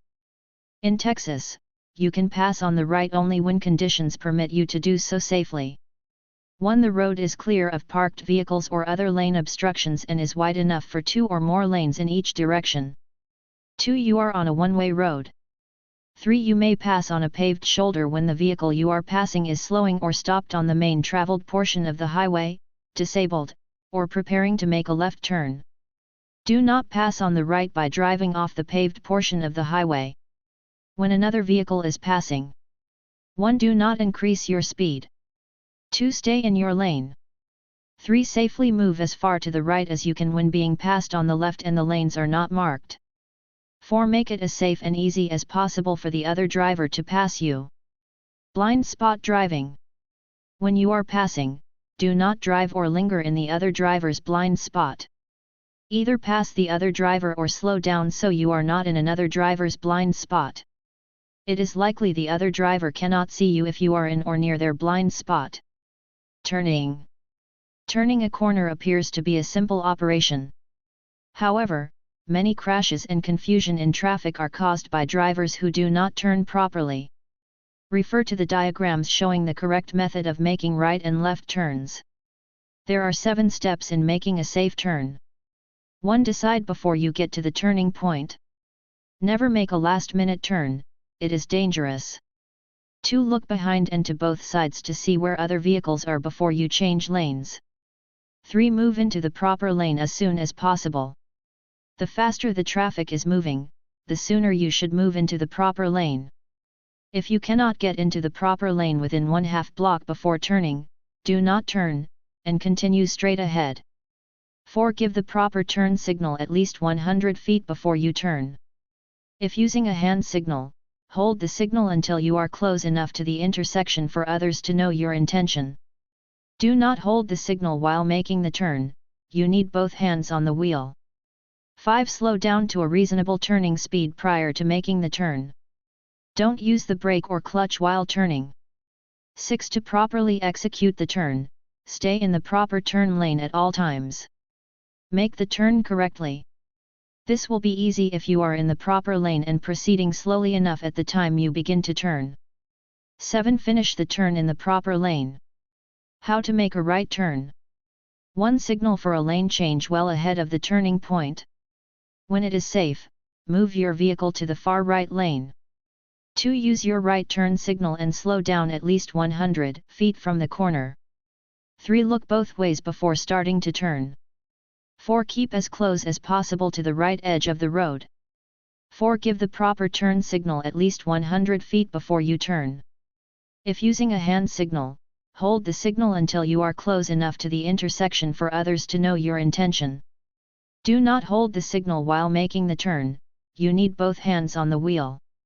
5. Slow down to a reasonable turning speed prior to making the turn. Don't use the brake or clutch while turning. 6. To properly execute the turn, stay in the proper turn lane at all times. Make the turn correctly. This will be easy if you are in the proper lane and proceeding slowly enough at the time you begin to turn. 7. Finish the turn in the proper lane. How to make a right turn. 1. Signal for a lane change well ahead of the turning point. When it is safe, move your vehicle to the far right lane. 2. Use your right turn signal and slow down at least 100 feet from the corner. 3. Look both ways before starting to turn. 4. Keep as close as possible to the right edge of the road. 5. Turn using both hands on the wheel. Incorrect right turn. How to make a left turn. 1. Well ahead of the turning point, signal for a lane change. When it is safe, move into the center lane. 2. Use the left turn signal and slow down at least 100 feet from the corner. 3. Look in all directions before starting to turn. Stay to the right of the center line as you enter the intersection. Yield the right-of-way to any vehicle approaching from the opposite direction. 4. To complete a left turn you should turn to the right of the center line of the road into which you are turning by entering the lane in which you will interfere the least with other traffic. 5. Once you have completed your left turn, you may signal and change lanes if necessary. Making a left turn from a one-way onto a two-way street. If you are turning left from a one-way street, you should turn from the left lane into the right lane, moving in the same direction. Making a left turn from a two-way onto a one-way street. If you are turning left onto a one-way street, enter the street in the lane in which you will interfere the least with other traffic. Other turning procedures. Watch for pavement markings and signs that 1. Permit turning right or left from or into two or more traffic lanes. 2. Give other special turning or lane information. Chapter 7, Parking, Stopping, or Standing. Not all crashes happen while a vehicle is moving. An improperly parked vehicle may also cause a crash. When you leave your vehicle, turn the motor off, set the parking brake and remove the key. Be sure to look behind you for any oncoming traffic before opening your car door. Do not park, stop, or stand a vehicle. In the following situations, you should not park, stop, or allow a vehicle to stand idling. 1. On the roadside of any vehicle stopped or parked at the edge or curb of a street. 2. On a sidewalk or crosswalk. 3. Within an intersection. 4. Between a safety zone and adjacent curb or within 30 feet of a place on the curb immediately opposite the end of a safety zone. 5. Alongside or opposite of any street excavation or obstruction when stopping, standing, or parking would obstruct traffic. 6. On a bridge or other elevated structure on a highway or within a highway tunnel. 7. On any railroad track. 8. At any place where an official sign prohibits stopping. Special note: temporarily stopping to obey signs, signals, etc. is not considered parking or standing. Do not park or stand a vehicle. Whether occupied or not, do not park or allow a vehicle to stand idling. 1. In front of a public or private driveway. 2. Within 15 feet of a fire hydrant. 3. Within 20 feet of a crosswalk at an intersection. 4. Within 30 feet upon the approach to any flashing signal, stop sign, yield sign, or other traffic control signal located at the side of a road. 5. Within 20 feet of the driveway entrance to any fire station and on the side of a street opposite the entrance to any fire station within 75 feet of entrance. 6. At any place where an official sign prohibits parking or standing. Do not park a vehicle. 1. Do not park a vehicle, occupied or not, within 50 feet of the nearest rail of a railroad crossing. 2. Do not park a vehicle at any place where an official sign prohibits parking. Parking, stopping, or standing on a highway outside an urban area. Never park or leave a vehicle to stand idling on the paved part of any highway outside of a business or residential district when you can park off the road. If you cannot park off the road, 1. Leave plenty of room for others to pass. 2. Be sure your vehicle can be seen for at least 200 feet from each direction. 3. If at night, use your parking lights or leave your headlights on dim. 4. A person may stop, stand, or park a bicycle on a sidewalk if the bicycle does not impede the normal and reasonable movement of pedestrian or other traffic on the sidewalk. Disabled parking. It is a violation for a person to park, stand, or stop a vehicle in a parking space designated as disabled parking. Illegally parking in a space reserved for individuals with disabilities is a misdemeanor punishable by a fine of $500 to $750 for the first offense. This fine increases with additional offenses up to $1,250 for 5 or more offenses. Additional offenses also include community service. Texas law specifically states: 1. You may not park in a disabled parking space unless the vehicle has a disabled license plate or state-issued removable windshield identification card. 2. You may not use a disabled parking windshield identification card unless transporting the disabled person to whom it was issued. 3. You may not lend your windshield identification card to someone else. 4. You may not block an access or curb ramp. 5. You may not make, sell, possess, or display a counterfeit disabled parking windshield identification card, or alter a disabled parking windshield identification card. Certain municipalities also prohibit stopping or standing in a disabled parking space unless a disabled parking windshield identification card is visible or the vehicle has a disabled license plate. Do not park in striped areas adjacent to disabled parking spaces or in a striped area in front of an entrance to a business adjacent to a disabled parking space. Striped areas are for wheelchair lifts. Unattended motor vehicle. It is illegal for any driver to permit their car to stand idling unattended without turning off the engine, locking the ignition, removing the key from the ignition, and setting the brake, and when standing on any grade, without turning the front wheels to the curb or side of the road. The requirements regarding turning off the engine, locking the ignition, and removing the key do not apply to a driver who starts the engine by using a remote starter or other similar device that remotely starts the engine without the key in the ignition. Before the vehicle can be operated, the key must be placed in the ignition or must be physically present in the vehicle. Parallel parking. 1. Choose a space large enough for your car to fit. Signal, then stop even with the front of the car about 2 feet out from the space. To alert drivers who may be behind you, be sure to signal before you pass the spot you want to parallel park in. 2. Make sure you will not interfere with oncoming traffic, then turn your front wheels all the way to the right and back slowly toward the curb. Special note: on a roadway that allows two-way traffic, the driver must park with the vehicle's right-hand wheels within 18 inches of the right-hand curb or edge of the roadway. 3. When your front seat is opposite the rear bumper of the car ahead, turn your steering wheel all the way to the left. Back slowly toward the car behind you without touching it. You should be about 6 inches from the curb. Do not park more than 18 inches from the curb or edge of the road. 4. Straighten your front wheels and pull into the final parking position. Center your car in the space. Parking on hills. Turn wheels to curb. Turn back of wheels to curb. Turn wheels to right, no curb. Leaving a parking space. Use caution when leaving any parking space and check all of your mirrors to make sure nothing is obstructing your vehicle's path, especially pedestrians or children. Children often play between parked cars. Look back before and while you're backing up. Be sure to use your signal to notify other drivers you are leaving your current parking spot. Watch for children in residential areas. Coasting. It is illegal to coast on a downgrade with the gears or transmission in neutral. Chapter 8: Speed and Speed Limits.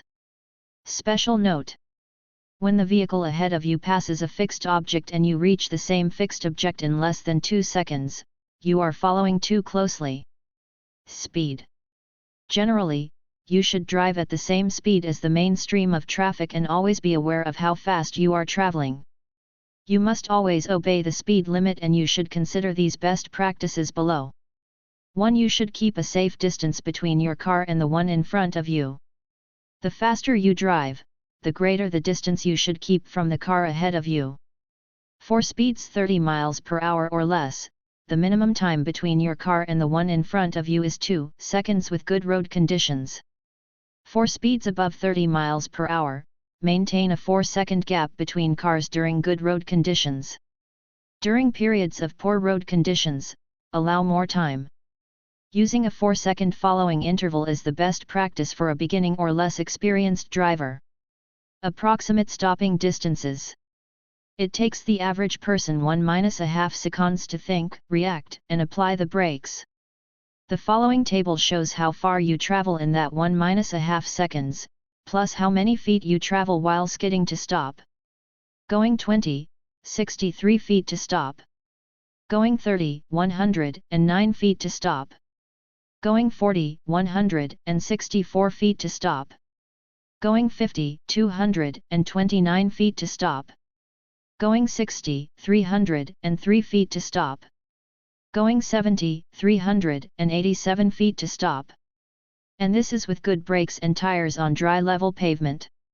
2. You should adjust your speed and following distance according to your physical condition and the conditions of the vehicle and road. If you are tired or not feeling well, do not drive. Never force yourself to drive. 3. You should know when to slow down and increase the following distance. A. Slow down and increase the following distance when the road is wet. Many drivers find out too late what a small amount of rain can do. Roads become slippery when wet, making your car harder to control. Slow down and make sure you have complete control of the situation at all times. B. Slow down and increase the following distance when the road is crowded. C. Slow down and increase the following distance when your vision is limited. You should always be able to stop within the distance you can see ahead of your car. In the dark or in bad weather, do not overdrive your range of vision. Speed limits. Drivers are required to obey posted minimum and maximum speed limits. These limits are designed to provide for the orderly flow of traffic under normal driving conditions. During periods of heavy traffic, bad weather, low visibility, or other poor driving conditions, you must adjust your speed and following distance to help avoid crashes.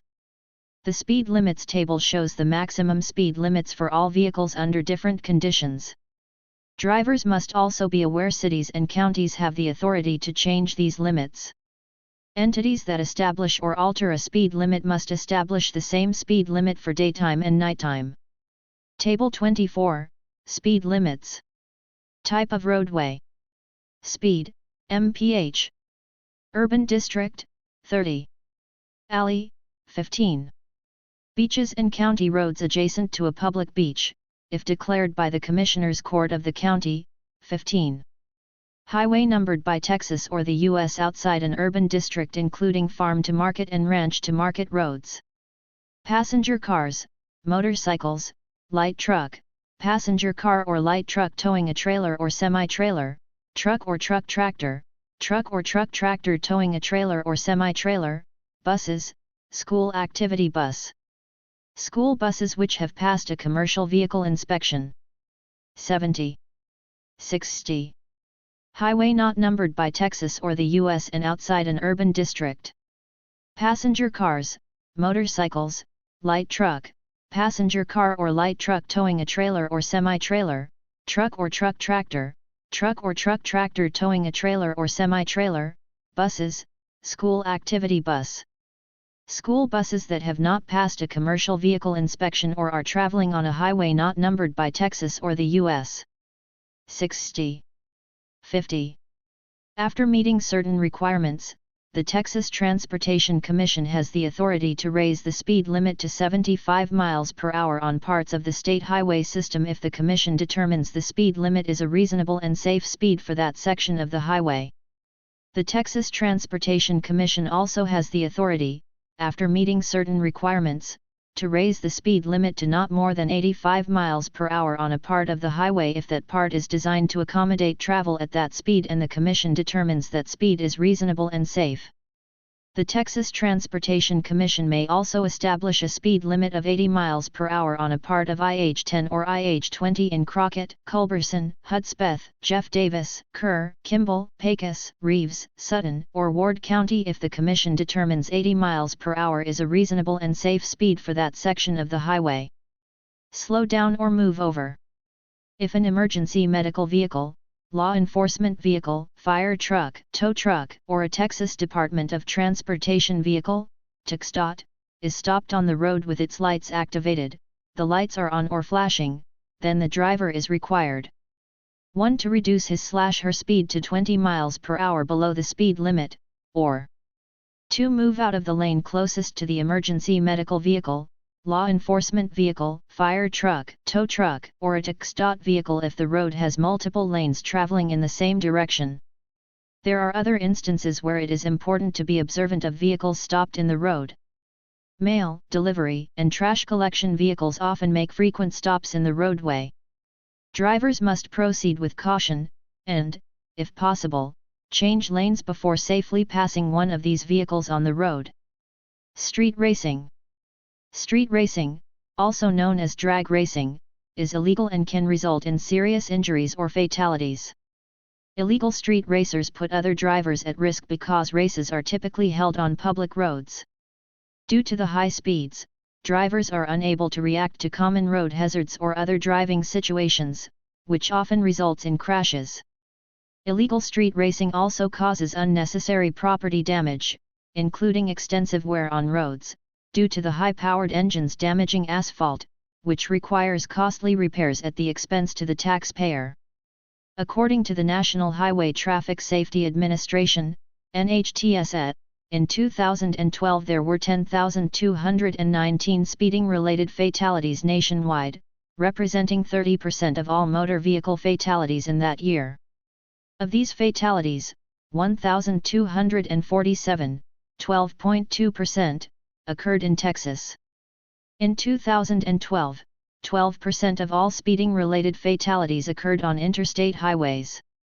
A person may not participate in 1. A race, 2. A vehicle speed competition or contest, 3. A drag race or acceleration contest, 4. A test of physical endurance of the operator of a vehicle, or 5. In connection with a drag race, an exhibition of vehicle speed or acceleration, or to make a speed record. The criminal penalty for a conviction of speed racing ranges from a Class B misdemeanor to a second-degree felony. Chapter 9, Some Special Driving Situations.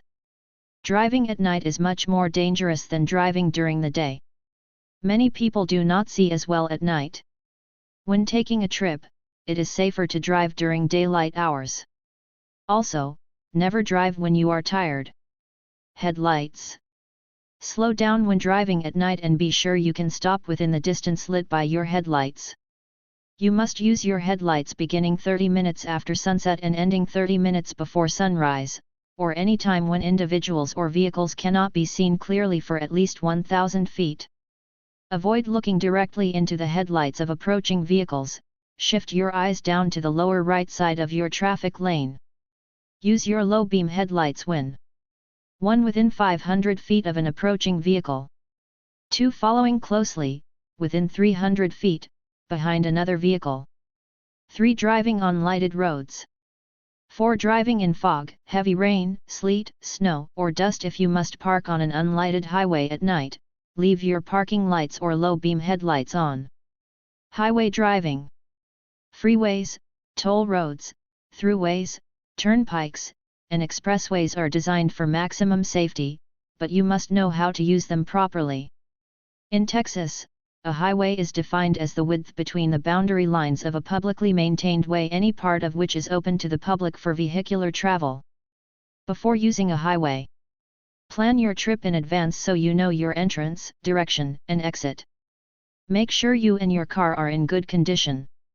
If you cannot or do not want to drive at or above the minimum speed limit, do not use the highway. Entering the highway. 1. You must yield the right of way to vehicles already on the highway. 2. Enter the speed change lane, stay to the right, signal left, and when it is clear, increase your speed to merge with the flow of traffic. Speed up when entering the freeway. Driving on the highway. Choose the proper lane. 1. Use the right lane to drive at the minimum posted speed limit or below the normal flow of traffic. 2. Use the middle or left lane if you are traveling faster than other traffic or passing other vehicles. 3. If you plan to leave the freeway soon, change to the exit lane as soon as possible. Observe specific instructions. Observe specific instructions indicating the lane you should drive in. Once you are in the proper lane. 1. Stay in the middle of your lane. 2. Do not weave in and out of traffic. 3. Maintain a constant speed. Keep pace with the traffic. Don't speed up and slow down unnecessarily. 4. Stay at least 2 seconds behind the vehicle ahead of you. In bad weather, increase the time to at least 4 seconds. Watch the cars ahead of you. Be prepared if one of the cars ahead of you stops suddenly. 5. Adjust your speed to allow others to enter the highway safely. 6. Vehicles in any lane, except the right lane used for slower traffic, should be prepared to move to another lane to allow faster traffic to pass. Leaving the highway. 1. Move into the proper lane well in advance of the exit. The greater the amount of traffic, the earlier you should move into the proper lane. Exit signs are usually placed at least 1,000 yards ahead of the exit. 2. Slow down on the exit ramp so by the time you are off the highway, you are within the new, slower speed limit. Fight highway hypnosis. A condition of drowsiness or unawareness can be brought on by reduced activity and steady sounds of wind, engine, and tire hum. This is known as highway hypnosis. All drivers should be aware of its danger and of the methods for fighting it. 1. Stop often. Even if you are feeling well, you should stop at least every 2 hours or every 100 miles. Get out of your car and walk around. Allow your muscles to relax. 2. Do not drive more than 8 hours per day. 3. Keep shifting your eyes. Look at different objects, near and far, left and right. Read the road signs as you approach them. Check your rear view mirror. Highway safety tips. 1. Keep a window open so there is always fresh air in the car to help keep you alert and awake. 2. On bright days, wear good sunglasses. Never wear sunglasses at night. 3. Stay out of another driver's blind spot. Traveling where the driver ahead of you cannot see your vehicle can be dangerous. Stay behind or go around the other vehicle. Do not follow to the side. 4. Avoid using a cell phone while driving. Use may cause distraction and driver inattention. If you must use a cell phone, safely pull off the road or use a hands-free headset. If you are under 18 years of age, it is illegal to use a cell phone while driving even if it is a hands-free device except in the case of emergency. Vehicle breakdown. 1. If you can't get the car off the road, get everyone out of the car and off the road. Portable warning devices should be used to warn oncoming traffic. 2. Move your car off the pavement to the side of the road. A car with a flat or blowout can be driven slowly off the road. 3. Turn on your emergency warning lights. If you do not have warning lights, use your tail lights. At night, in addition to your tail lights and warning lights, turn the lights on inside of the car. 4. Tie a white cloth to your radio antenna, door handle, or some other place where it may be easily seen. If you do not have a white cloth, raise your hood. Controlling a car in special situations. There is one basic rule which applies in all driving situations: think before you act. Steering out of a skid. An automobile skids when its tires lose their grip on the road surface. If the car starts to skid, follow these safety tips. 1. Do not hit the brakes suddenly and hard. Take your foot off the gas pedal, accelerator. 2. Turn your steering wheel in the direction of the skid. As you recover control, gently straighten the wheels. 3. Avoid a situation that could cause a skid by slowing down when the road and weather conditions are poor. Also, check your car's tires.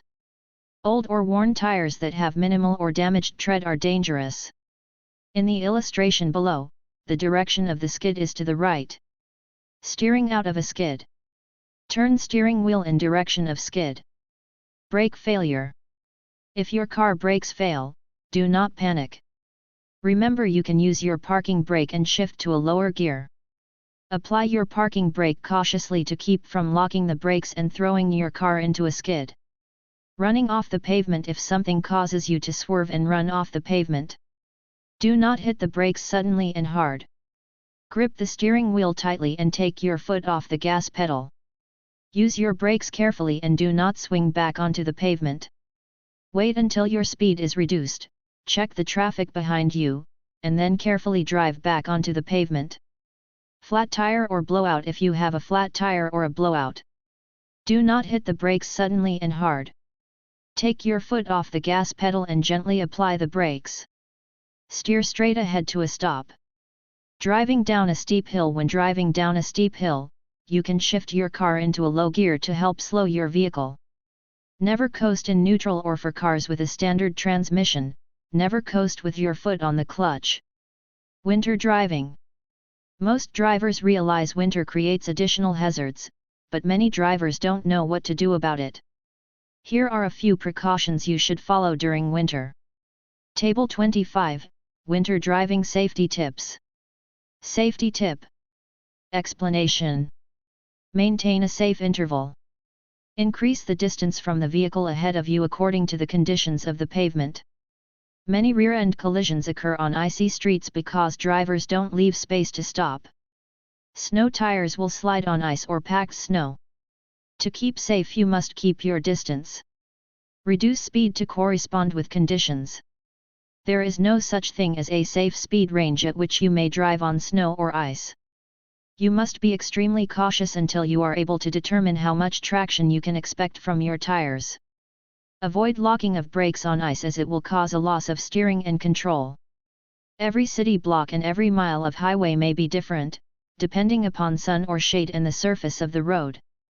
Keep windows clear. Remove snow and ice before you drive, even if you are just driving a few miles. Make certain the windshield wipers and defroster are working properly. Watch for danger spots ahead. There may be ice on bridges when the rest of the pavement is clear. Snow melts more slowly in shady areas. Take precautions when approaching turns. Get a feel for the road. Start out very slowly. It is useless to burn the rubber off your tires by spinning the wheels.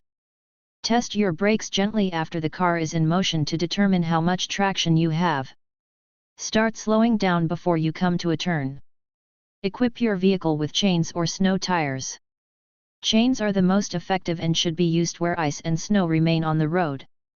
One word of caution: neither chains nor snow tires will permit you to drive on slick pavement at normal speeds, so don't get a false feeling of security. Roundabouts. Modern roundabout. A modern roundabout is a one-way, circular intersection where traffic flows counterclockwise around a center island. Modern roundabouts use yield signs rather than traffic lights to control vehicles entering the intersection. This intersection design only has 8 potential conflict points, opposed to a traditional 4-way signalized intersection which has 32 potential conflict points. Driving in a modern roundabout. To drive in a modern roundabout, follow these simple steps: slow down as you approach the intersection, yield to traffic already in the circle, enter the circle and follow the loop in a counterclockwise direction, and then make a right turn to exit the roundabout. Road signs, pavement markings, and its design help guide drivers through a modern roundabout. Advantages of a modern roundabout. A modern roundabout can help save driver and pedestrian lives, as well as greatly reduce the number and severity of crashes. A modern roundabout saves commute time by increasing traffic capacity 30% to 50% even with vehicles traveling at slower speeds. The community also benefits from a safer intersection that lasts more than twice as long as traffic lights that have to be installed, maintained, adjusted, and repaired. There is also a reduction in air pollution and an increase in fuel savings because vehicles are not idling at traffic lights. Source: Texas Department of Transportation, TxDOT. Floods. Floods are one of the most common hazards in the U.S. Nearly half of all flash flood fatalities are vehicle-related. These are the facts. 6 inches of water will reach the bottom of most passenger cars, causing loss of control and possible stalling. 12 inches of water will float many cars. 2 feet of rushing water will carry away pickup trucks, SUVs, and most other vehicles. Water across a road may hide a missing segment of roadbed or a missing bridge. Roads weaken under floodwater and drivers should proceed cautiously after waters have receded since the road may collapse under the vehicle's weight. National Weather Service and Texas Division of Emergency Management officials say if your vehicle stalls in floodwater, get out quickly and move to higher ground. Better yet, when there's water on the road, turn around, don't drown. Saving your life is as simple as choosing an alternate route. For more information on Turn Around Don't Drown, visit www.srh.weather.gov or on Federal Alliance for Safe Homes, Flash, visit www.flash.org.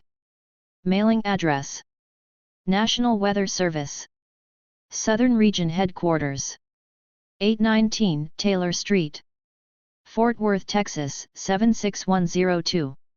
Source: The materials from Turn Around Don't Drown were used with permission from the Southern Regional Headquarters, NOAA, per Larry Eblin, larry.eblin@noaa.gov, and Walt Zaleski, walt.zaleski@noaa.gov, Warning Coordination Meteorologist Program, Manager NWS, Southern Region Headquarters, Fort Worth, Texas.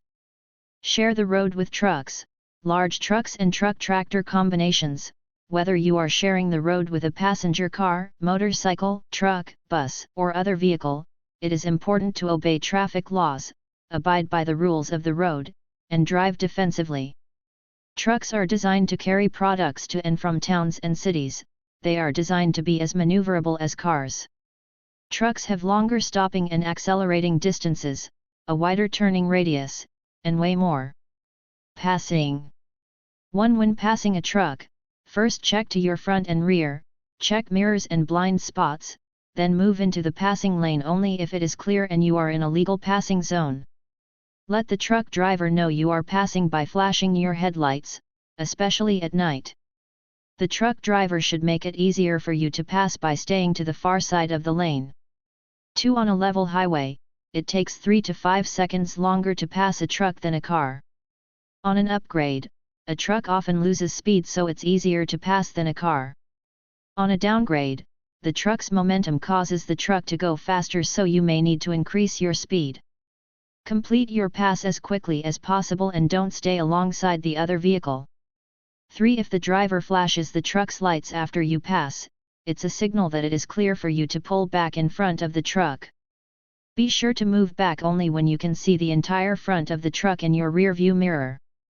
After you pass a truck, maintain your speed. 4. When a truck passes you, help the truck driver by keeping to the far side of your lane.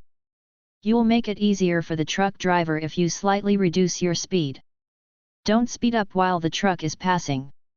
After passing, the truck driver should signal to let you know he is returning to your lane. 5. When you meet a truck coming from the opposite direction, keep as far to the side as possible to avoid a sideswipe crash and to reduce the wind turbulence between the two vehicles. Remember, turbulence pushes vehicles apart, it does not pull them together. Following a truck. 1. Tractor-trailers take longer to stop than a car traveling at the same speed. The average passenger car traveling at 55 miles per hour can stop in approximately 240 feet, which is about 3/4 the length of a football field. A fully loaded tractor-trailer may take more than 400 feet to completely stop, well over the length of a football field. 2. If you're following a truck, stay out of its blind spot at the rear. The blind spot is the area behind the truck that the driver cannot see in his rear view mirrors. Avoid following too closely, and position your vehicle so the truck driver can see your vehicle in the truck's side view mirror. An excellent rule of thumb for motorists sharing the road with a tractor-trailer is, if you can't see the truck driver in his side mirror, he can't see you. By avoiding the truck driver's blind spot, you will have a good view of the road ahead, and the truck driver can give you plenty of warning for a stop or a turn. This will allow you more time to react and make a safe stop. 3. When you follow a truck at night, always dim your headlights. Bright lights from a vehicle behind will blind the truck driver when the lights reflect off the truck's large side mirrors. 4. If you are stopped behind a truck on an upgrade, leave space in case the truck drifts back when it starts to move. Also, keep to the left in your lane so the driver can see you're stopped behind the truck. Right turns. Pay attention to turn signals. Trucks make wide, right turns and sometimes leave an open space to the right just before the turn. To avoid a crash, don't pass a truck on the right if there is a possibility the truck might make a right turn. Backing crashes. Never cross behind a truck preparing to back up. When a truck driver is preparing to back the truck from a road into a loading area, the road is temporarily blocked. Wait for the truck to complete its maneuver before trying to pass. If you pass too closely behind the truck, a crash may occur because you are in the truck's blind spot. Maneuverability. On multi-lane highways, tractor-trailers stay in the center lane to help the flow of local traffic on and off the highway. Staying in the center lane also increases the truck driver's options if he/she has to switch lanes to avoid a crash. Be aware of common mistakes drivers should avoid when driving around trucks and buses. Cutting off a vehicle to reach your exit or turn. Never cut in front of a truck. Cutting into the open space in front of a truck or bus removes the driver's cushion of safety. Trying to beat a truck to a single-lane construction zone represents a particularly dangerous situation. Either slow down and exit or stay behind the truck. Never underestimate the size and speed of an approaching tractor-trailer because of its large size. A tractor-trailer often appears to be traveling at a slower speed than it is. A substantial number of car-truck collisions take place at intersections because the driver of the car does not realize how close the truck is or how quickly it is approaching. Share the road with motorcycles. Individuals who operate a motorcycle have the same rights and privileges as any other vehicle on the road. For various reasons drivers may not see the motorcyclist, and approximately one-half of all motorcycle crashes involve another vehicle. According to the National Highway Traffic Safety Administration, motorcyclists are about 35 times more likely to die in a traffic crash than passenger car occupants. A few of the most common reasons are provided below. 1. Many drivers tend to look for other cars, not for motorcyclists. 2. The profile of a motorcycle is much smaller than the profile of a car, making an approaching motorcyclist harder to see. 3. Estimating the distance and speed of a motorcycle is more difficult than it is for a car. 4. Motorcycle riding requires frequent lane movements to adjust to changing road conditions. 5. Distracted driving, such as texting or talking on a cell phone. Situations when crashes are most likely to occur. Motorcycle crashes are most likely to occur in the high-risk situations described below. Left turns. The most common crash between cars and motorcycles is at an intersection when the driver of a car is making a left turn in front of a motorcycle. Over 40% of all motorcycle crashes occur at intersections. Nearly 66% of those crashes were caused by the other vehicles turning left in front of the motorcyclist. A car's blind spot. Motorcyclists are often hidden in a vehicle's blind spot or missed in a quick look due to their smaller size. Always make a visual check for motorcycles by checking mirrors and blind spots before entering or leaving a lane of traffic and at intersections. Hazardous road conditions. Road conditions that are a minor annoyance to you may pose a major hazard to motorcyclists. Motorcyclists may suddenly change speed or adjust their position within a lane in reaction to changes in the weather, road, or traffic conditions. This may include potholes, gravel, railroad crossings, and wet or slippery surfaces which impair the motorcyclist's braking and handling abilities. Expect and allow room for such actions by the motorcyclist. Strong winds. A strong gust of wind can move a motorcycle across an entire lane if the rider isn't prepared for it. Wind gusts from large trucks in the other lane can also be a hazard. Large vehicles. A large vehicle such as a van, bus, or truck can block a motorcycle from a driver's view and the motorcyclist may seem to suddenly appear from nowhere. Motorcycle driving awareness. Look out for motorcyclists. Although you may not see any cars, be aware there may be a motorcycle. Be careful at intersections, and always take a second look for a motorcycle before turning at an intersection, particularly when making left turns. Signal your intentions. Always signal before changing lanes or merging with traffic. This allows the motorcyclist to anticipate traffic flow and find a safe lane position. Signal even if you don't see cars or motorcycles. Be careful when making left turns across lanes of approaching traffic. Look carefully in all directions for approaching motorcyclists. Don't be fooled by a flashing turn signal. Motorcycle signals usually are not self-canceling and riders sometimes forget to turn them off. Wait to be sure the motorcycle is going to turn before you proceed. Respect a motorcycle. Allow the motorcyclist a full lane width. Although it may seem as though there is enough room in the traffic lane for an automobile and a motorcycle, the motorcycle is entitled to a full lane and may need the room to maneuver safely. Do not attempt to share the lane with a motorcycle. Special note: if you drive aware of motorcyclists in these situations, you can help make the streets and roads safer for everyone. Allow plenty of space when following a motorcycle. The slightest contact can mean a spill or injury for the rider. Allow more following distance, at least 4 to 6 seconds, when following a motorcycle so the motorcyclist has enough time to maneuver or stop in an emergency. Stop a safe distance behind the motorcyclist at intersections, signals, or crossings. A full vehicle length is recommended to help prevent impact with the motorcycle should your vehicle suffer a rear-end collision. In dry conditions, motorcycles can stop more quickly than a car, so being aware and alert at all times can help prevent a collision. DPS Motorcycle Operator Training Program. The DPS Motorcycle Operator Training and Safety Program was created in 1983 by the legislature to improve rider skills and reduce the number and severity of motorcycle crashes in Texas. A portion of each motorcycle license fee is used to support this program. The program develops curriculum and monitors motorcycle training classes throughout the state and promotes motorcycle safety and awareness through campaigns, exhibits, and materials. Contact Motorcycle Safety at www.dps.texas.gov/msb or call 800-292-5787. Residents in the Austin area can call 512-424-2021 for information about motorcycle safety or to locate the nearest training location. Share the road with light rail. In recent years, light rail has been established in many major cities in Texas. As you travel these areas, you may notice these trains move along the streets just like other vehicles.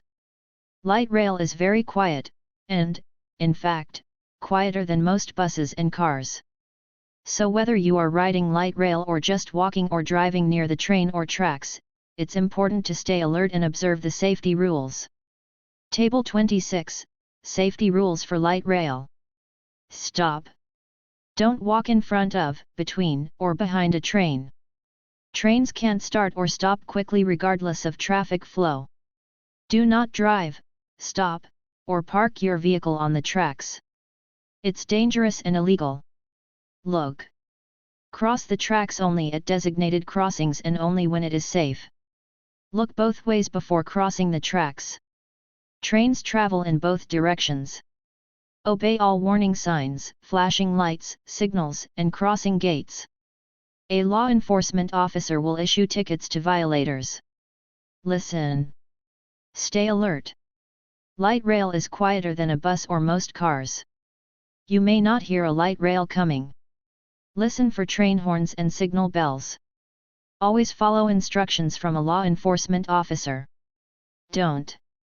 Never race a train, run in front of a train, or put anything on or near the tracks. Never try to beat the train to a crossing. Even in a tie, you lose. Never drive around crossing gate arms. Share the road with bicycles. A bicycle is a vehicle. Any person riding a bicycle has all of the rights and responsibilities as a driver of a vehicle. Rules for motorists and bicyclists. 1. Bicyclists are not restricted to the right lane of traffic. One-way, multi-lane streets are one example of this. Another instance is when the bicyclist is changing lanes to make a left turn. The bicyclists should follow the same path any other vehicle would take traveling in the same direction. 2. A motorist should merge with bicycle traffic when preparing for a right turn. Avoid turning directly across the path of bicycle traffic. 3. Bicyclists are required to ride as far to the right in the lane as possible only when the lane can be shared safely by a car and a bicycle, side by side. Even then there are certain conditions which allow a bicyclist to take the full lane. A. The bicyclist is overtaking and passing another vehicle proceeding in the same direction. B. The bicyclist is preparing for a left turn at an intersection or onto a private road or driveway. C. There are unsafe conditions in the road such as fixed or moving objects, parked or moving vehicles, pedestrians, animals, potholes, or debris. D. The lane is of substandard width making it unsafe for a car and a bicycle to safely share the lane side by side. When this is the case, it is best for the cyclist to take the full lane whether riding single file or two abreast. Car-bicycle crashes. Be on the lookout for cyclists on the road, especially at intersections. The most common car-bicycle crashes caused by a motorist are: 1. A motorist turns left in front of oncoming bicycle traffic. Oncoming bicycle traffic is often overlooked or its speed misjudged. 2. A motorist turns right across the path of the bicycle. The motorist should slow down and merge with the bicycle traffic for a safe right turn. 3. A motorist pulls away from a stop sign and fails to yield the right-of-way to bicycle cross traffic. At intersections, the right-of-way rules apply equally to motor vehicles and bicycles. Wrong way, do not cut across the path of a bicycle. Turning right, merge right.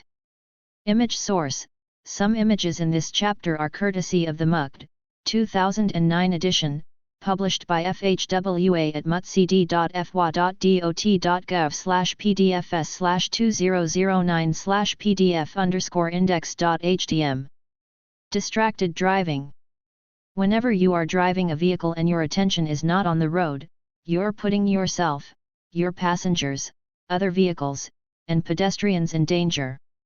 Distracted driving can result when you perform any activity that may shift your full attention from the driving task. Taking your eyes off the road or hands off the steering wheel presents obvious driving risks. Mental activities that take your mind away from driving are just as dangerous. Your eyes can gaze at objects in the driving scene but fail to see them because your attention is distracted elsewhere. Activities that can distract your attention include texting, talking to passengers, adjusting the radio, CD player, or climate controls, eating, drinking or smoking, reading maps or other literature, picking up something that fell, reading billboards and other road advertisements, watching other people and vehicles including aggressive drivers, talking and/or texting on a cell phone or CB radio, using telematics devices, such as navigation systems, pagers, etc., daydreaming or being occupied with other mental distractions. If drivers react a half-second slower because of distractions, crashes double. Some tips to follow so you won't become distracted. Review and be totally familiar with all safety and usage features on any in-vehicle electronics, including your wireless device or cell phone, before you drive. Pre-program radio stations. Preload your favorite CDs or cassette tapes. Clear the vehicle of any unnecessary objects. Review maps and plan your route before you begin driving. Adjust all mirrors for best all-round visibility before you start your trip. Do not attempt to read, text, or write while you drive. Avoid smoking, eating and drinking while you drive. Don't engage in complex or emotionally intense conversations with other occupants. You need to be able to recognize other drivers who are engaged in any form of driving distraction. Not recognizing other distracted drivers can prevent you from perceiving or reacting correctly in time to prevent a crash. Watch for vehicles that may drift over the lane divider lines or within their own lane. Vehicles traveling at inconsistent speeds. Drivers who are preoccupied with maps, food, cigarettes, cell phones, or other objects. Drivers who appear to be involved in conversations with their passengers. Give a distracted driver plenty of room and maintain your safe following distance. Be very careful when passing a driver who seems to be distracted.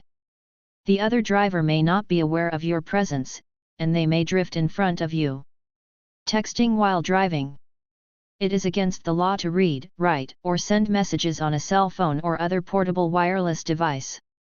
If your cell phone rings, do not answer the call or respond to the text message. Convictions for violations of this law are subject to fines. You may use a cell phone to contact law enforcement, or during an emergency. If you must make a call, pull safely off the road and make the call. Try to keep the conversation short, or have a passenger make the call for you, if possible. Chapter 10: Alcohol and Drug Impact on the Driving Ability. Any drug may affect a person's ability to drive.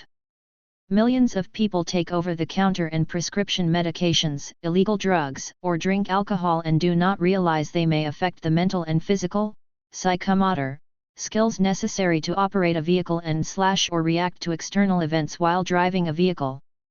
Each individual is different. Driving skills of persons taking the same drug may be affected differently. A driver's body weight, emotional state, amount of drug taken, and when the drug was taken will influence the driver's ability to assess an emergency situation or judge speed and distance. Safe driving always requires an observant eye, a steady hand, and a clear head.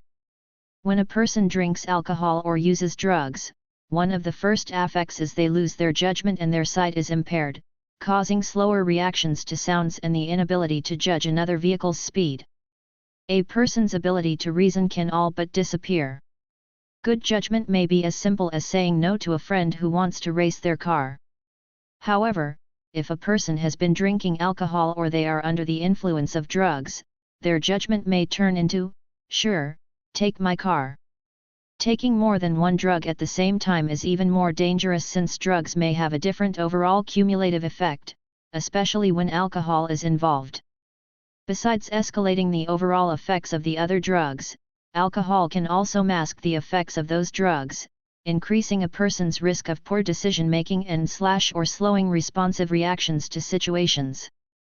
You should always check with a doctor or pharmacist before taking more than one type of drug or mixing drugs, especially tranquilizers or sedatives. Table 27, Alcohol and other types of drugs. Marijuana. Research shows even typical social doses of marijuana can affect concentration, judgment, and sensory and perceptual skills needed for careful driving. People who are under marijuana influence have impaired sensory and perceptual abilities. Stimulants.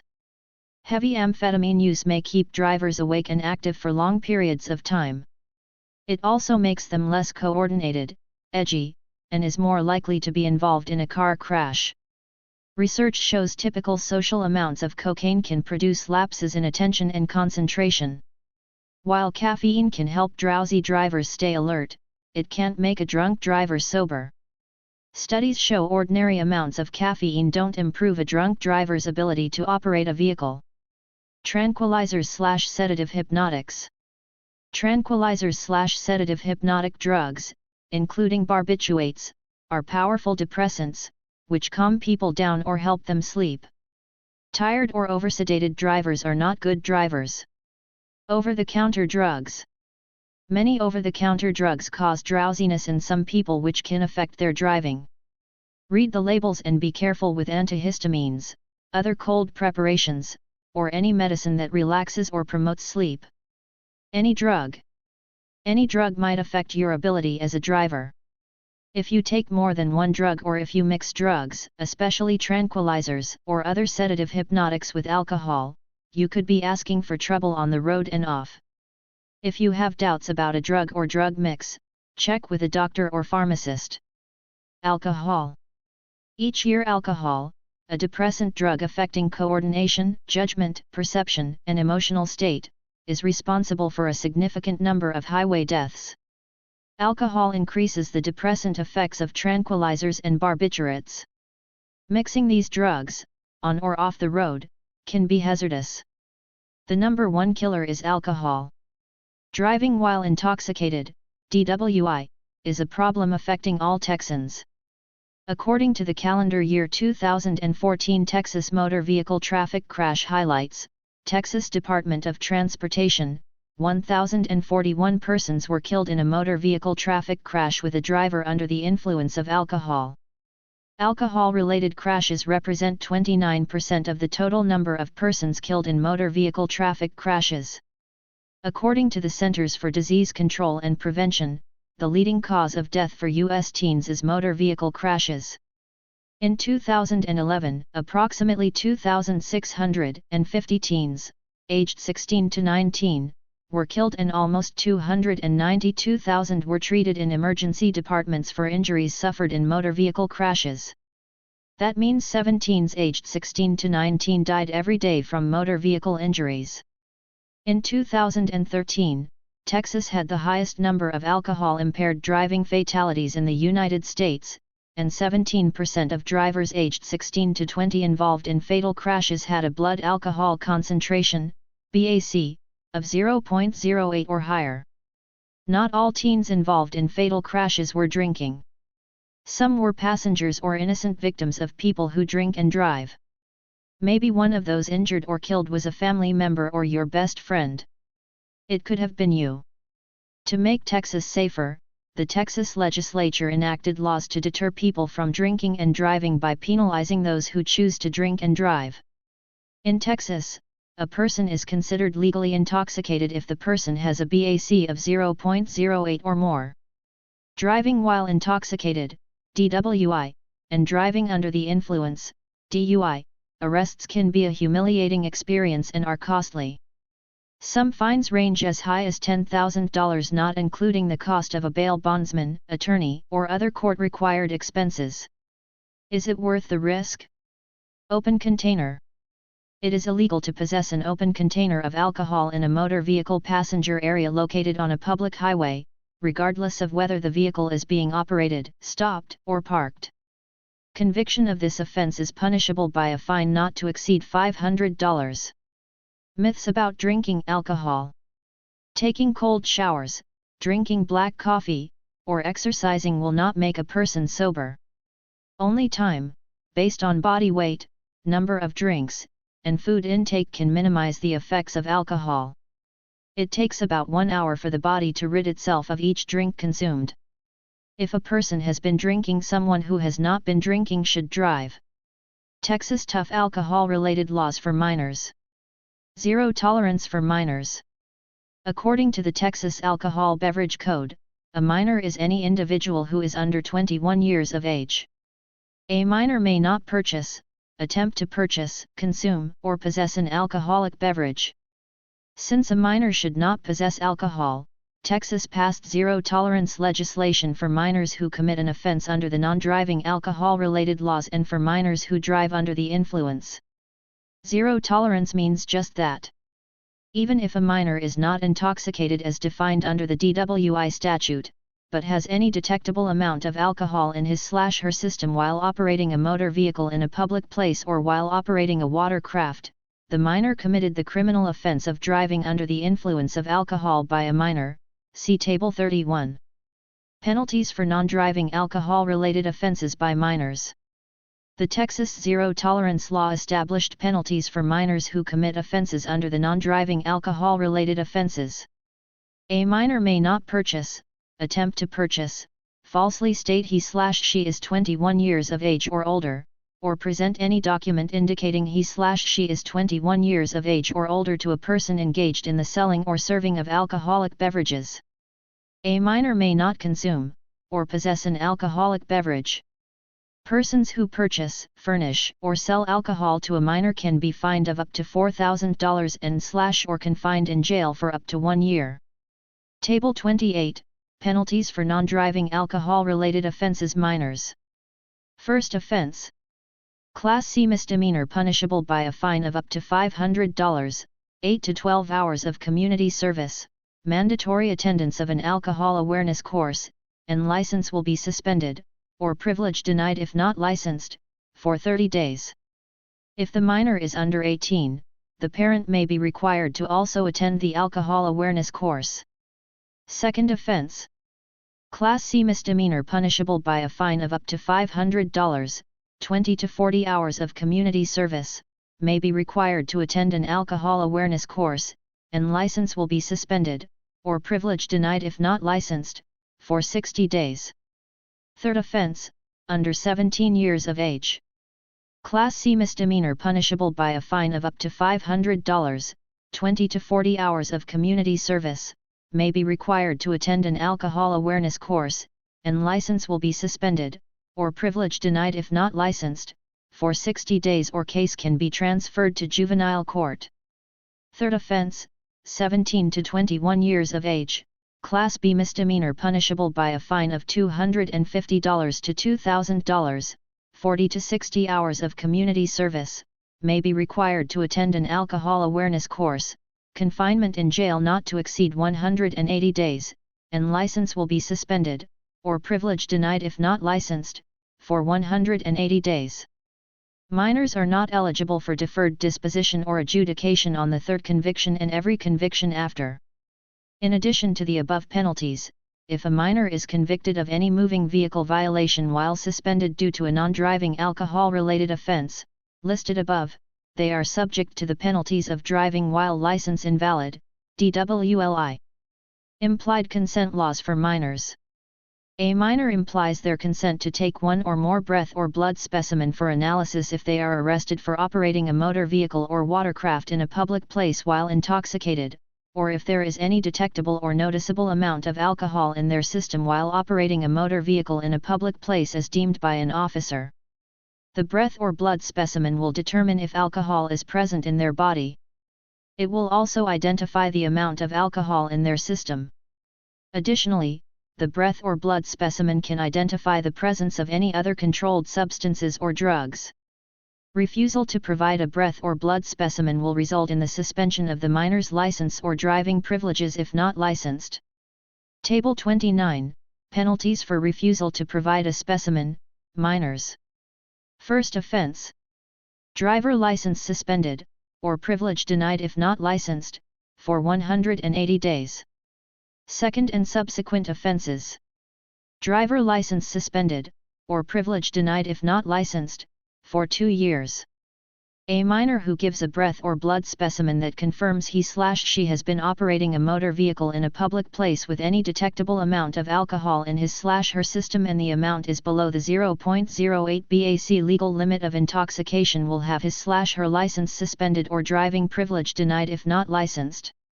Table 30, minor provided specimen confirming detectable amount of alcohol, failure. First offense: driver license suspended, or privilege denied if not licensed, for 60 days. Second offense: driver license suspended, or privilege denied if not licensed, for 120 days. Third and subsequent offenses: driver license suspended, or privilege denied if not licensed, for 180 days. A minor may request a hearing before a hearing officer to contest the suspension. Table 31, penalties for driving under the influence, DUI, of alcohol and drugs minors. First offense: Class C misdemeanor punishable by a fine of up to $500, community service of 20 to 40 hours, and attendance in an alcohol awareness course is required. If the minor is under 18, the parent may be required to also attend the course.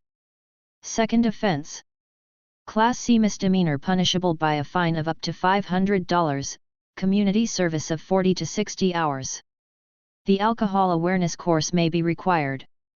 Third offense: under 17 years of age. Class C misdemeanor punishable by a fine of up to $500, community service of 40 to 60 hours. The alcohol awareness course may be required or the case can be transferred to juvenile court as delinquent conduct. Third offense: 17 to 21 years of age. Class B misdemeanor punishable by a fine of $500 to $2,000 and/or confinement in jail not to exceed 180 days, community service of 40 to 60 hours, an alcohol awareness class may be required, and the minor's license will be suspended, or privilege denied of not licensed, for 1 year or for 90 days with a judge's order to install an ignition interlock device. The court may not give deferred disposition or adjudication on the third offense. See Table 29 and Table 30 for the applicable suspension periods. In Texas, as a reminder, a person is considered legally intoxicated if they have a blood alcohol concentration, BAC, of 0.08 or more. Table 32, penalties for driving while intoxicated, alcohol, minors. First offense: Class B misdemeanor punishable by a fine not to exceed $2,000, confinement in jail for 72 hours to 180 days, and suspension of the driver license, or privilege denied if not licensed, for 365 days, or for 90 days with a judge's order to install an ignition interlock device. The court may probate the jail sentence and waive the license suspension on the first offense only. Possession of an open container of an alcoholic beverage increases the minimum confinement to 6 days. Second offense: Class A misdemeanor punishable by a fine not to exceed $4,000, confinement in jail for 30 days to 1 year, and suspension of the driver license, or privilege denied if not licensed, for 180 days to 18 months. Third offense and every offense after. Felony of the third degree punishable by a fine not to exceed $10,000, imprisonment in the Texas Department of Criminal Justice, TDCJ, for 2 to 10 years, and suspension of the driver license, or privilege denied if not licensed, for 180 days to 18 months. DWI with passenger under 15. A state jail felony punishable by a fine not to exceed $10,000, confinement in state jail for 180 days to 2 years and suspension of the driver license, or privilege denied if not licensed, for 90 days to 1 year. Intoxication assault. Third-degree felony punishable by a fine not to exceed $10,000, imprisonment in the Texas Department of Criminal Justice, TDCJ, for 2 to 10 years, and suspension of the driver license, or privilege denied if not licensed, for 90 days to 1 year. Intoxication manslaughter. Second-degree felony punishable by a fine not to exceed $10,000, imprisonment in the Texas Department of Criminal Justice, TDCJ, for 2 to 20 years, and a suspension of the driver license, or privilege denied if not licensed, for 180 days to 2 years. Texas alcohol-related laws for adults. Implied consent laws for adults. The implied consent for adults is similar to that of minors. Like the minor, an adult implies their consent to take one or more breath or blood specimen for analysis if they are arrested for operating a motor vehicle or watercraft in a public place while intoxicated, or if they are an adult up to 21 years of age and there is any detectable or noticeable amount of alcohol in their system while operating a motor vehicle in a public place as deemed by an officer. The breath or blood specimen determines if alcohol is present in their body and will identify the amount of alcohol in their system as well as the presence of any other controlled substances or drugs. A person who refuses to give a blood or breath specimen for analysis will have their driver license suspended for 180 days. If a person submits to a blood or breath specimen and the results show a BAC of 0.08 or greater, their driver license may be suspended for 90 to 365 days. Anyone with a BAC of 0.08 or more is considered intoxicated. Table 33, Penalties for DWI and DUI of alcohol or drugs adults. First offense. Up to $2,000. 72 hours to 180 days in jail. 90 days to 365 days. Second offense. Up to $4,000. 30 days to 1 year in jail. 180 days to 2 years. Third and subsequent offenses. Up to $10,000. 2 to 10 years in TDCJ. 180 days to 2 years. DWI with passenger under 15. Up to $10,000. 180 days to 2 years in state jail. 90 days to 2 years. Intoxication assault. Up to $10,000. 2 to 10 years in TDCJ. 90 days to 2 years. Intoxication manslaughter. Up to $10,000. 2 to 20 years in TDCJ. 180 days to 2 years. Know your legal limit. The legal limit in Texas is 0.08 BAC or any amount which results in the loss of normal use of mental or physical faculties. The information provided in the Alcohol and Driving. Why take the risk? Table below is only a guide and is based on calculated averages. Alcohol tolerance may vary by individual.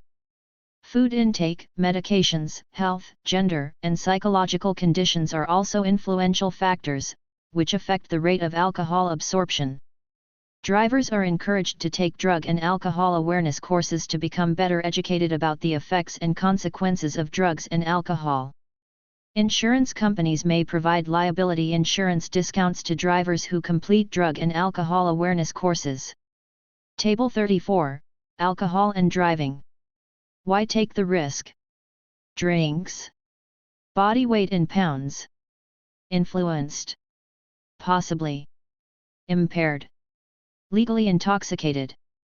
A drink may include a 12-ounce can of beer, a mixed drink with 1.5 ounces of liquor or a 5-ounce glass of wine. They all contain approximately the same amount of alcohol.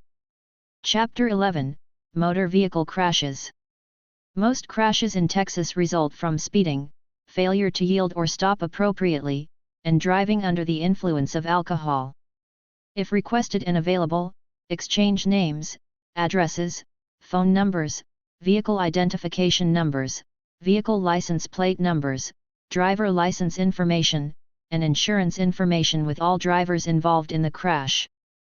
Write the insurance company name and policy number exactly as it is shown on the driver's proof of insurance card.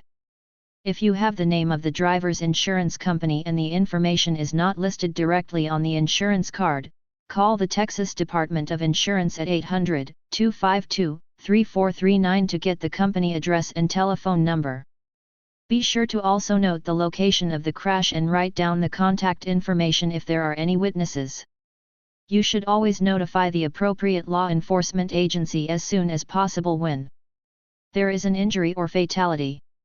The vehicles involved cannot be moved off the roadway. A driver leaves the scene of the crash. You suspect a driver is intoxicated. If you are involved in a crash that is not investigated by a law enforcement officer and the crash has not resulted in injury or death of a person or damage to property of $1,000 or more, you must make a written report of the crash and file it with the Texas Department of Transportation, TxDOT, no later than the 10th day after the date of the crash. The written report must be on a TxDOT specified form. For a copy of this form, please visit the TxDOT website at www.txdot.gov. Crash resulting in injury to, or death of a person. If you are operating a motor vehicle involved in a crash resulting in injury to or death of a person, you must immediately stop your vehicle at the scene of the crash, or as close as possible to the scene of the crash, without obstructing traffic more than necessary. If you did not stop your vehicle at the scene, you must immediately return and remain at the scene of the crash until you have complied with the following. 1. Provide your name and address, the registration number of the vehicle you were driving, and the name of your motor vehicle liability insurer to any person injured, or to the operator or occupant of, or person attending a vehicle involved in the collision.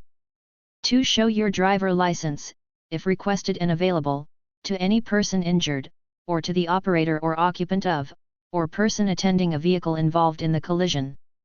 3. Provide any person injured in the crash reasonable assistance including transporting or making arrangements for transporting the person to a physician or hospital for medical treatment if it is apparent treatment is necessary, or if the injured person requests the transportation. Table 35, Penalties for failure to stop. First offense crash resulting in a death of a person. Second-degree felony punishable by a fine not to exceed $10,000 and imprisonment in the Texas Department of Criminal Justice, TDCJ, for 2 to 20 years. First offense crash resulting in serious bodily injury. Third-degree felony punishable by a fine not to exceed $10,000 and imprisonment in the Texas Department of Criminal Justice, TDCJ, for 2 to 10 years. First offense crash resulting in injury. Imprisonment in the Texas Department of Criminal Justice, TDCJ, for up to 5 years or confinement in the county jail for up to 1 year, a fine not to exceed $5,000, or both a fine and imprisonment. Crash resulting in damage to a vehicle. If you are operating a motor vehicle involved in a crash resulting only in damage to a vehicle that is driven or attended by a person, you must immediately stop your vehicle at the scene of the crash or as close as possible to the scene of the crash without obstructing traffic more than necessary. If the crash occurs on a main lane, ramp, shoulder, median, or adjacent area and each vehicle involved can be normally and safely driven, drivers must move their vehicle as soon as possible to a designated crash investigation site, if available, a location on the frontage road, the nearest suitable cross street, or other suitable location. If you did not stop your vehicle at the scene, you must immediately return and remain at the scene of the crash until you have complied with the following. 1. Provide your name and address, the registration number of the vehicle you were driving, and the name of your motor vehicle liability insurer to any person injured, or to the operator or occupant of, or person attending a vehicle involved in the collision. 2. Show your driver license, if requested and available, to any person injured, or to the operator or occupant of, or person attending a vehicle involved in the collision. 3. Provide any person injured in the crash reasonable assistance including transporting or making arrangements for transporting the person to a physician or hospital for medical treatment if it is apparent treatment is necessary, or if the injured person requests the transportation. Table 36, Penalties for failure to stop. First offense, less than $200 in damages. Class C misdemeanor and is punishable by a fine not to exceed $500. First offense, $200 or more in damages. Class B misdemeanor and is punishable by a fine not to exceed $2,000, confinement in jail for up to 180 days, or both. Crash involving an unattended vehicle. If you are operating a motor vehicle that collides with and damages an unattended vehicle, you must immediately stop and either 1. Locate the operator or owner of the unattended vehicle and give your name and address. 2. Securely attach a written notice in a visible way, to the unattended vehicle providing your name and address. A statement of the circumstances of the collision. Table 37, Penalties for failure to stop. First offense, less than $200 in damages. Class C misdemeanor and is punishable by a fine not to exceed $500. First offense, $200 or more in damages. Class B misdemeanor and is punishable by a fine not to exceed $2,000, confinement in jail for up to 180 days, or both. Crash resulting in damages to a fixture, landscaping, or structure. If you are driving a motor vehicle involved in a crash resulting only in damage to a fixture, landscaping, or structure legally on or adjacent to a highway, you must 1. Take reasonable steps to locate the owner, or person in charge, of the property and notify him/her of the crash. 2. Provide your name, address, and registration number of the vehicle you were driving. 3. If requested and available, you must show your driver license to the owner or person in charge of the property. 4. If the crash is not investigated by a law enforcement officer and the crash has not resulted in injury to or the death of a person or damage to the property of any one person to an apparent extent of $1,000 or more, you must make a written report of the crash and file it with the TCS. No later than the 10th day after the crash. Table 38, Penalties for failure to comply with damages. First offense, less than $200 in damages. Class C misdemeanor and is punishable by a fine not to exceed $500. First offense, $200 or more in damages. Class B misdemeanor and is punishable by a fine not to exceed $2,000, confinement in jail for up to 180 days, or both. Hit and run crashes. If you are involved in a hit and run crash, report this crash to law enforcement for investigation. The Texas Department of Insurance advises uninsured motorist coverage will pay for damages in hit-and-run crashes reported to a law enforcement agency. Aiding the injured. In the event you are involved in a crash that injures another person, consider the information below. 1. When calling a doctor or ambulance, ensure you take notice of your surroundings and state the location of the crash clearly and correctly. 2. Do not assume people are not injured simply because they say they are not. Send for skilled help as quickly as possible. Unskilled handling can do more harm than good. 3. Do not move or lift the victim, unless it is absolutely necessary. If a victim must be moved, get help and try not to change the position in which the victim was found.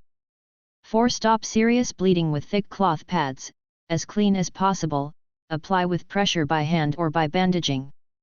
5. Keep the victim, comfortable. If it is hot, cool the victim, and provide shade as much as possible. If it is cool, cover the victim with blankets or coats if necessary and if available. Chapter 12, Pedestrian Safety. A driver should always pay special attention to pedestrians, persons on foot. However, there are certain safety rules pedestrians should follow. Laws and safety tips for pedestrians. 1. Obey traffic control signals unless otherwise directed by a pedestrian control signal. 2. Do not cross the street between two intersections. It is dangerous to cross in the middle of a street. 3. Use sidewalks when available, and do not walk in the street. 4. Walk on the left side of the road if there are no sidewalks. Step off the pavement when a car approaches. 5. If you cross a street at any point other than within a crosswalk at an intersection, you, the pedestrian, must yield the right-of-way to all vehicles. 6. If you cross a street without using a pedestrian tunnel or overhead pedestrian crossing which has been provided, you, the pedestrian, must yield the right-of-way to all vehicles. 7. When crossing at a crosswalk, keep right if possible.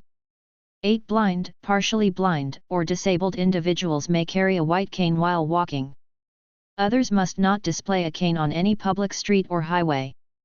9. No person may stand in the road for the purpose of soliciting a ride, contributions, or business. A person may stand in a road to solicit a charitable contribution if authorized to do so by the local authority having jurisdiction over the road. 10. Do not suddenly walk or run into the street in the path of a vehicle. These sudden actions may make it impossible for the vehicle operator to yield. 11. Wait on the curb, not in the street, until the traffic signals change to green or read walk. 12. Always wear white or light-colored clothing and/or carry a light or reflector when walking at night. 13. Look both ways before crossing the street and before stepping out from behind parked cars. 14. Be extra careful when getting off a streetcar or bus. 15. Get in and out of cars on the curb side of the road when possible. 16. Do not walk on a road when you are under the influence or consuming an alcoholic beverage. Alcohol is a contributing factor to pedestrian traffic crashes. 17. Pedestrians should be aware that local authorities may have ordinances which require pedestrians to comply with the directions of an official traffic control device, signals, signs, etc., and prohibit pedestrians from crossing a road in a business district or a designated highway, except in a crosswalk. Laws and safety tips for motorists. 1. If you see a pedestrian crossing or attempting to cross the street, slow down, use your horn if necessary, and be prepared to stop. 2. Be alert to a pedestrian guided by an assistance animal or carrying a white cane. The white cane indicates the person may be blind, partially blind, or disabled. A driver shall take the necessary precautions to avoid injuring or endangering a pedestrian crossing or attempting to cross the street. The driver shall bring the vehicle to a full stop if injury or danger can only be avoided by that action. 3. Watch for individuals who are blind at bus stops, intersections, business areas, and near schools for the blind. Chapter 13. Bicycle Laws and Safety. Bicycle Traffic Laws. A bicycle is a vehicle. Any person riding a bicycle has the same rights and responsibilities that apply to a driver operating a vehicle unless these cannot, by their nature, apply to a person operating a bicycle. Any person who operates a bicycle is subject to the same penalties for violating a traffic law as a person operating a motor vehicle. All traffic convictions will be placed on the individual's driver record, regardless if the conviction was for an offense committed on a bicycle or in a motor vehicle. Do's. 1. Always obey all traffic laws, signs, and signals. Stop at all stop signs and red lights. 2. Always ride with the flow of traffic. 3. Only ride on or astride a permanent and regular seat.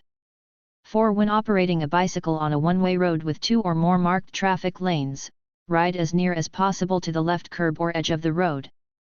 5. Individuals riding 2 abreast on a laned road must ride in a single lane and not impede the flow of traffic. 6. Bicyclists may ride on the shoulder of the road. 7. Bicyclists must signal a turn or stop by a. using either their left arm pointing up or their right arm pointed horizontally to signal a right turn. b. using their left arm pointed horizontally to signal a left turn. c. using their left arm pointed downward to signal a stop.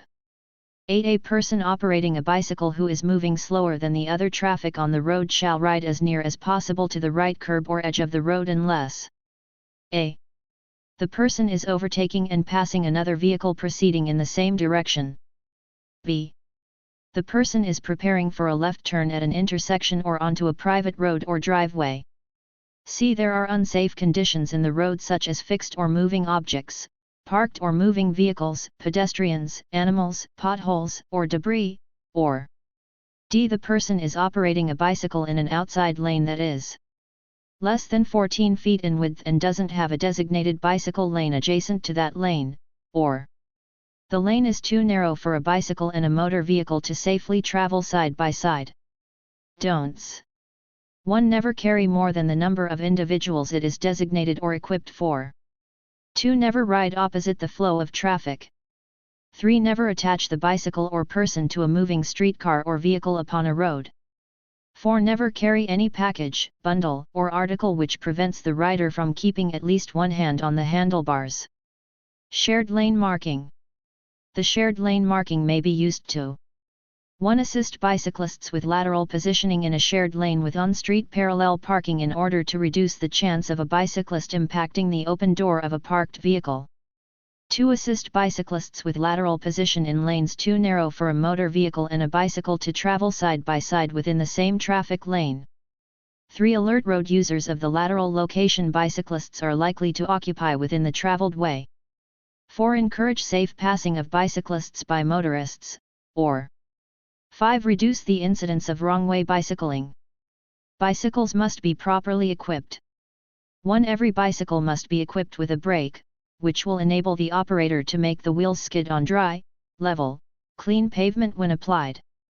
2. Hearing-impaired bicycle riders may display a safety flag.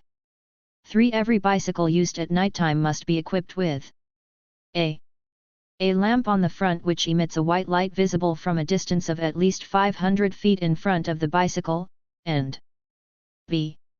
a red, DPS-approved reflector on the rear visible from distances of 50 feet to 300 feet.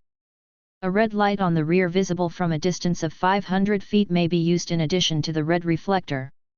Bicycle safety guidelines. 1. You may be required by law to wear a helmet depending on your local laws. 2. When riding on pedestrian facilities, reduce speed and exercise caution. 3. Do not weave in and out of parked cars.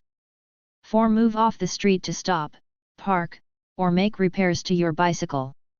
5. Select a route according to the rider's bicycling skill and experience.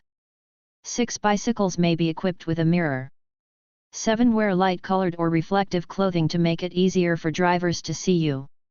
Riding in wet weather. Water makes certain surfaces slick. Be aware of manhole covers and painted stripes on the road. Water also obscures some hazards. Watch for potholes filled with water. In addition, the visibility of motorists is greatly decreased in wet weather. Chapter 14 – Additional Safety Tips. Defensive Driving. To avoid crashes, the defensive driver should 1. Stay alert and keep eyes moving to keep track of what is happening at all times. 2. Look for trouble spots developing all around. 3. Have a plan of action.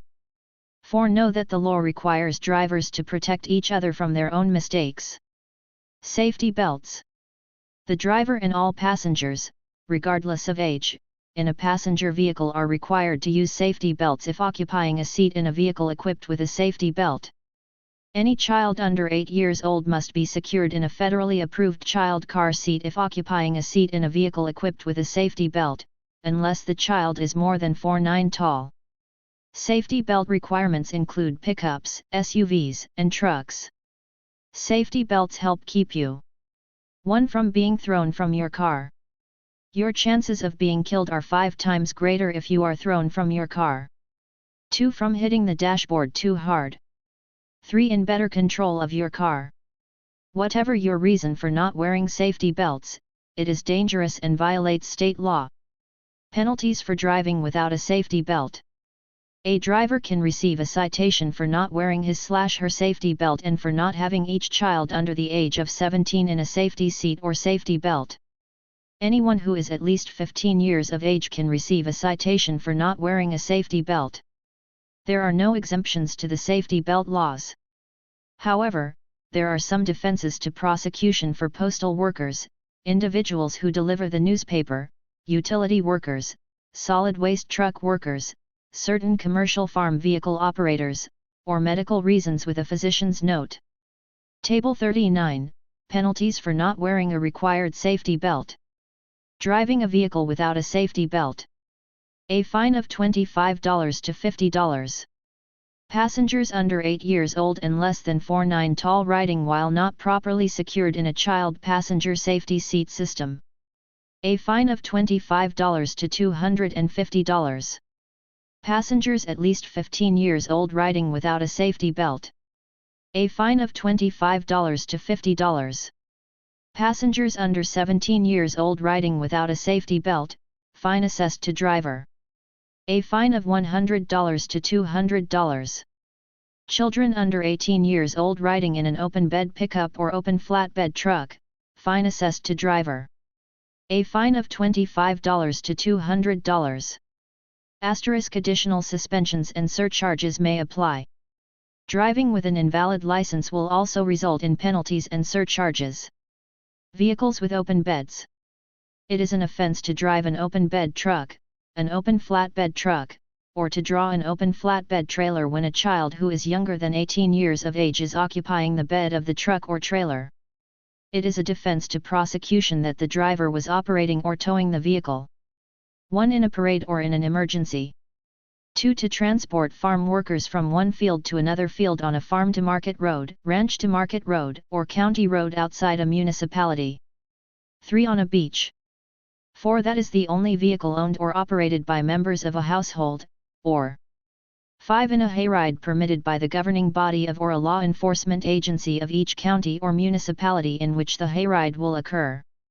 Vehicles with open beds towing a boat or watercraft. It is an offense for a person to operate a motor vehicle that is towing a boat or personal watercraft in or on which a person who is younger than 18 years of age is riding. It is a defense to prosecution that the driver was operating the motor vehicle. 1. In a parade. 2. In an emergency, or 3. On a beach. Open bed passenger restrictions. It is a Class B misdemeanor to operate a truck, road tractor, or truck tractor when another person occupies a trailer or semi-trailer being drawn by the truck, road tractor, or truck tractor. It is a defense to prosecution that the person 1. Towing the vehicle did not know another person occupied the trailer or semi-trailer. 2. Occupying the trailer or semi-trailer was in a part of the vehicle designed for human habitation. 3. Operating or towing the vehicle was a. In a parade or in an emergency. b. Transporting farm workers from one field to another field on a farm-to-market road, ranch-to-market road, or county road outside a municipality, or c. In a hayride permitted by the governing body of or a law enforcement agency of each county or municipality in which the hayride will occur. When stopped by law enforcement. If you are stopped by law enforcement, it is suggested you 1. Slow down and move the vehicle safely to the right of the road. 2. Park your vehicle as far to the right of the main traffic lane as possible. If available, park on the right shoulder or, if unavailable, park on a nearby well-lighted side street or parking lot away from high-volume traffic. 3. Place the vehicle in a parking position, set the emergency brake, turn the engine off, and activate the hazard warning lights. 4. If at night, turn on the interior dome light. 5. Remain in the car, lower the driver's window if you feel safe to do so. Keep both hands clearly in sight on the steering wheel. Wait for the law enforcement officer to give you instructions. An officer may approach from either side of the vehicle. 6. Before reaching into your glove box or under the seat to retrieve your proof of insurance or driver's license, inform the officer of where the items are located and follow the officer's directions. 7. If asked to exit the vehicle, check for passing vehicles to exit safely. 8. Advise passengers to remain in the car unless other instructions are given by the law enforcement officer, and 9. At the conclusion of the traffic stop, give the appropriate signals and safely return to the proper lane of traffic when released by the law enforcement officer. Obligations, responsibilities, courtesy, and safety. State law requires a driver to immediately stop when approached by an authorized emergency vehicle, and you may be arrested if you do not stop immediately. If you feel the area is unsafe to stop immediately, or if you have concerns the vehicle is not a real police vehicle, you can take the following steps to minimize the risk of being arrested or charges being filed against you. Turn on your hazard lights and drive slowly and carefully below the posted speed limit. You may call 911 and remain on the phone with the operator while you stop and verify the officer's identity. You may drive to a nearby well-lighted, populated place to stop. It is important to understand that law enforcement jurisdictions overlap, and a local 911 call center operator may not be able to immediately determine what officer is working in that area at that time. If you stop in an unsafe location, such as on a bridge or a high-traffic roadway, an officer may direct you over the public address speaker to move to a safer location. Follow the officer's directions. Law enforcement officers, drivers, and passengers should respond with courtesy during traffic stops and other officer/citizen interactions. Drivers and passengers should not exit the vehicle unless asked to do so. Exiting your vehicle may be perceived as aggressive behavior and a threat to the officer's safety. Drivers and passengers inside a vehicle should not attempt to reach, dig, or search for their license or insurance documents before or while an officer is approaching. Drivers who transport handguns in their vehicles are encouraged to keep them in a separate location from license and insurance documentation. During a traffic stop, the driver and any passengers are subjected to an investigative detention, which may only last for a reasonable amount of time. Passengers can ask the officer if they are free to leave and do so if the officer agrees. Law enforcement may ask questions during this time. You cannot be punished for refusing to answer questions. However, drivers are required by law to display a driver license when requested by an officer. If you are lawfully detained or arrested, you are also required to give your name, residence address, and date of birth. A driver or a passenger who gives law enforcement a false or fraudulent identity or false answers may be arrested. It may be to your benefit to speak to law enforcement, such as to convey the reason you may have an emergency or for the driver to provide the officer your name, address and date of birth if you do not have your driver license with you. Law enforcement may also ask for consent to search your vehicle or person. You may grant or deny the request to search. However, if an officer has probable cause to believe that your vehicle contains evidence of a crime, it can be searched without your consent. If an officer reasonably believes that you have a weapon, the officer can conduct a pat-down search of your person and the immediate area around you, including areas of your vehicle. It is unlawful to physically resist a search, but you have the right to notify the officer that you do not consent to any search. Complaints or concerns. If you believe an officer has acted inappropriately during a traffic stop or other encounter, you should report that conduct to the officer's superiors and follow agency guidelines for submitting complaints against officers as soon as possible. Officers will normally provide their names and badge numbers on request, when practical. Due to the overlapping of jurisdictions, drivers should make sure they identify the correct agency as well as any identifying aspects of the officer and law enforcement vehicle. Drivers should refrain from arguing the validity of a charge during the traffic stop or detention. Signing a citation is not admitting guilt. It simply confirms your promise to pay the fine or contact the court. If you do not agree with the charge brought against you and wish to contest it, you should argue your case before a judge or request a jury trial and acquire the services of an attorney to represent you. False identification offense. A person commits an offense if he/she gives a false or fictitious name to a law enforcement officer who has lawfully arrested or detained the person. Evading arrest or detention. A person commits an offense if he intentionally flees from a person he knows is a peace officer or federal special investigator attempting to lawfully arrest or detain him. You will be subject to higher penalties if you use a vehicle or watercraft while evading arrest or cause injury to another person. Road rage. Each year, road rage, also referred to as aggressive driving, causes hundreds of injuries and deaths. Aggressive driving occurs when a driver becomes angry or irritated and as a result, fails to follow the rules of the road. An aggressive driver will intentionally aggravate or attempt to aggravate other drivers and in some cases cause bodily injury, property damage, or death to others. Tips to avoid road rage. 1. Plan your trip or schedule in advance. Allow extra time in case your vehicle breaks down or you encounter traffic congestion due to a crash, road construction, or rush hour traffic. 2. When caught in traffic, do not get angry. Try to relax and listen to music you enjoy. Remember, traffic congestion is usually temporary and you will soon be on your way. 3. Should you need to use the horn, tap the horn, do not hold down the horn. Do not confront other drivers or make obscene gestures. 4. Do not cut into another driver's lane of traffic. Properly signal your intentions to change lanes and change lanes when it is safe to do so. Turn your turn signal off after you complete your lane change.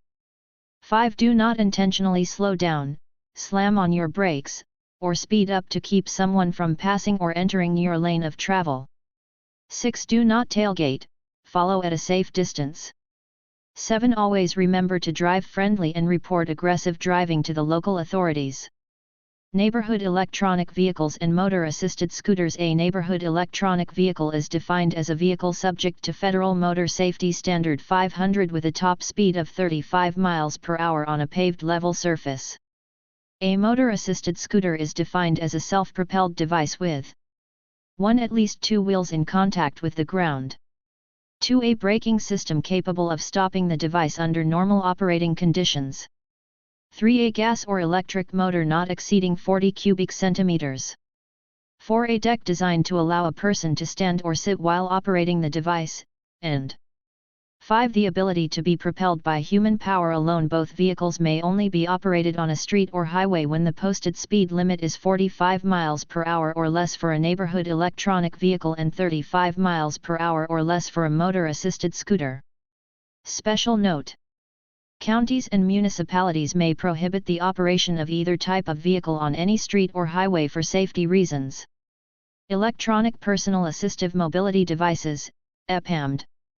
EPAMDs, such as a Segway, are defined as a 2, non-tandem wheeled device designed for transporting one person that is self-balancing and propelled by an electric propulsion system with an average power of 750 watts or 1 horsepower. An EPAMD may be operated on 1. A sidewalk. 2. A path set aside for the exclusive operation of a bicycle. 3. On a residential street, road, or public highway with a maximum speed limit of 30 miles per hour only. A. While making a direct crossing of a highway in a marked or unmarked crosswalk. B. Where no sidewalk is available, or C. When so directed by a traffic control device or law enforcement officer.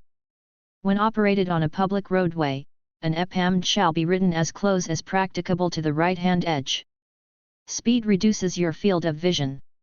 Stationary field of vision is 180 degrees or more. 20 miles per hour. Field of vision reduced to about 2/3.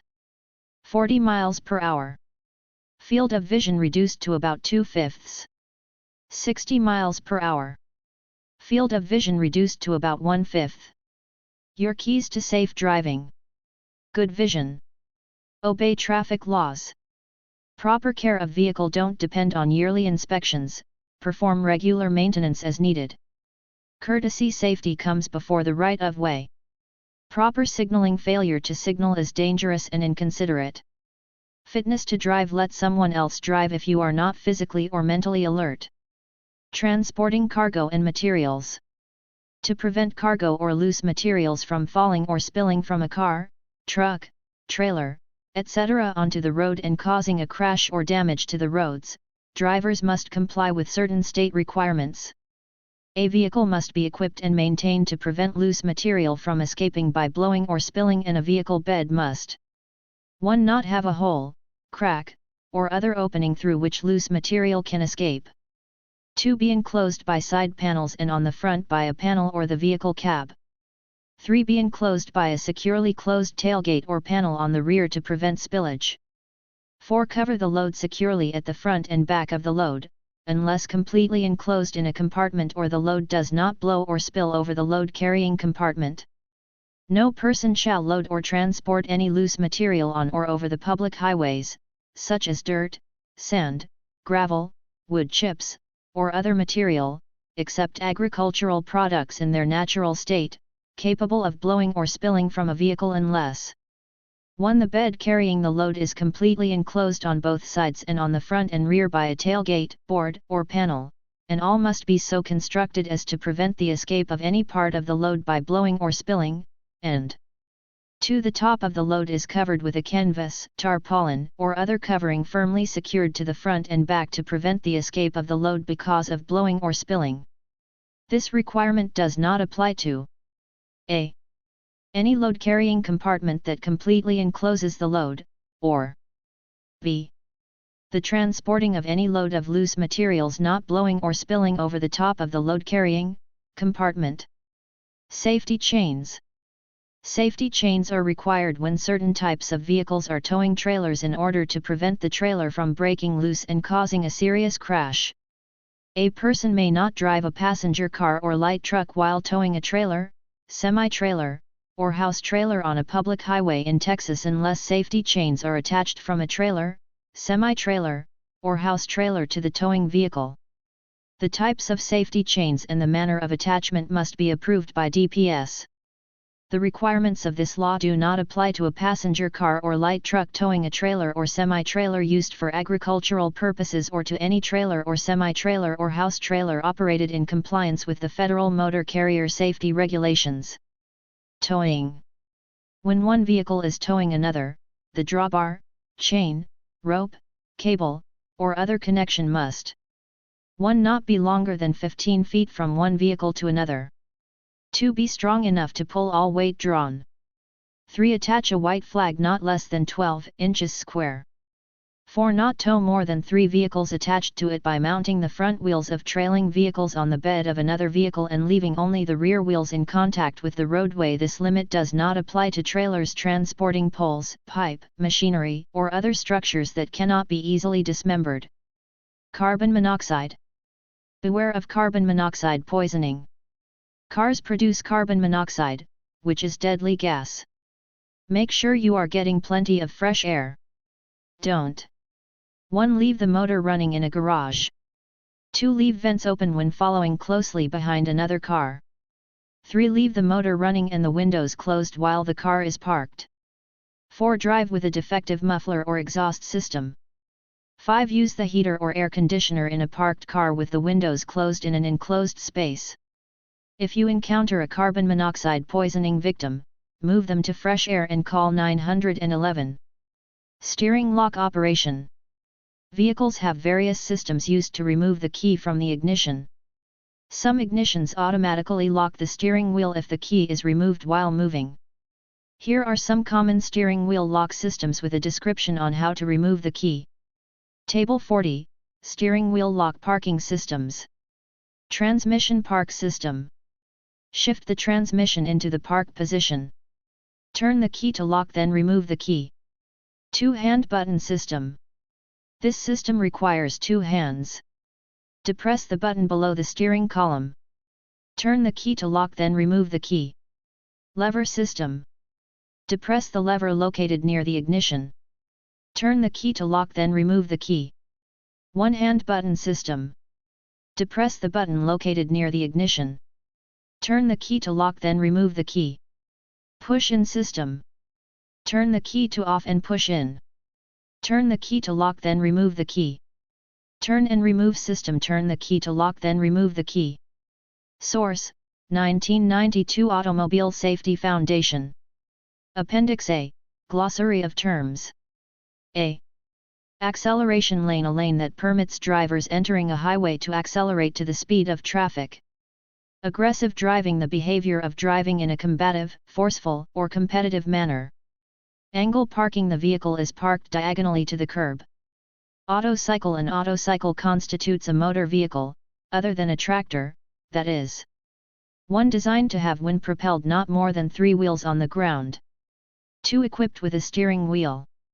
3. Equipped with seating that does not require the operator to straddle or sit astride the seat, and 4. Manufactured and certified to comply with federal safety requirements for a motorcycle. An autocycle can be operated under a Class C driver license. B. Backup lights: white lights at the rear of the vehicle telling other drivers you are backing up. Basic speed law: you may not drive faster than is safe and prudent for existing conditions, regardless of posted speed limits. Bicycle: every device propelled by human power upon which any person may ride, having 2 tandem wheels, either of which is more than 14 inches in diameter. Blind spot: an area rear view mirrors cannot show. Blood alcohol concentration, BAC, the amount of alcohol in the blood expressed as a percentage of ethyl alcohol related to the volume of fluids in the bloodstream. Blowout: the sudden loss of tire air pressure while driving. Bodily injury insurance covers the driver who is at fault against claims. Braking distance: the distance a vehicle travels from the time brakes are applied until it stops. C. Cancellation: the withdrawal of a driver license or privilege until the driver is qualified or eligible. Carbon monoxide: colorless, odorless, tasteless gas contained in the exhaust fumes of gasoline engines. Center of gravity point around which the vehicle's weight is evenly distributed. Central vision, the field of vision around your focal vision in which you can see clearly while looking straight ahead, that aids in determining vehicle position to the road. Clutch pedal, the pedal in a manual transmission vehicle that enables a driver to shift gears. Collision, contact between two or more objects, as when two vehicles collide into each other. Collision insurance provides insurance coverage to pay the costs of repair or replacement of your vehicle involved in a collision. Color blindness, inability to distinguish colors. Commercial motor vehicle, a vehicle used to transport/deliver goods or passengers for compensation between points on a fixed scheduled route. The vehicle 1 has a gross combination weight or gross combination weight rating of 26,001 or more pounds, including a towed unit with a gross vehicle weight or gross vehicle weight rating of more than 10,000 pounds. 2 has a gross vehicle weight or a gross vehicle weight rating of 26,001 or more pounds. 3 is designed to transport 16 or more passengers, including the driver, or 4 is transporting hazardous materials and is required to be placarded under 49 CFR Part 172, Subpart F. Comprehensive insurance provides coverage for replacement or repair of your vehicle from damage other than from a collision. Controlled access highway, a highway where vehicles can enter and exit only at interchanges. Controlled braking, reducing speed by firmly stepping on and squeezing the brake pedal and maintaining steering control of the vehicle. Controlled intersection, the intersection at which signals or signs determine the right of way. Controlled railroad crossing controlled by flashing red lights and / or crossing gates. Crossbuck, large white X-shaped sign located prior to a railroad crossing. Deceleration lane, expressway lane used to slow your vehicle without blocking vehicles behind you. Defensive driving, protecting yourself and others from dangerous and unexpected driving situations by using a space management system. Delayed green light indicates one side of the intersection has a green light while the light for oncoming traffic remains red. Denial, the withholding of a driver license or privilege because the person is ineligible for a license. A driver license may be issued when eligibility requirements are met. Depressant, a drug or alcohol that slows the response of the central nervous system. Depth perception, the ability to judge distance between yourself and other objects. Designated driver, the person who decides ahead of time not to drink alcoholic beverages and is appointed to drive others who do drink. Distractions, when a driver is delayed in the recognition of information needed to accomplish the driving task safely because some event, activity, object, or person within or outside the vehicle compelled or tended to induce the driver's shifting attention away from the driving task. Drag race, the operation of 1, 2 or more vehicles from a point side by side at accelerating speeds in a competitive attempt to outdistance each other, or 2, 1 or more vehicles over a common selected course, from the same place to the same place. For the purpose of comparing speeds or power of acceleration of the vehicle, in a specified distance of time. Driving under the influence, DUI, a Class C misdemeanor for which a minor can be charged in Texas if driving with any detectable amount of alcohol in the minor's system, an offense for which a driver can be charged in some states if the driver's blood alcohol content ration is above 0.05. Driving while intoxicated, DWI, an offense for which a driver can be charged in all states if the driver's blood alcohol concentration is above a certain level. Entrance ramp, a ramp leading onto a highway. Exit ramp, a ramp leading off a highway. Field of vision, all the area a person can see while looking straight ahead. Field sobriety test, series of on-the-spot, roadside tests that help an officer detect impairment of a driver suspected of DUI or DWI. Financial responsibility law, a law requiring you to prove you can pay for collision damages you cause that result in death, injury, or property damage. Flashing signal, traffic signal alerting drivers to dangerous conditions or tells them to stop. Focus vision, foveal, the part of the vision field which allows the driver to read signs and make distinctions between vehicles and objects. Often measured as visual acuity. Following interval the time recommended to follow another vehicle in the intended path of travel. Select an object near the road surface. When the vehicle ahead passes that object, start counting 1001, 1002, etc., until the front of your car reaches the same object. For speeds under 30 miles per hour, the minimum time with good road conditions is 2 seconds.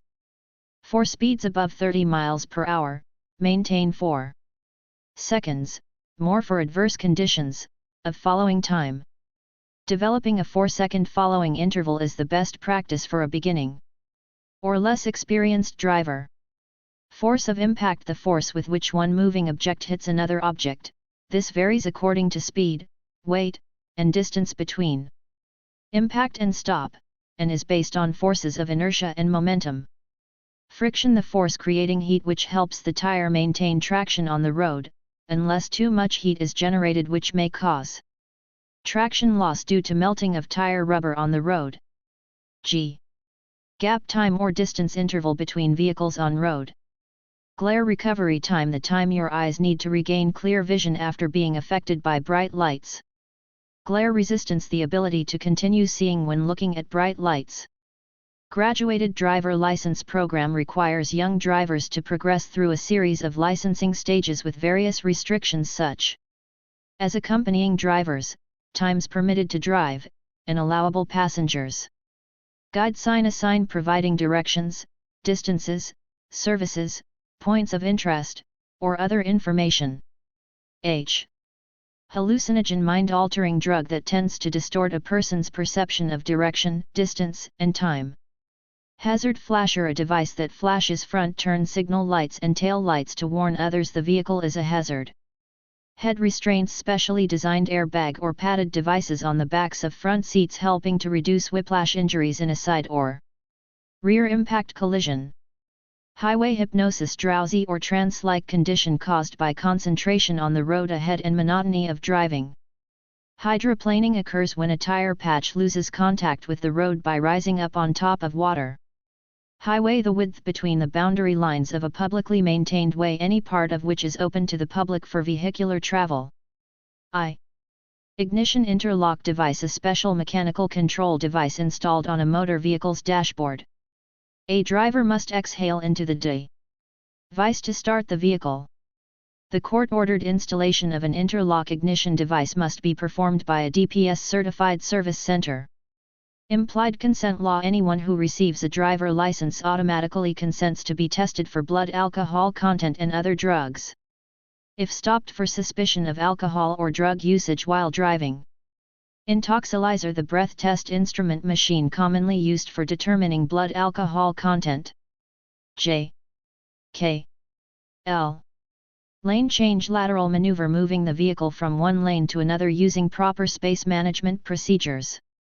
Lane signal: a signal, usually overhead, indicating if a lane can or cannot be used at a specific time. Liability insurance provides compensation for damages which the insured is legally obligated to pay, covers others when you are at fault. Light truck: a truck with a manufacturer's rated carrying capacity of not more than 2,000 pounds, including a pickup truck, panel delivery truck, and carry-all truck.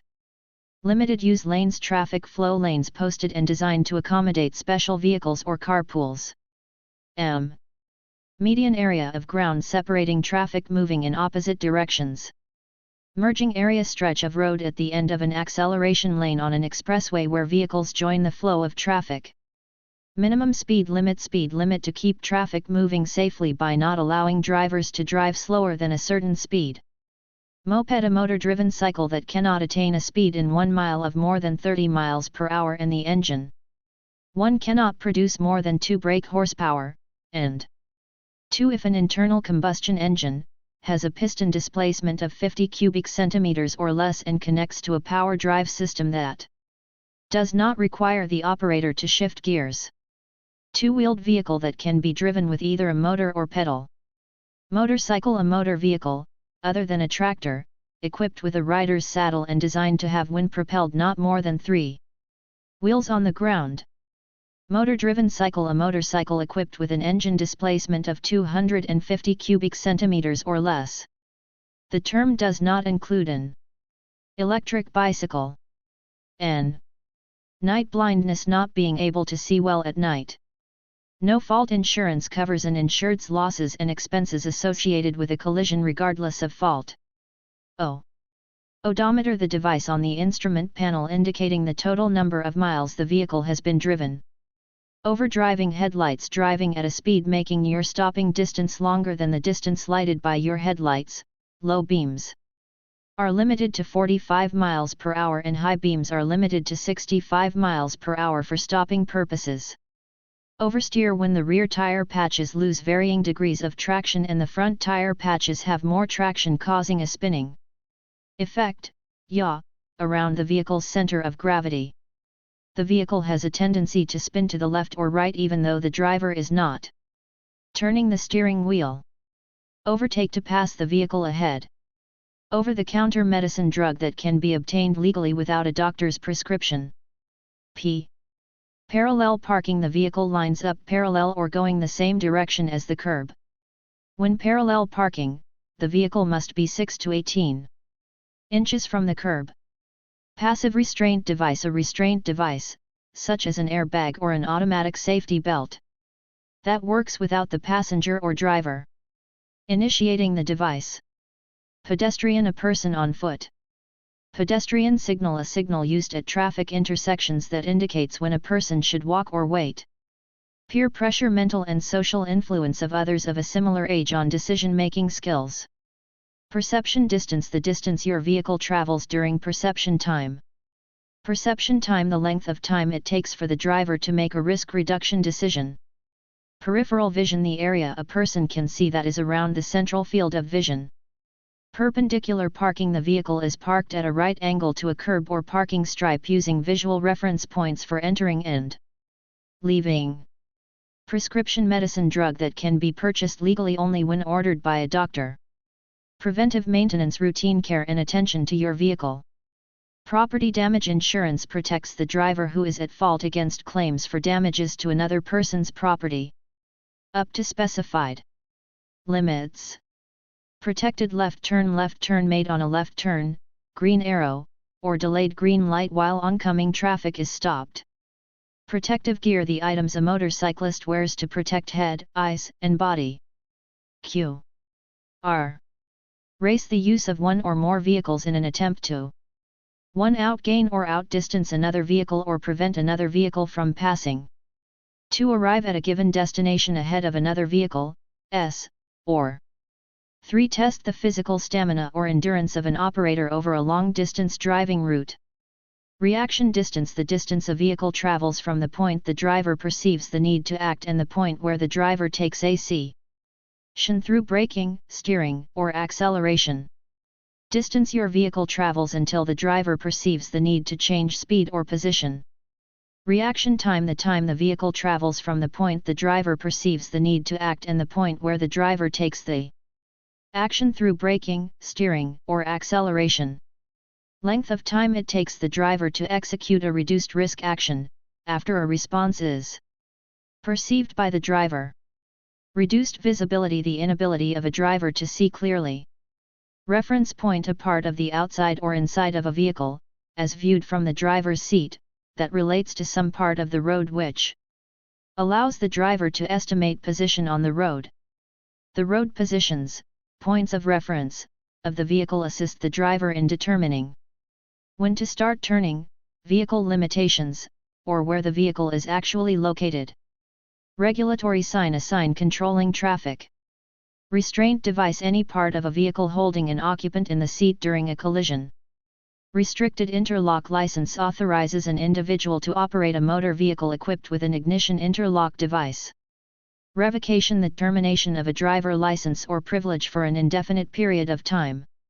May be restored when all requirements for the revocation have been satisfied. Right-of-way privilege of having immediate use of a certain part of a road. Right turn on red, turning right when the red signal is on, after stopping behind the intersection guides, unless specifically prohibited. To turn Roadway markings and lane delineators, reflectors, providing you with warning or direction.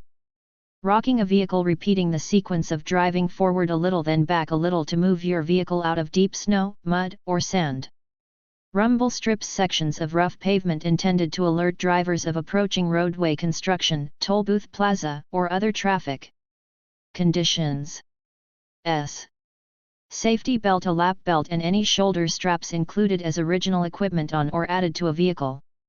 Safety chains, backup link used in case a trailer hitch fails. School zone, portion of a street or highway near a school subject to special speed limits. Shared left turn lane, the lane on a busy street helping drivers make safe mid-block left turns into business areas from a center lane. Skid occurs when tire patches lose part or all of their traction on the roadway surface due to abrupt suspension balance or roadway surface's conditions. Skid mark, a mark on the road surface from a tire sliding due to a loss of traction from braking or abrupt steering. Slow-moving vehicle, the vehicle is unable to travel at highway speed. Speed smear occurs when objects in your peripheral vision become blurred and distorted as your speed increases.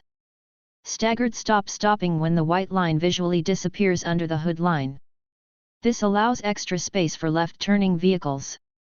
Standard reference point, which allows for vehicle placement on a road typical for most drivers. Stimulant, drug that speeds up the central nervous system. Stopping position, stopping behind a vehicle in a position allowing the driver enough space to steer around the vehicle to avoid a stalled turning or backing vehicle.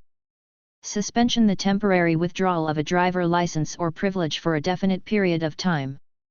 T. Tailgate, to follow another vehicle too closely.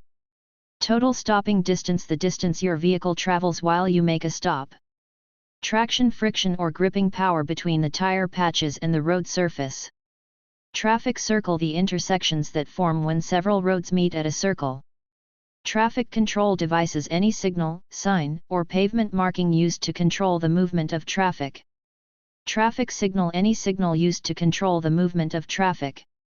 Tunnel vision, the ability to see in a narrow field of vision of 140 degrees or less with little effective peripheral vision.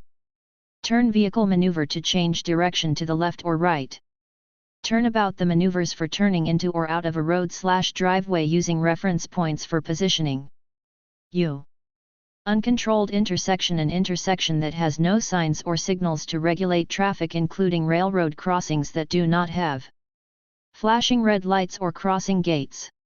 Underinsured motorist, insurance covers costs exceeding the amount the other person's insurance company will pay as a result of a collision caused by another's fault. Uninsured motorist, insurance covers costs up to a certain amount if you are struck by another vehicle whose driver has no insurance.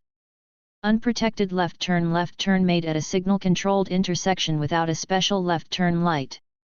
Urban district, the territory adjacent to and including a highway, if the territory is improved with structures used for business, industry, or dwelling houses and are located at intervals of less than 100 feet for a distance of at least 1/4 mile on either side of the highway. V. Vehicle, a device, in, upon, or by which any person or property is or may be transported or drawn upon a highway, excepting devices used exclusively upon stationary rails or tracks. Vehicle malfunctions, failures of the vehicle to perform as designed, such as tire, steering, suspension, acceleration, fuel, etc. Vehicle maintenance, the scheduled or unscheduled upkeep or repair of a vehicle. Vehicle maneuvers, moving forward, moving backward, turning, lateral maneuvers, and turnabouts. Visibility, the ability to see. W. Warning sign, a sign alerting you to possible hazards and road conditions. Warning light, an instrument panel light warning of a system malfunction and usually stays on while the system is malfunctioning. X. Y. Yield, to allow another vehicle or roadway user to proceed first. Z. Zero tolerance law, it is illegal for individuals who are under 21 years of age to drive with any measurable amount of alcohol in their blood. Appendix B. Driver license offices. Full-time driver license offices. Full-time, FT, driver license offices are open from 8 a.m. until 5 p.m., Monday through Friday. Some offices offer extended hours and a few offices routinely close during the noon hour. In addition, some offices offer online scheduling. To see if an office near you offers online scheduling, visit our website at www.dps.texas.gov/driver license and schedule an appointment. Scheduled driver license offices. Scheduled driver license offices are usually staffed with only one customer service representative. Depending on the location, the customer service representative is required to be away from the office part of the day while conducting driving tests and other DPS business. Megacenter offices. Megacenters, MC, are full-time driver license offices but offer additional alternatives to waiting in line for a driver license or ID card. Megacenters are staffed by at least 25 employees, can process up to 1,000 customers per day, and have plenty of parking. With over 20 automated testing stations, more than 400 customers can take a knowledge test each day. Megacenters also provide customers the option to get in line using a text-enabled cell phone. Restricted or blocked cell phone numbers will not work. Once customers are in line, the system will send text alerts informing them of when their spot in line approaches. Asterisk information regarding driver license offices is current at the time of printing. For the most up-to-date information on any driver license office, including specific hours of operation and closures due to weather or facility issues, visit our website at www.dps.texas.gov/driver license. Appendix C. Study and review questions for Class C operators. 1. What is the minimum age at which you can get a Class C driver license without either driver education or being a hardship case? CHPT 1. 2. How much is the maximum fine for a first conviction of driving without a license? CHPT 1. 3. What type of restrictions may be placed on your license? CHPT 1. 4. In what direction should you turn your wheels when parking uphill without a curb? CHPT 7. 5. What action should you take if you fail to receive the renewal notice card reminding you that your driver license is about to expire? CHPT 1. 6. On a one-way street, what color is the broken lane marker? CHPT 5. 7. Describe the yield sign. CHPT 5. 8. What does a narrow bridge sign look like, and how should the driver react when he sees one? CHPT 5. 9. What is the shape of a keep right sign, and how should the driver react when he sees one? CHPT 5. 10. Which sign tells you to slow down because you are approaching a double curve? CHPT 5. 11. What does a do not pass sign mean? CHPT 5. 12. Which sign tells you to keep in the right-hand lane when driving slow? CHPT 5. 13. What does yield right of way mean? CHPT 4, 5. 14. Describe the equipment required on passenger cars by state law. CHPT 2. 15. What is the purpose of an exhaust emission system? CHPT 2. 16. Describe the types of equipment that Texas state law specifically forbids on passenger cars driven within the state. CHPT 2. 17. How should you react when a traffic officer tells you to do something that is ordinarily considered to be against the law? CHPT 5. 18. Once the brakes have been applied, about how many feet does a car which was going 70 miles per hour travel before it comes to a stop? CHPT 8. 19. When is it necessary to stop before proceeding when you overtake a school bus loading or unloading children? CHPT 4. 20. About how many feet will the average driver going 50 miles per hour travel from the moment he sees danger until he hits the brakes? CHPT 8. 21. Within how many feet of a crosswalk may you park, when parking near a corner? CHPT 7. 22. What is the state speed limit for automobiles in urban districts?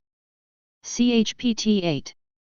23. Does a posted speed limit of 55 miles per hour mean that you may drive 55 mph on that highway under all conditions? CHPT 8.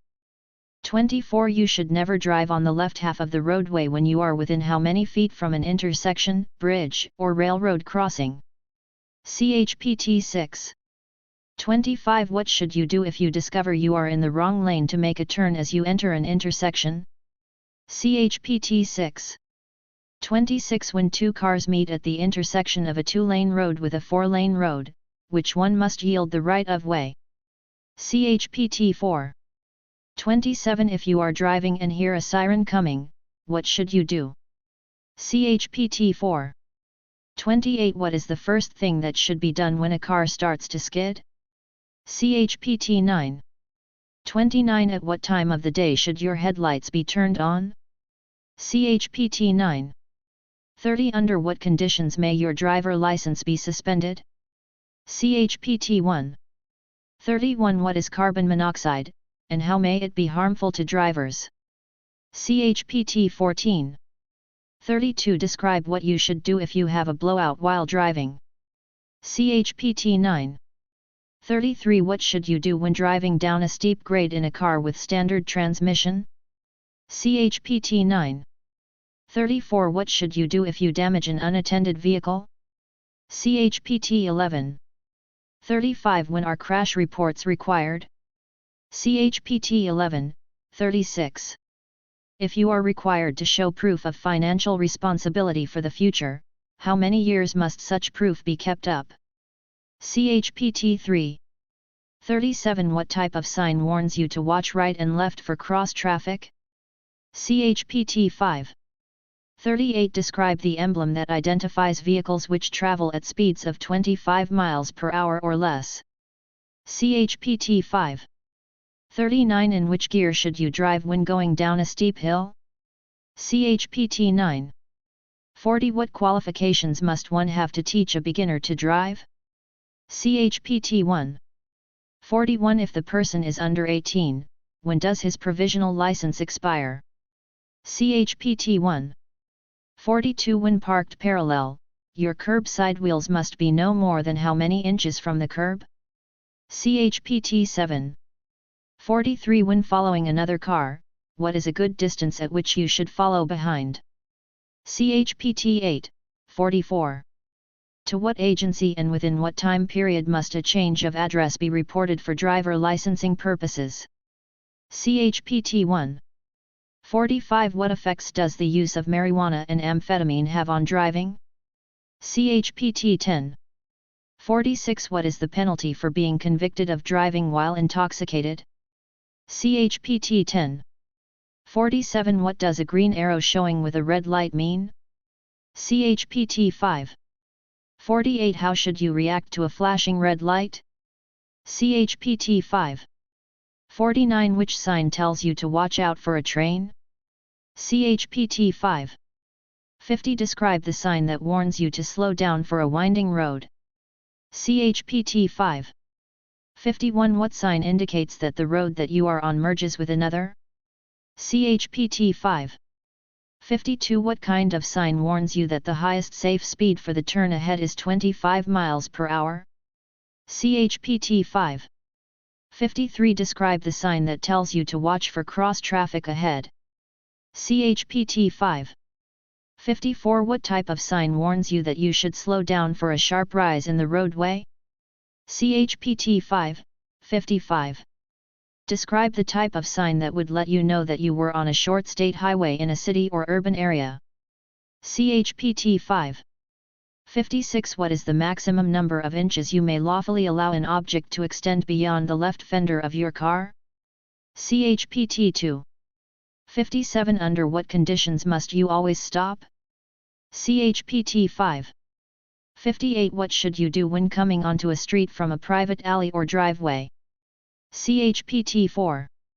59. If a child runs into the road 45 to 50 feet ahead of your car, what is the highest speed from which you can stop with good brakes without hitting him?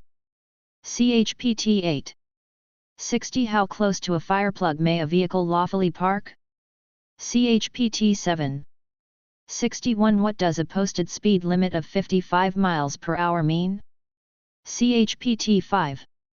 62. What is the maximum speed limit for passenger cars on a Texas highway numbered by the state or United States outside an urban district? CHPT 8. 63. Under what circumstances should you never attempt to pass a car ahead of you? CHPT 6. 64. Under what conditions are overtaking and passing to the right not permitted? CHPT 6. 65. When a driver is waiting to make a left turn, what is the procedure he should take when the light turns green? CHPT 5. 66. What precautions should a driver take at uncontrolled intersections? CHPT 4. 67. What regulations should a bicycle rider observe? CHPT 13. 68. Under what conditions should headlights be used? CHPT 9. 69. You should dim your lights when you are within how many feet of an approaching car? CHPT 9. 70. What type of lighting should cars use when parked on the highway at night? CHPT 9. 71. Which lights should you use when you are driving in a fog? CHPT 9. 72. When are you required to show proof of financial responsibility? CHPT 3. 73. When needed, how may one show proof of financial responsibility? CHPT 3. 74. What sign warns you that you must slow down? CHPT 5. 75. What circumstances may lead to possible loss of your license? CHPT 1. 76. In addition to mufflers, what new equipment is required on all cars manufactured in 1968 and after? CHPT 2. 77. Why are seat belts important? CHPT 14. 78. What is meant by defensive driving? CHPT 14. 79. What are the different classes of licenses and age requirements for each? CHPT 1. 80. When is a bicyclist not required to ride to the right of the roadway? CHPT 13. 81. When are bicyclists allowed to ride two abreast in a traffic lane? CHPT 13. 82. What are the three most common motorist-caused car-bicycle crashes? CHPT 9. 83. What are the penalties for minors, persons under the age of 21, convicted of driving under the influence of alcohol? CHPT 10. 84. What are the penalties for minors, persons under the age of 21, convicted of non-driving alcohol-related offenses? CHPT 10. Appendix D, Fees. *A $1 administrative fee is included in the following fee amounts. If you are completing more than one transaction at the same time in person or online, you will only be charged this fee once. The $1 administrative fee is not charged for transactions conducted through the mail. Driver license fees. Driver license, Class A, B or C. Under 18, new. $16. Expires on your 18th birthday. Age 18 to 84, new. $25. Expires after 6 years, on your birthday. Age 18 to 84, renewal. $25. Expires 6 years after previous expiration date. Age 85 and older, new. $9. Expires after 2 years, on your birthday. Age 85 and older, renewal. $9. Expires 2 years after previous expiration date. Disabled veterans, 60% new or renewal. Free. Requirements for fee exemption. Replacement driver license.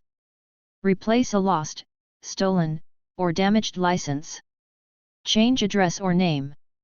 Test to add or remove restrictions. $11. Current expiration date does not change. Learner license under 18. New. $16. Expires on your 18th birthday. Motorcycle with driver license, Class AM, BM or CM. New add to driver license fee. $15. Expires when your driver license expires, depends on age, see driver license section. Renewal add to driver license renewal fee. $8.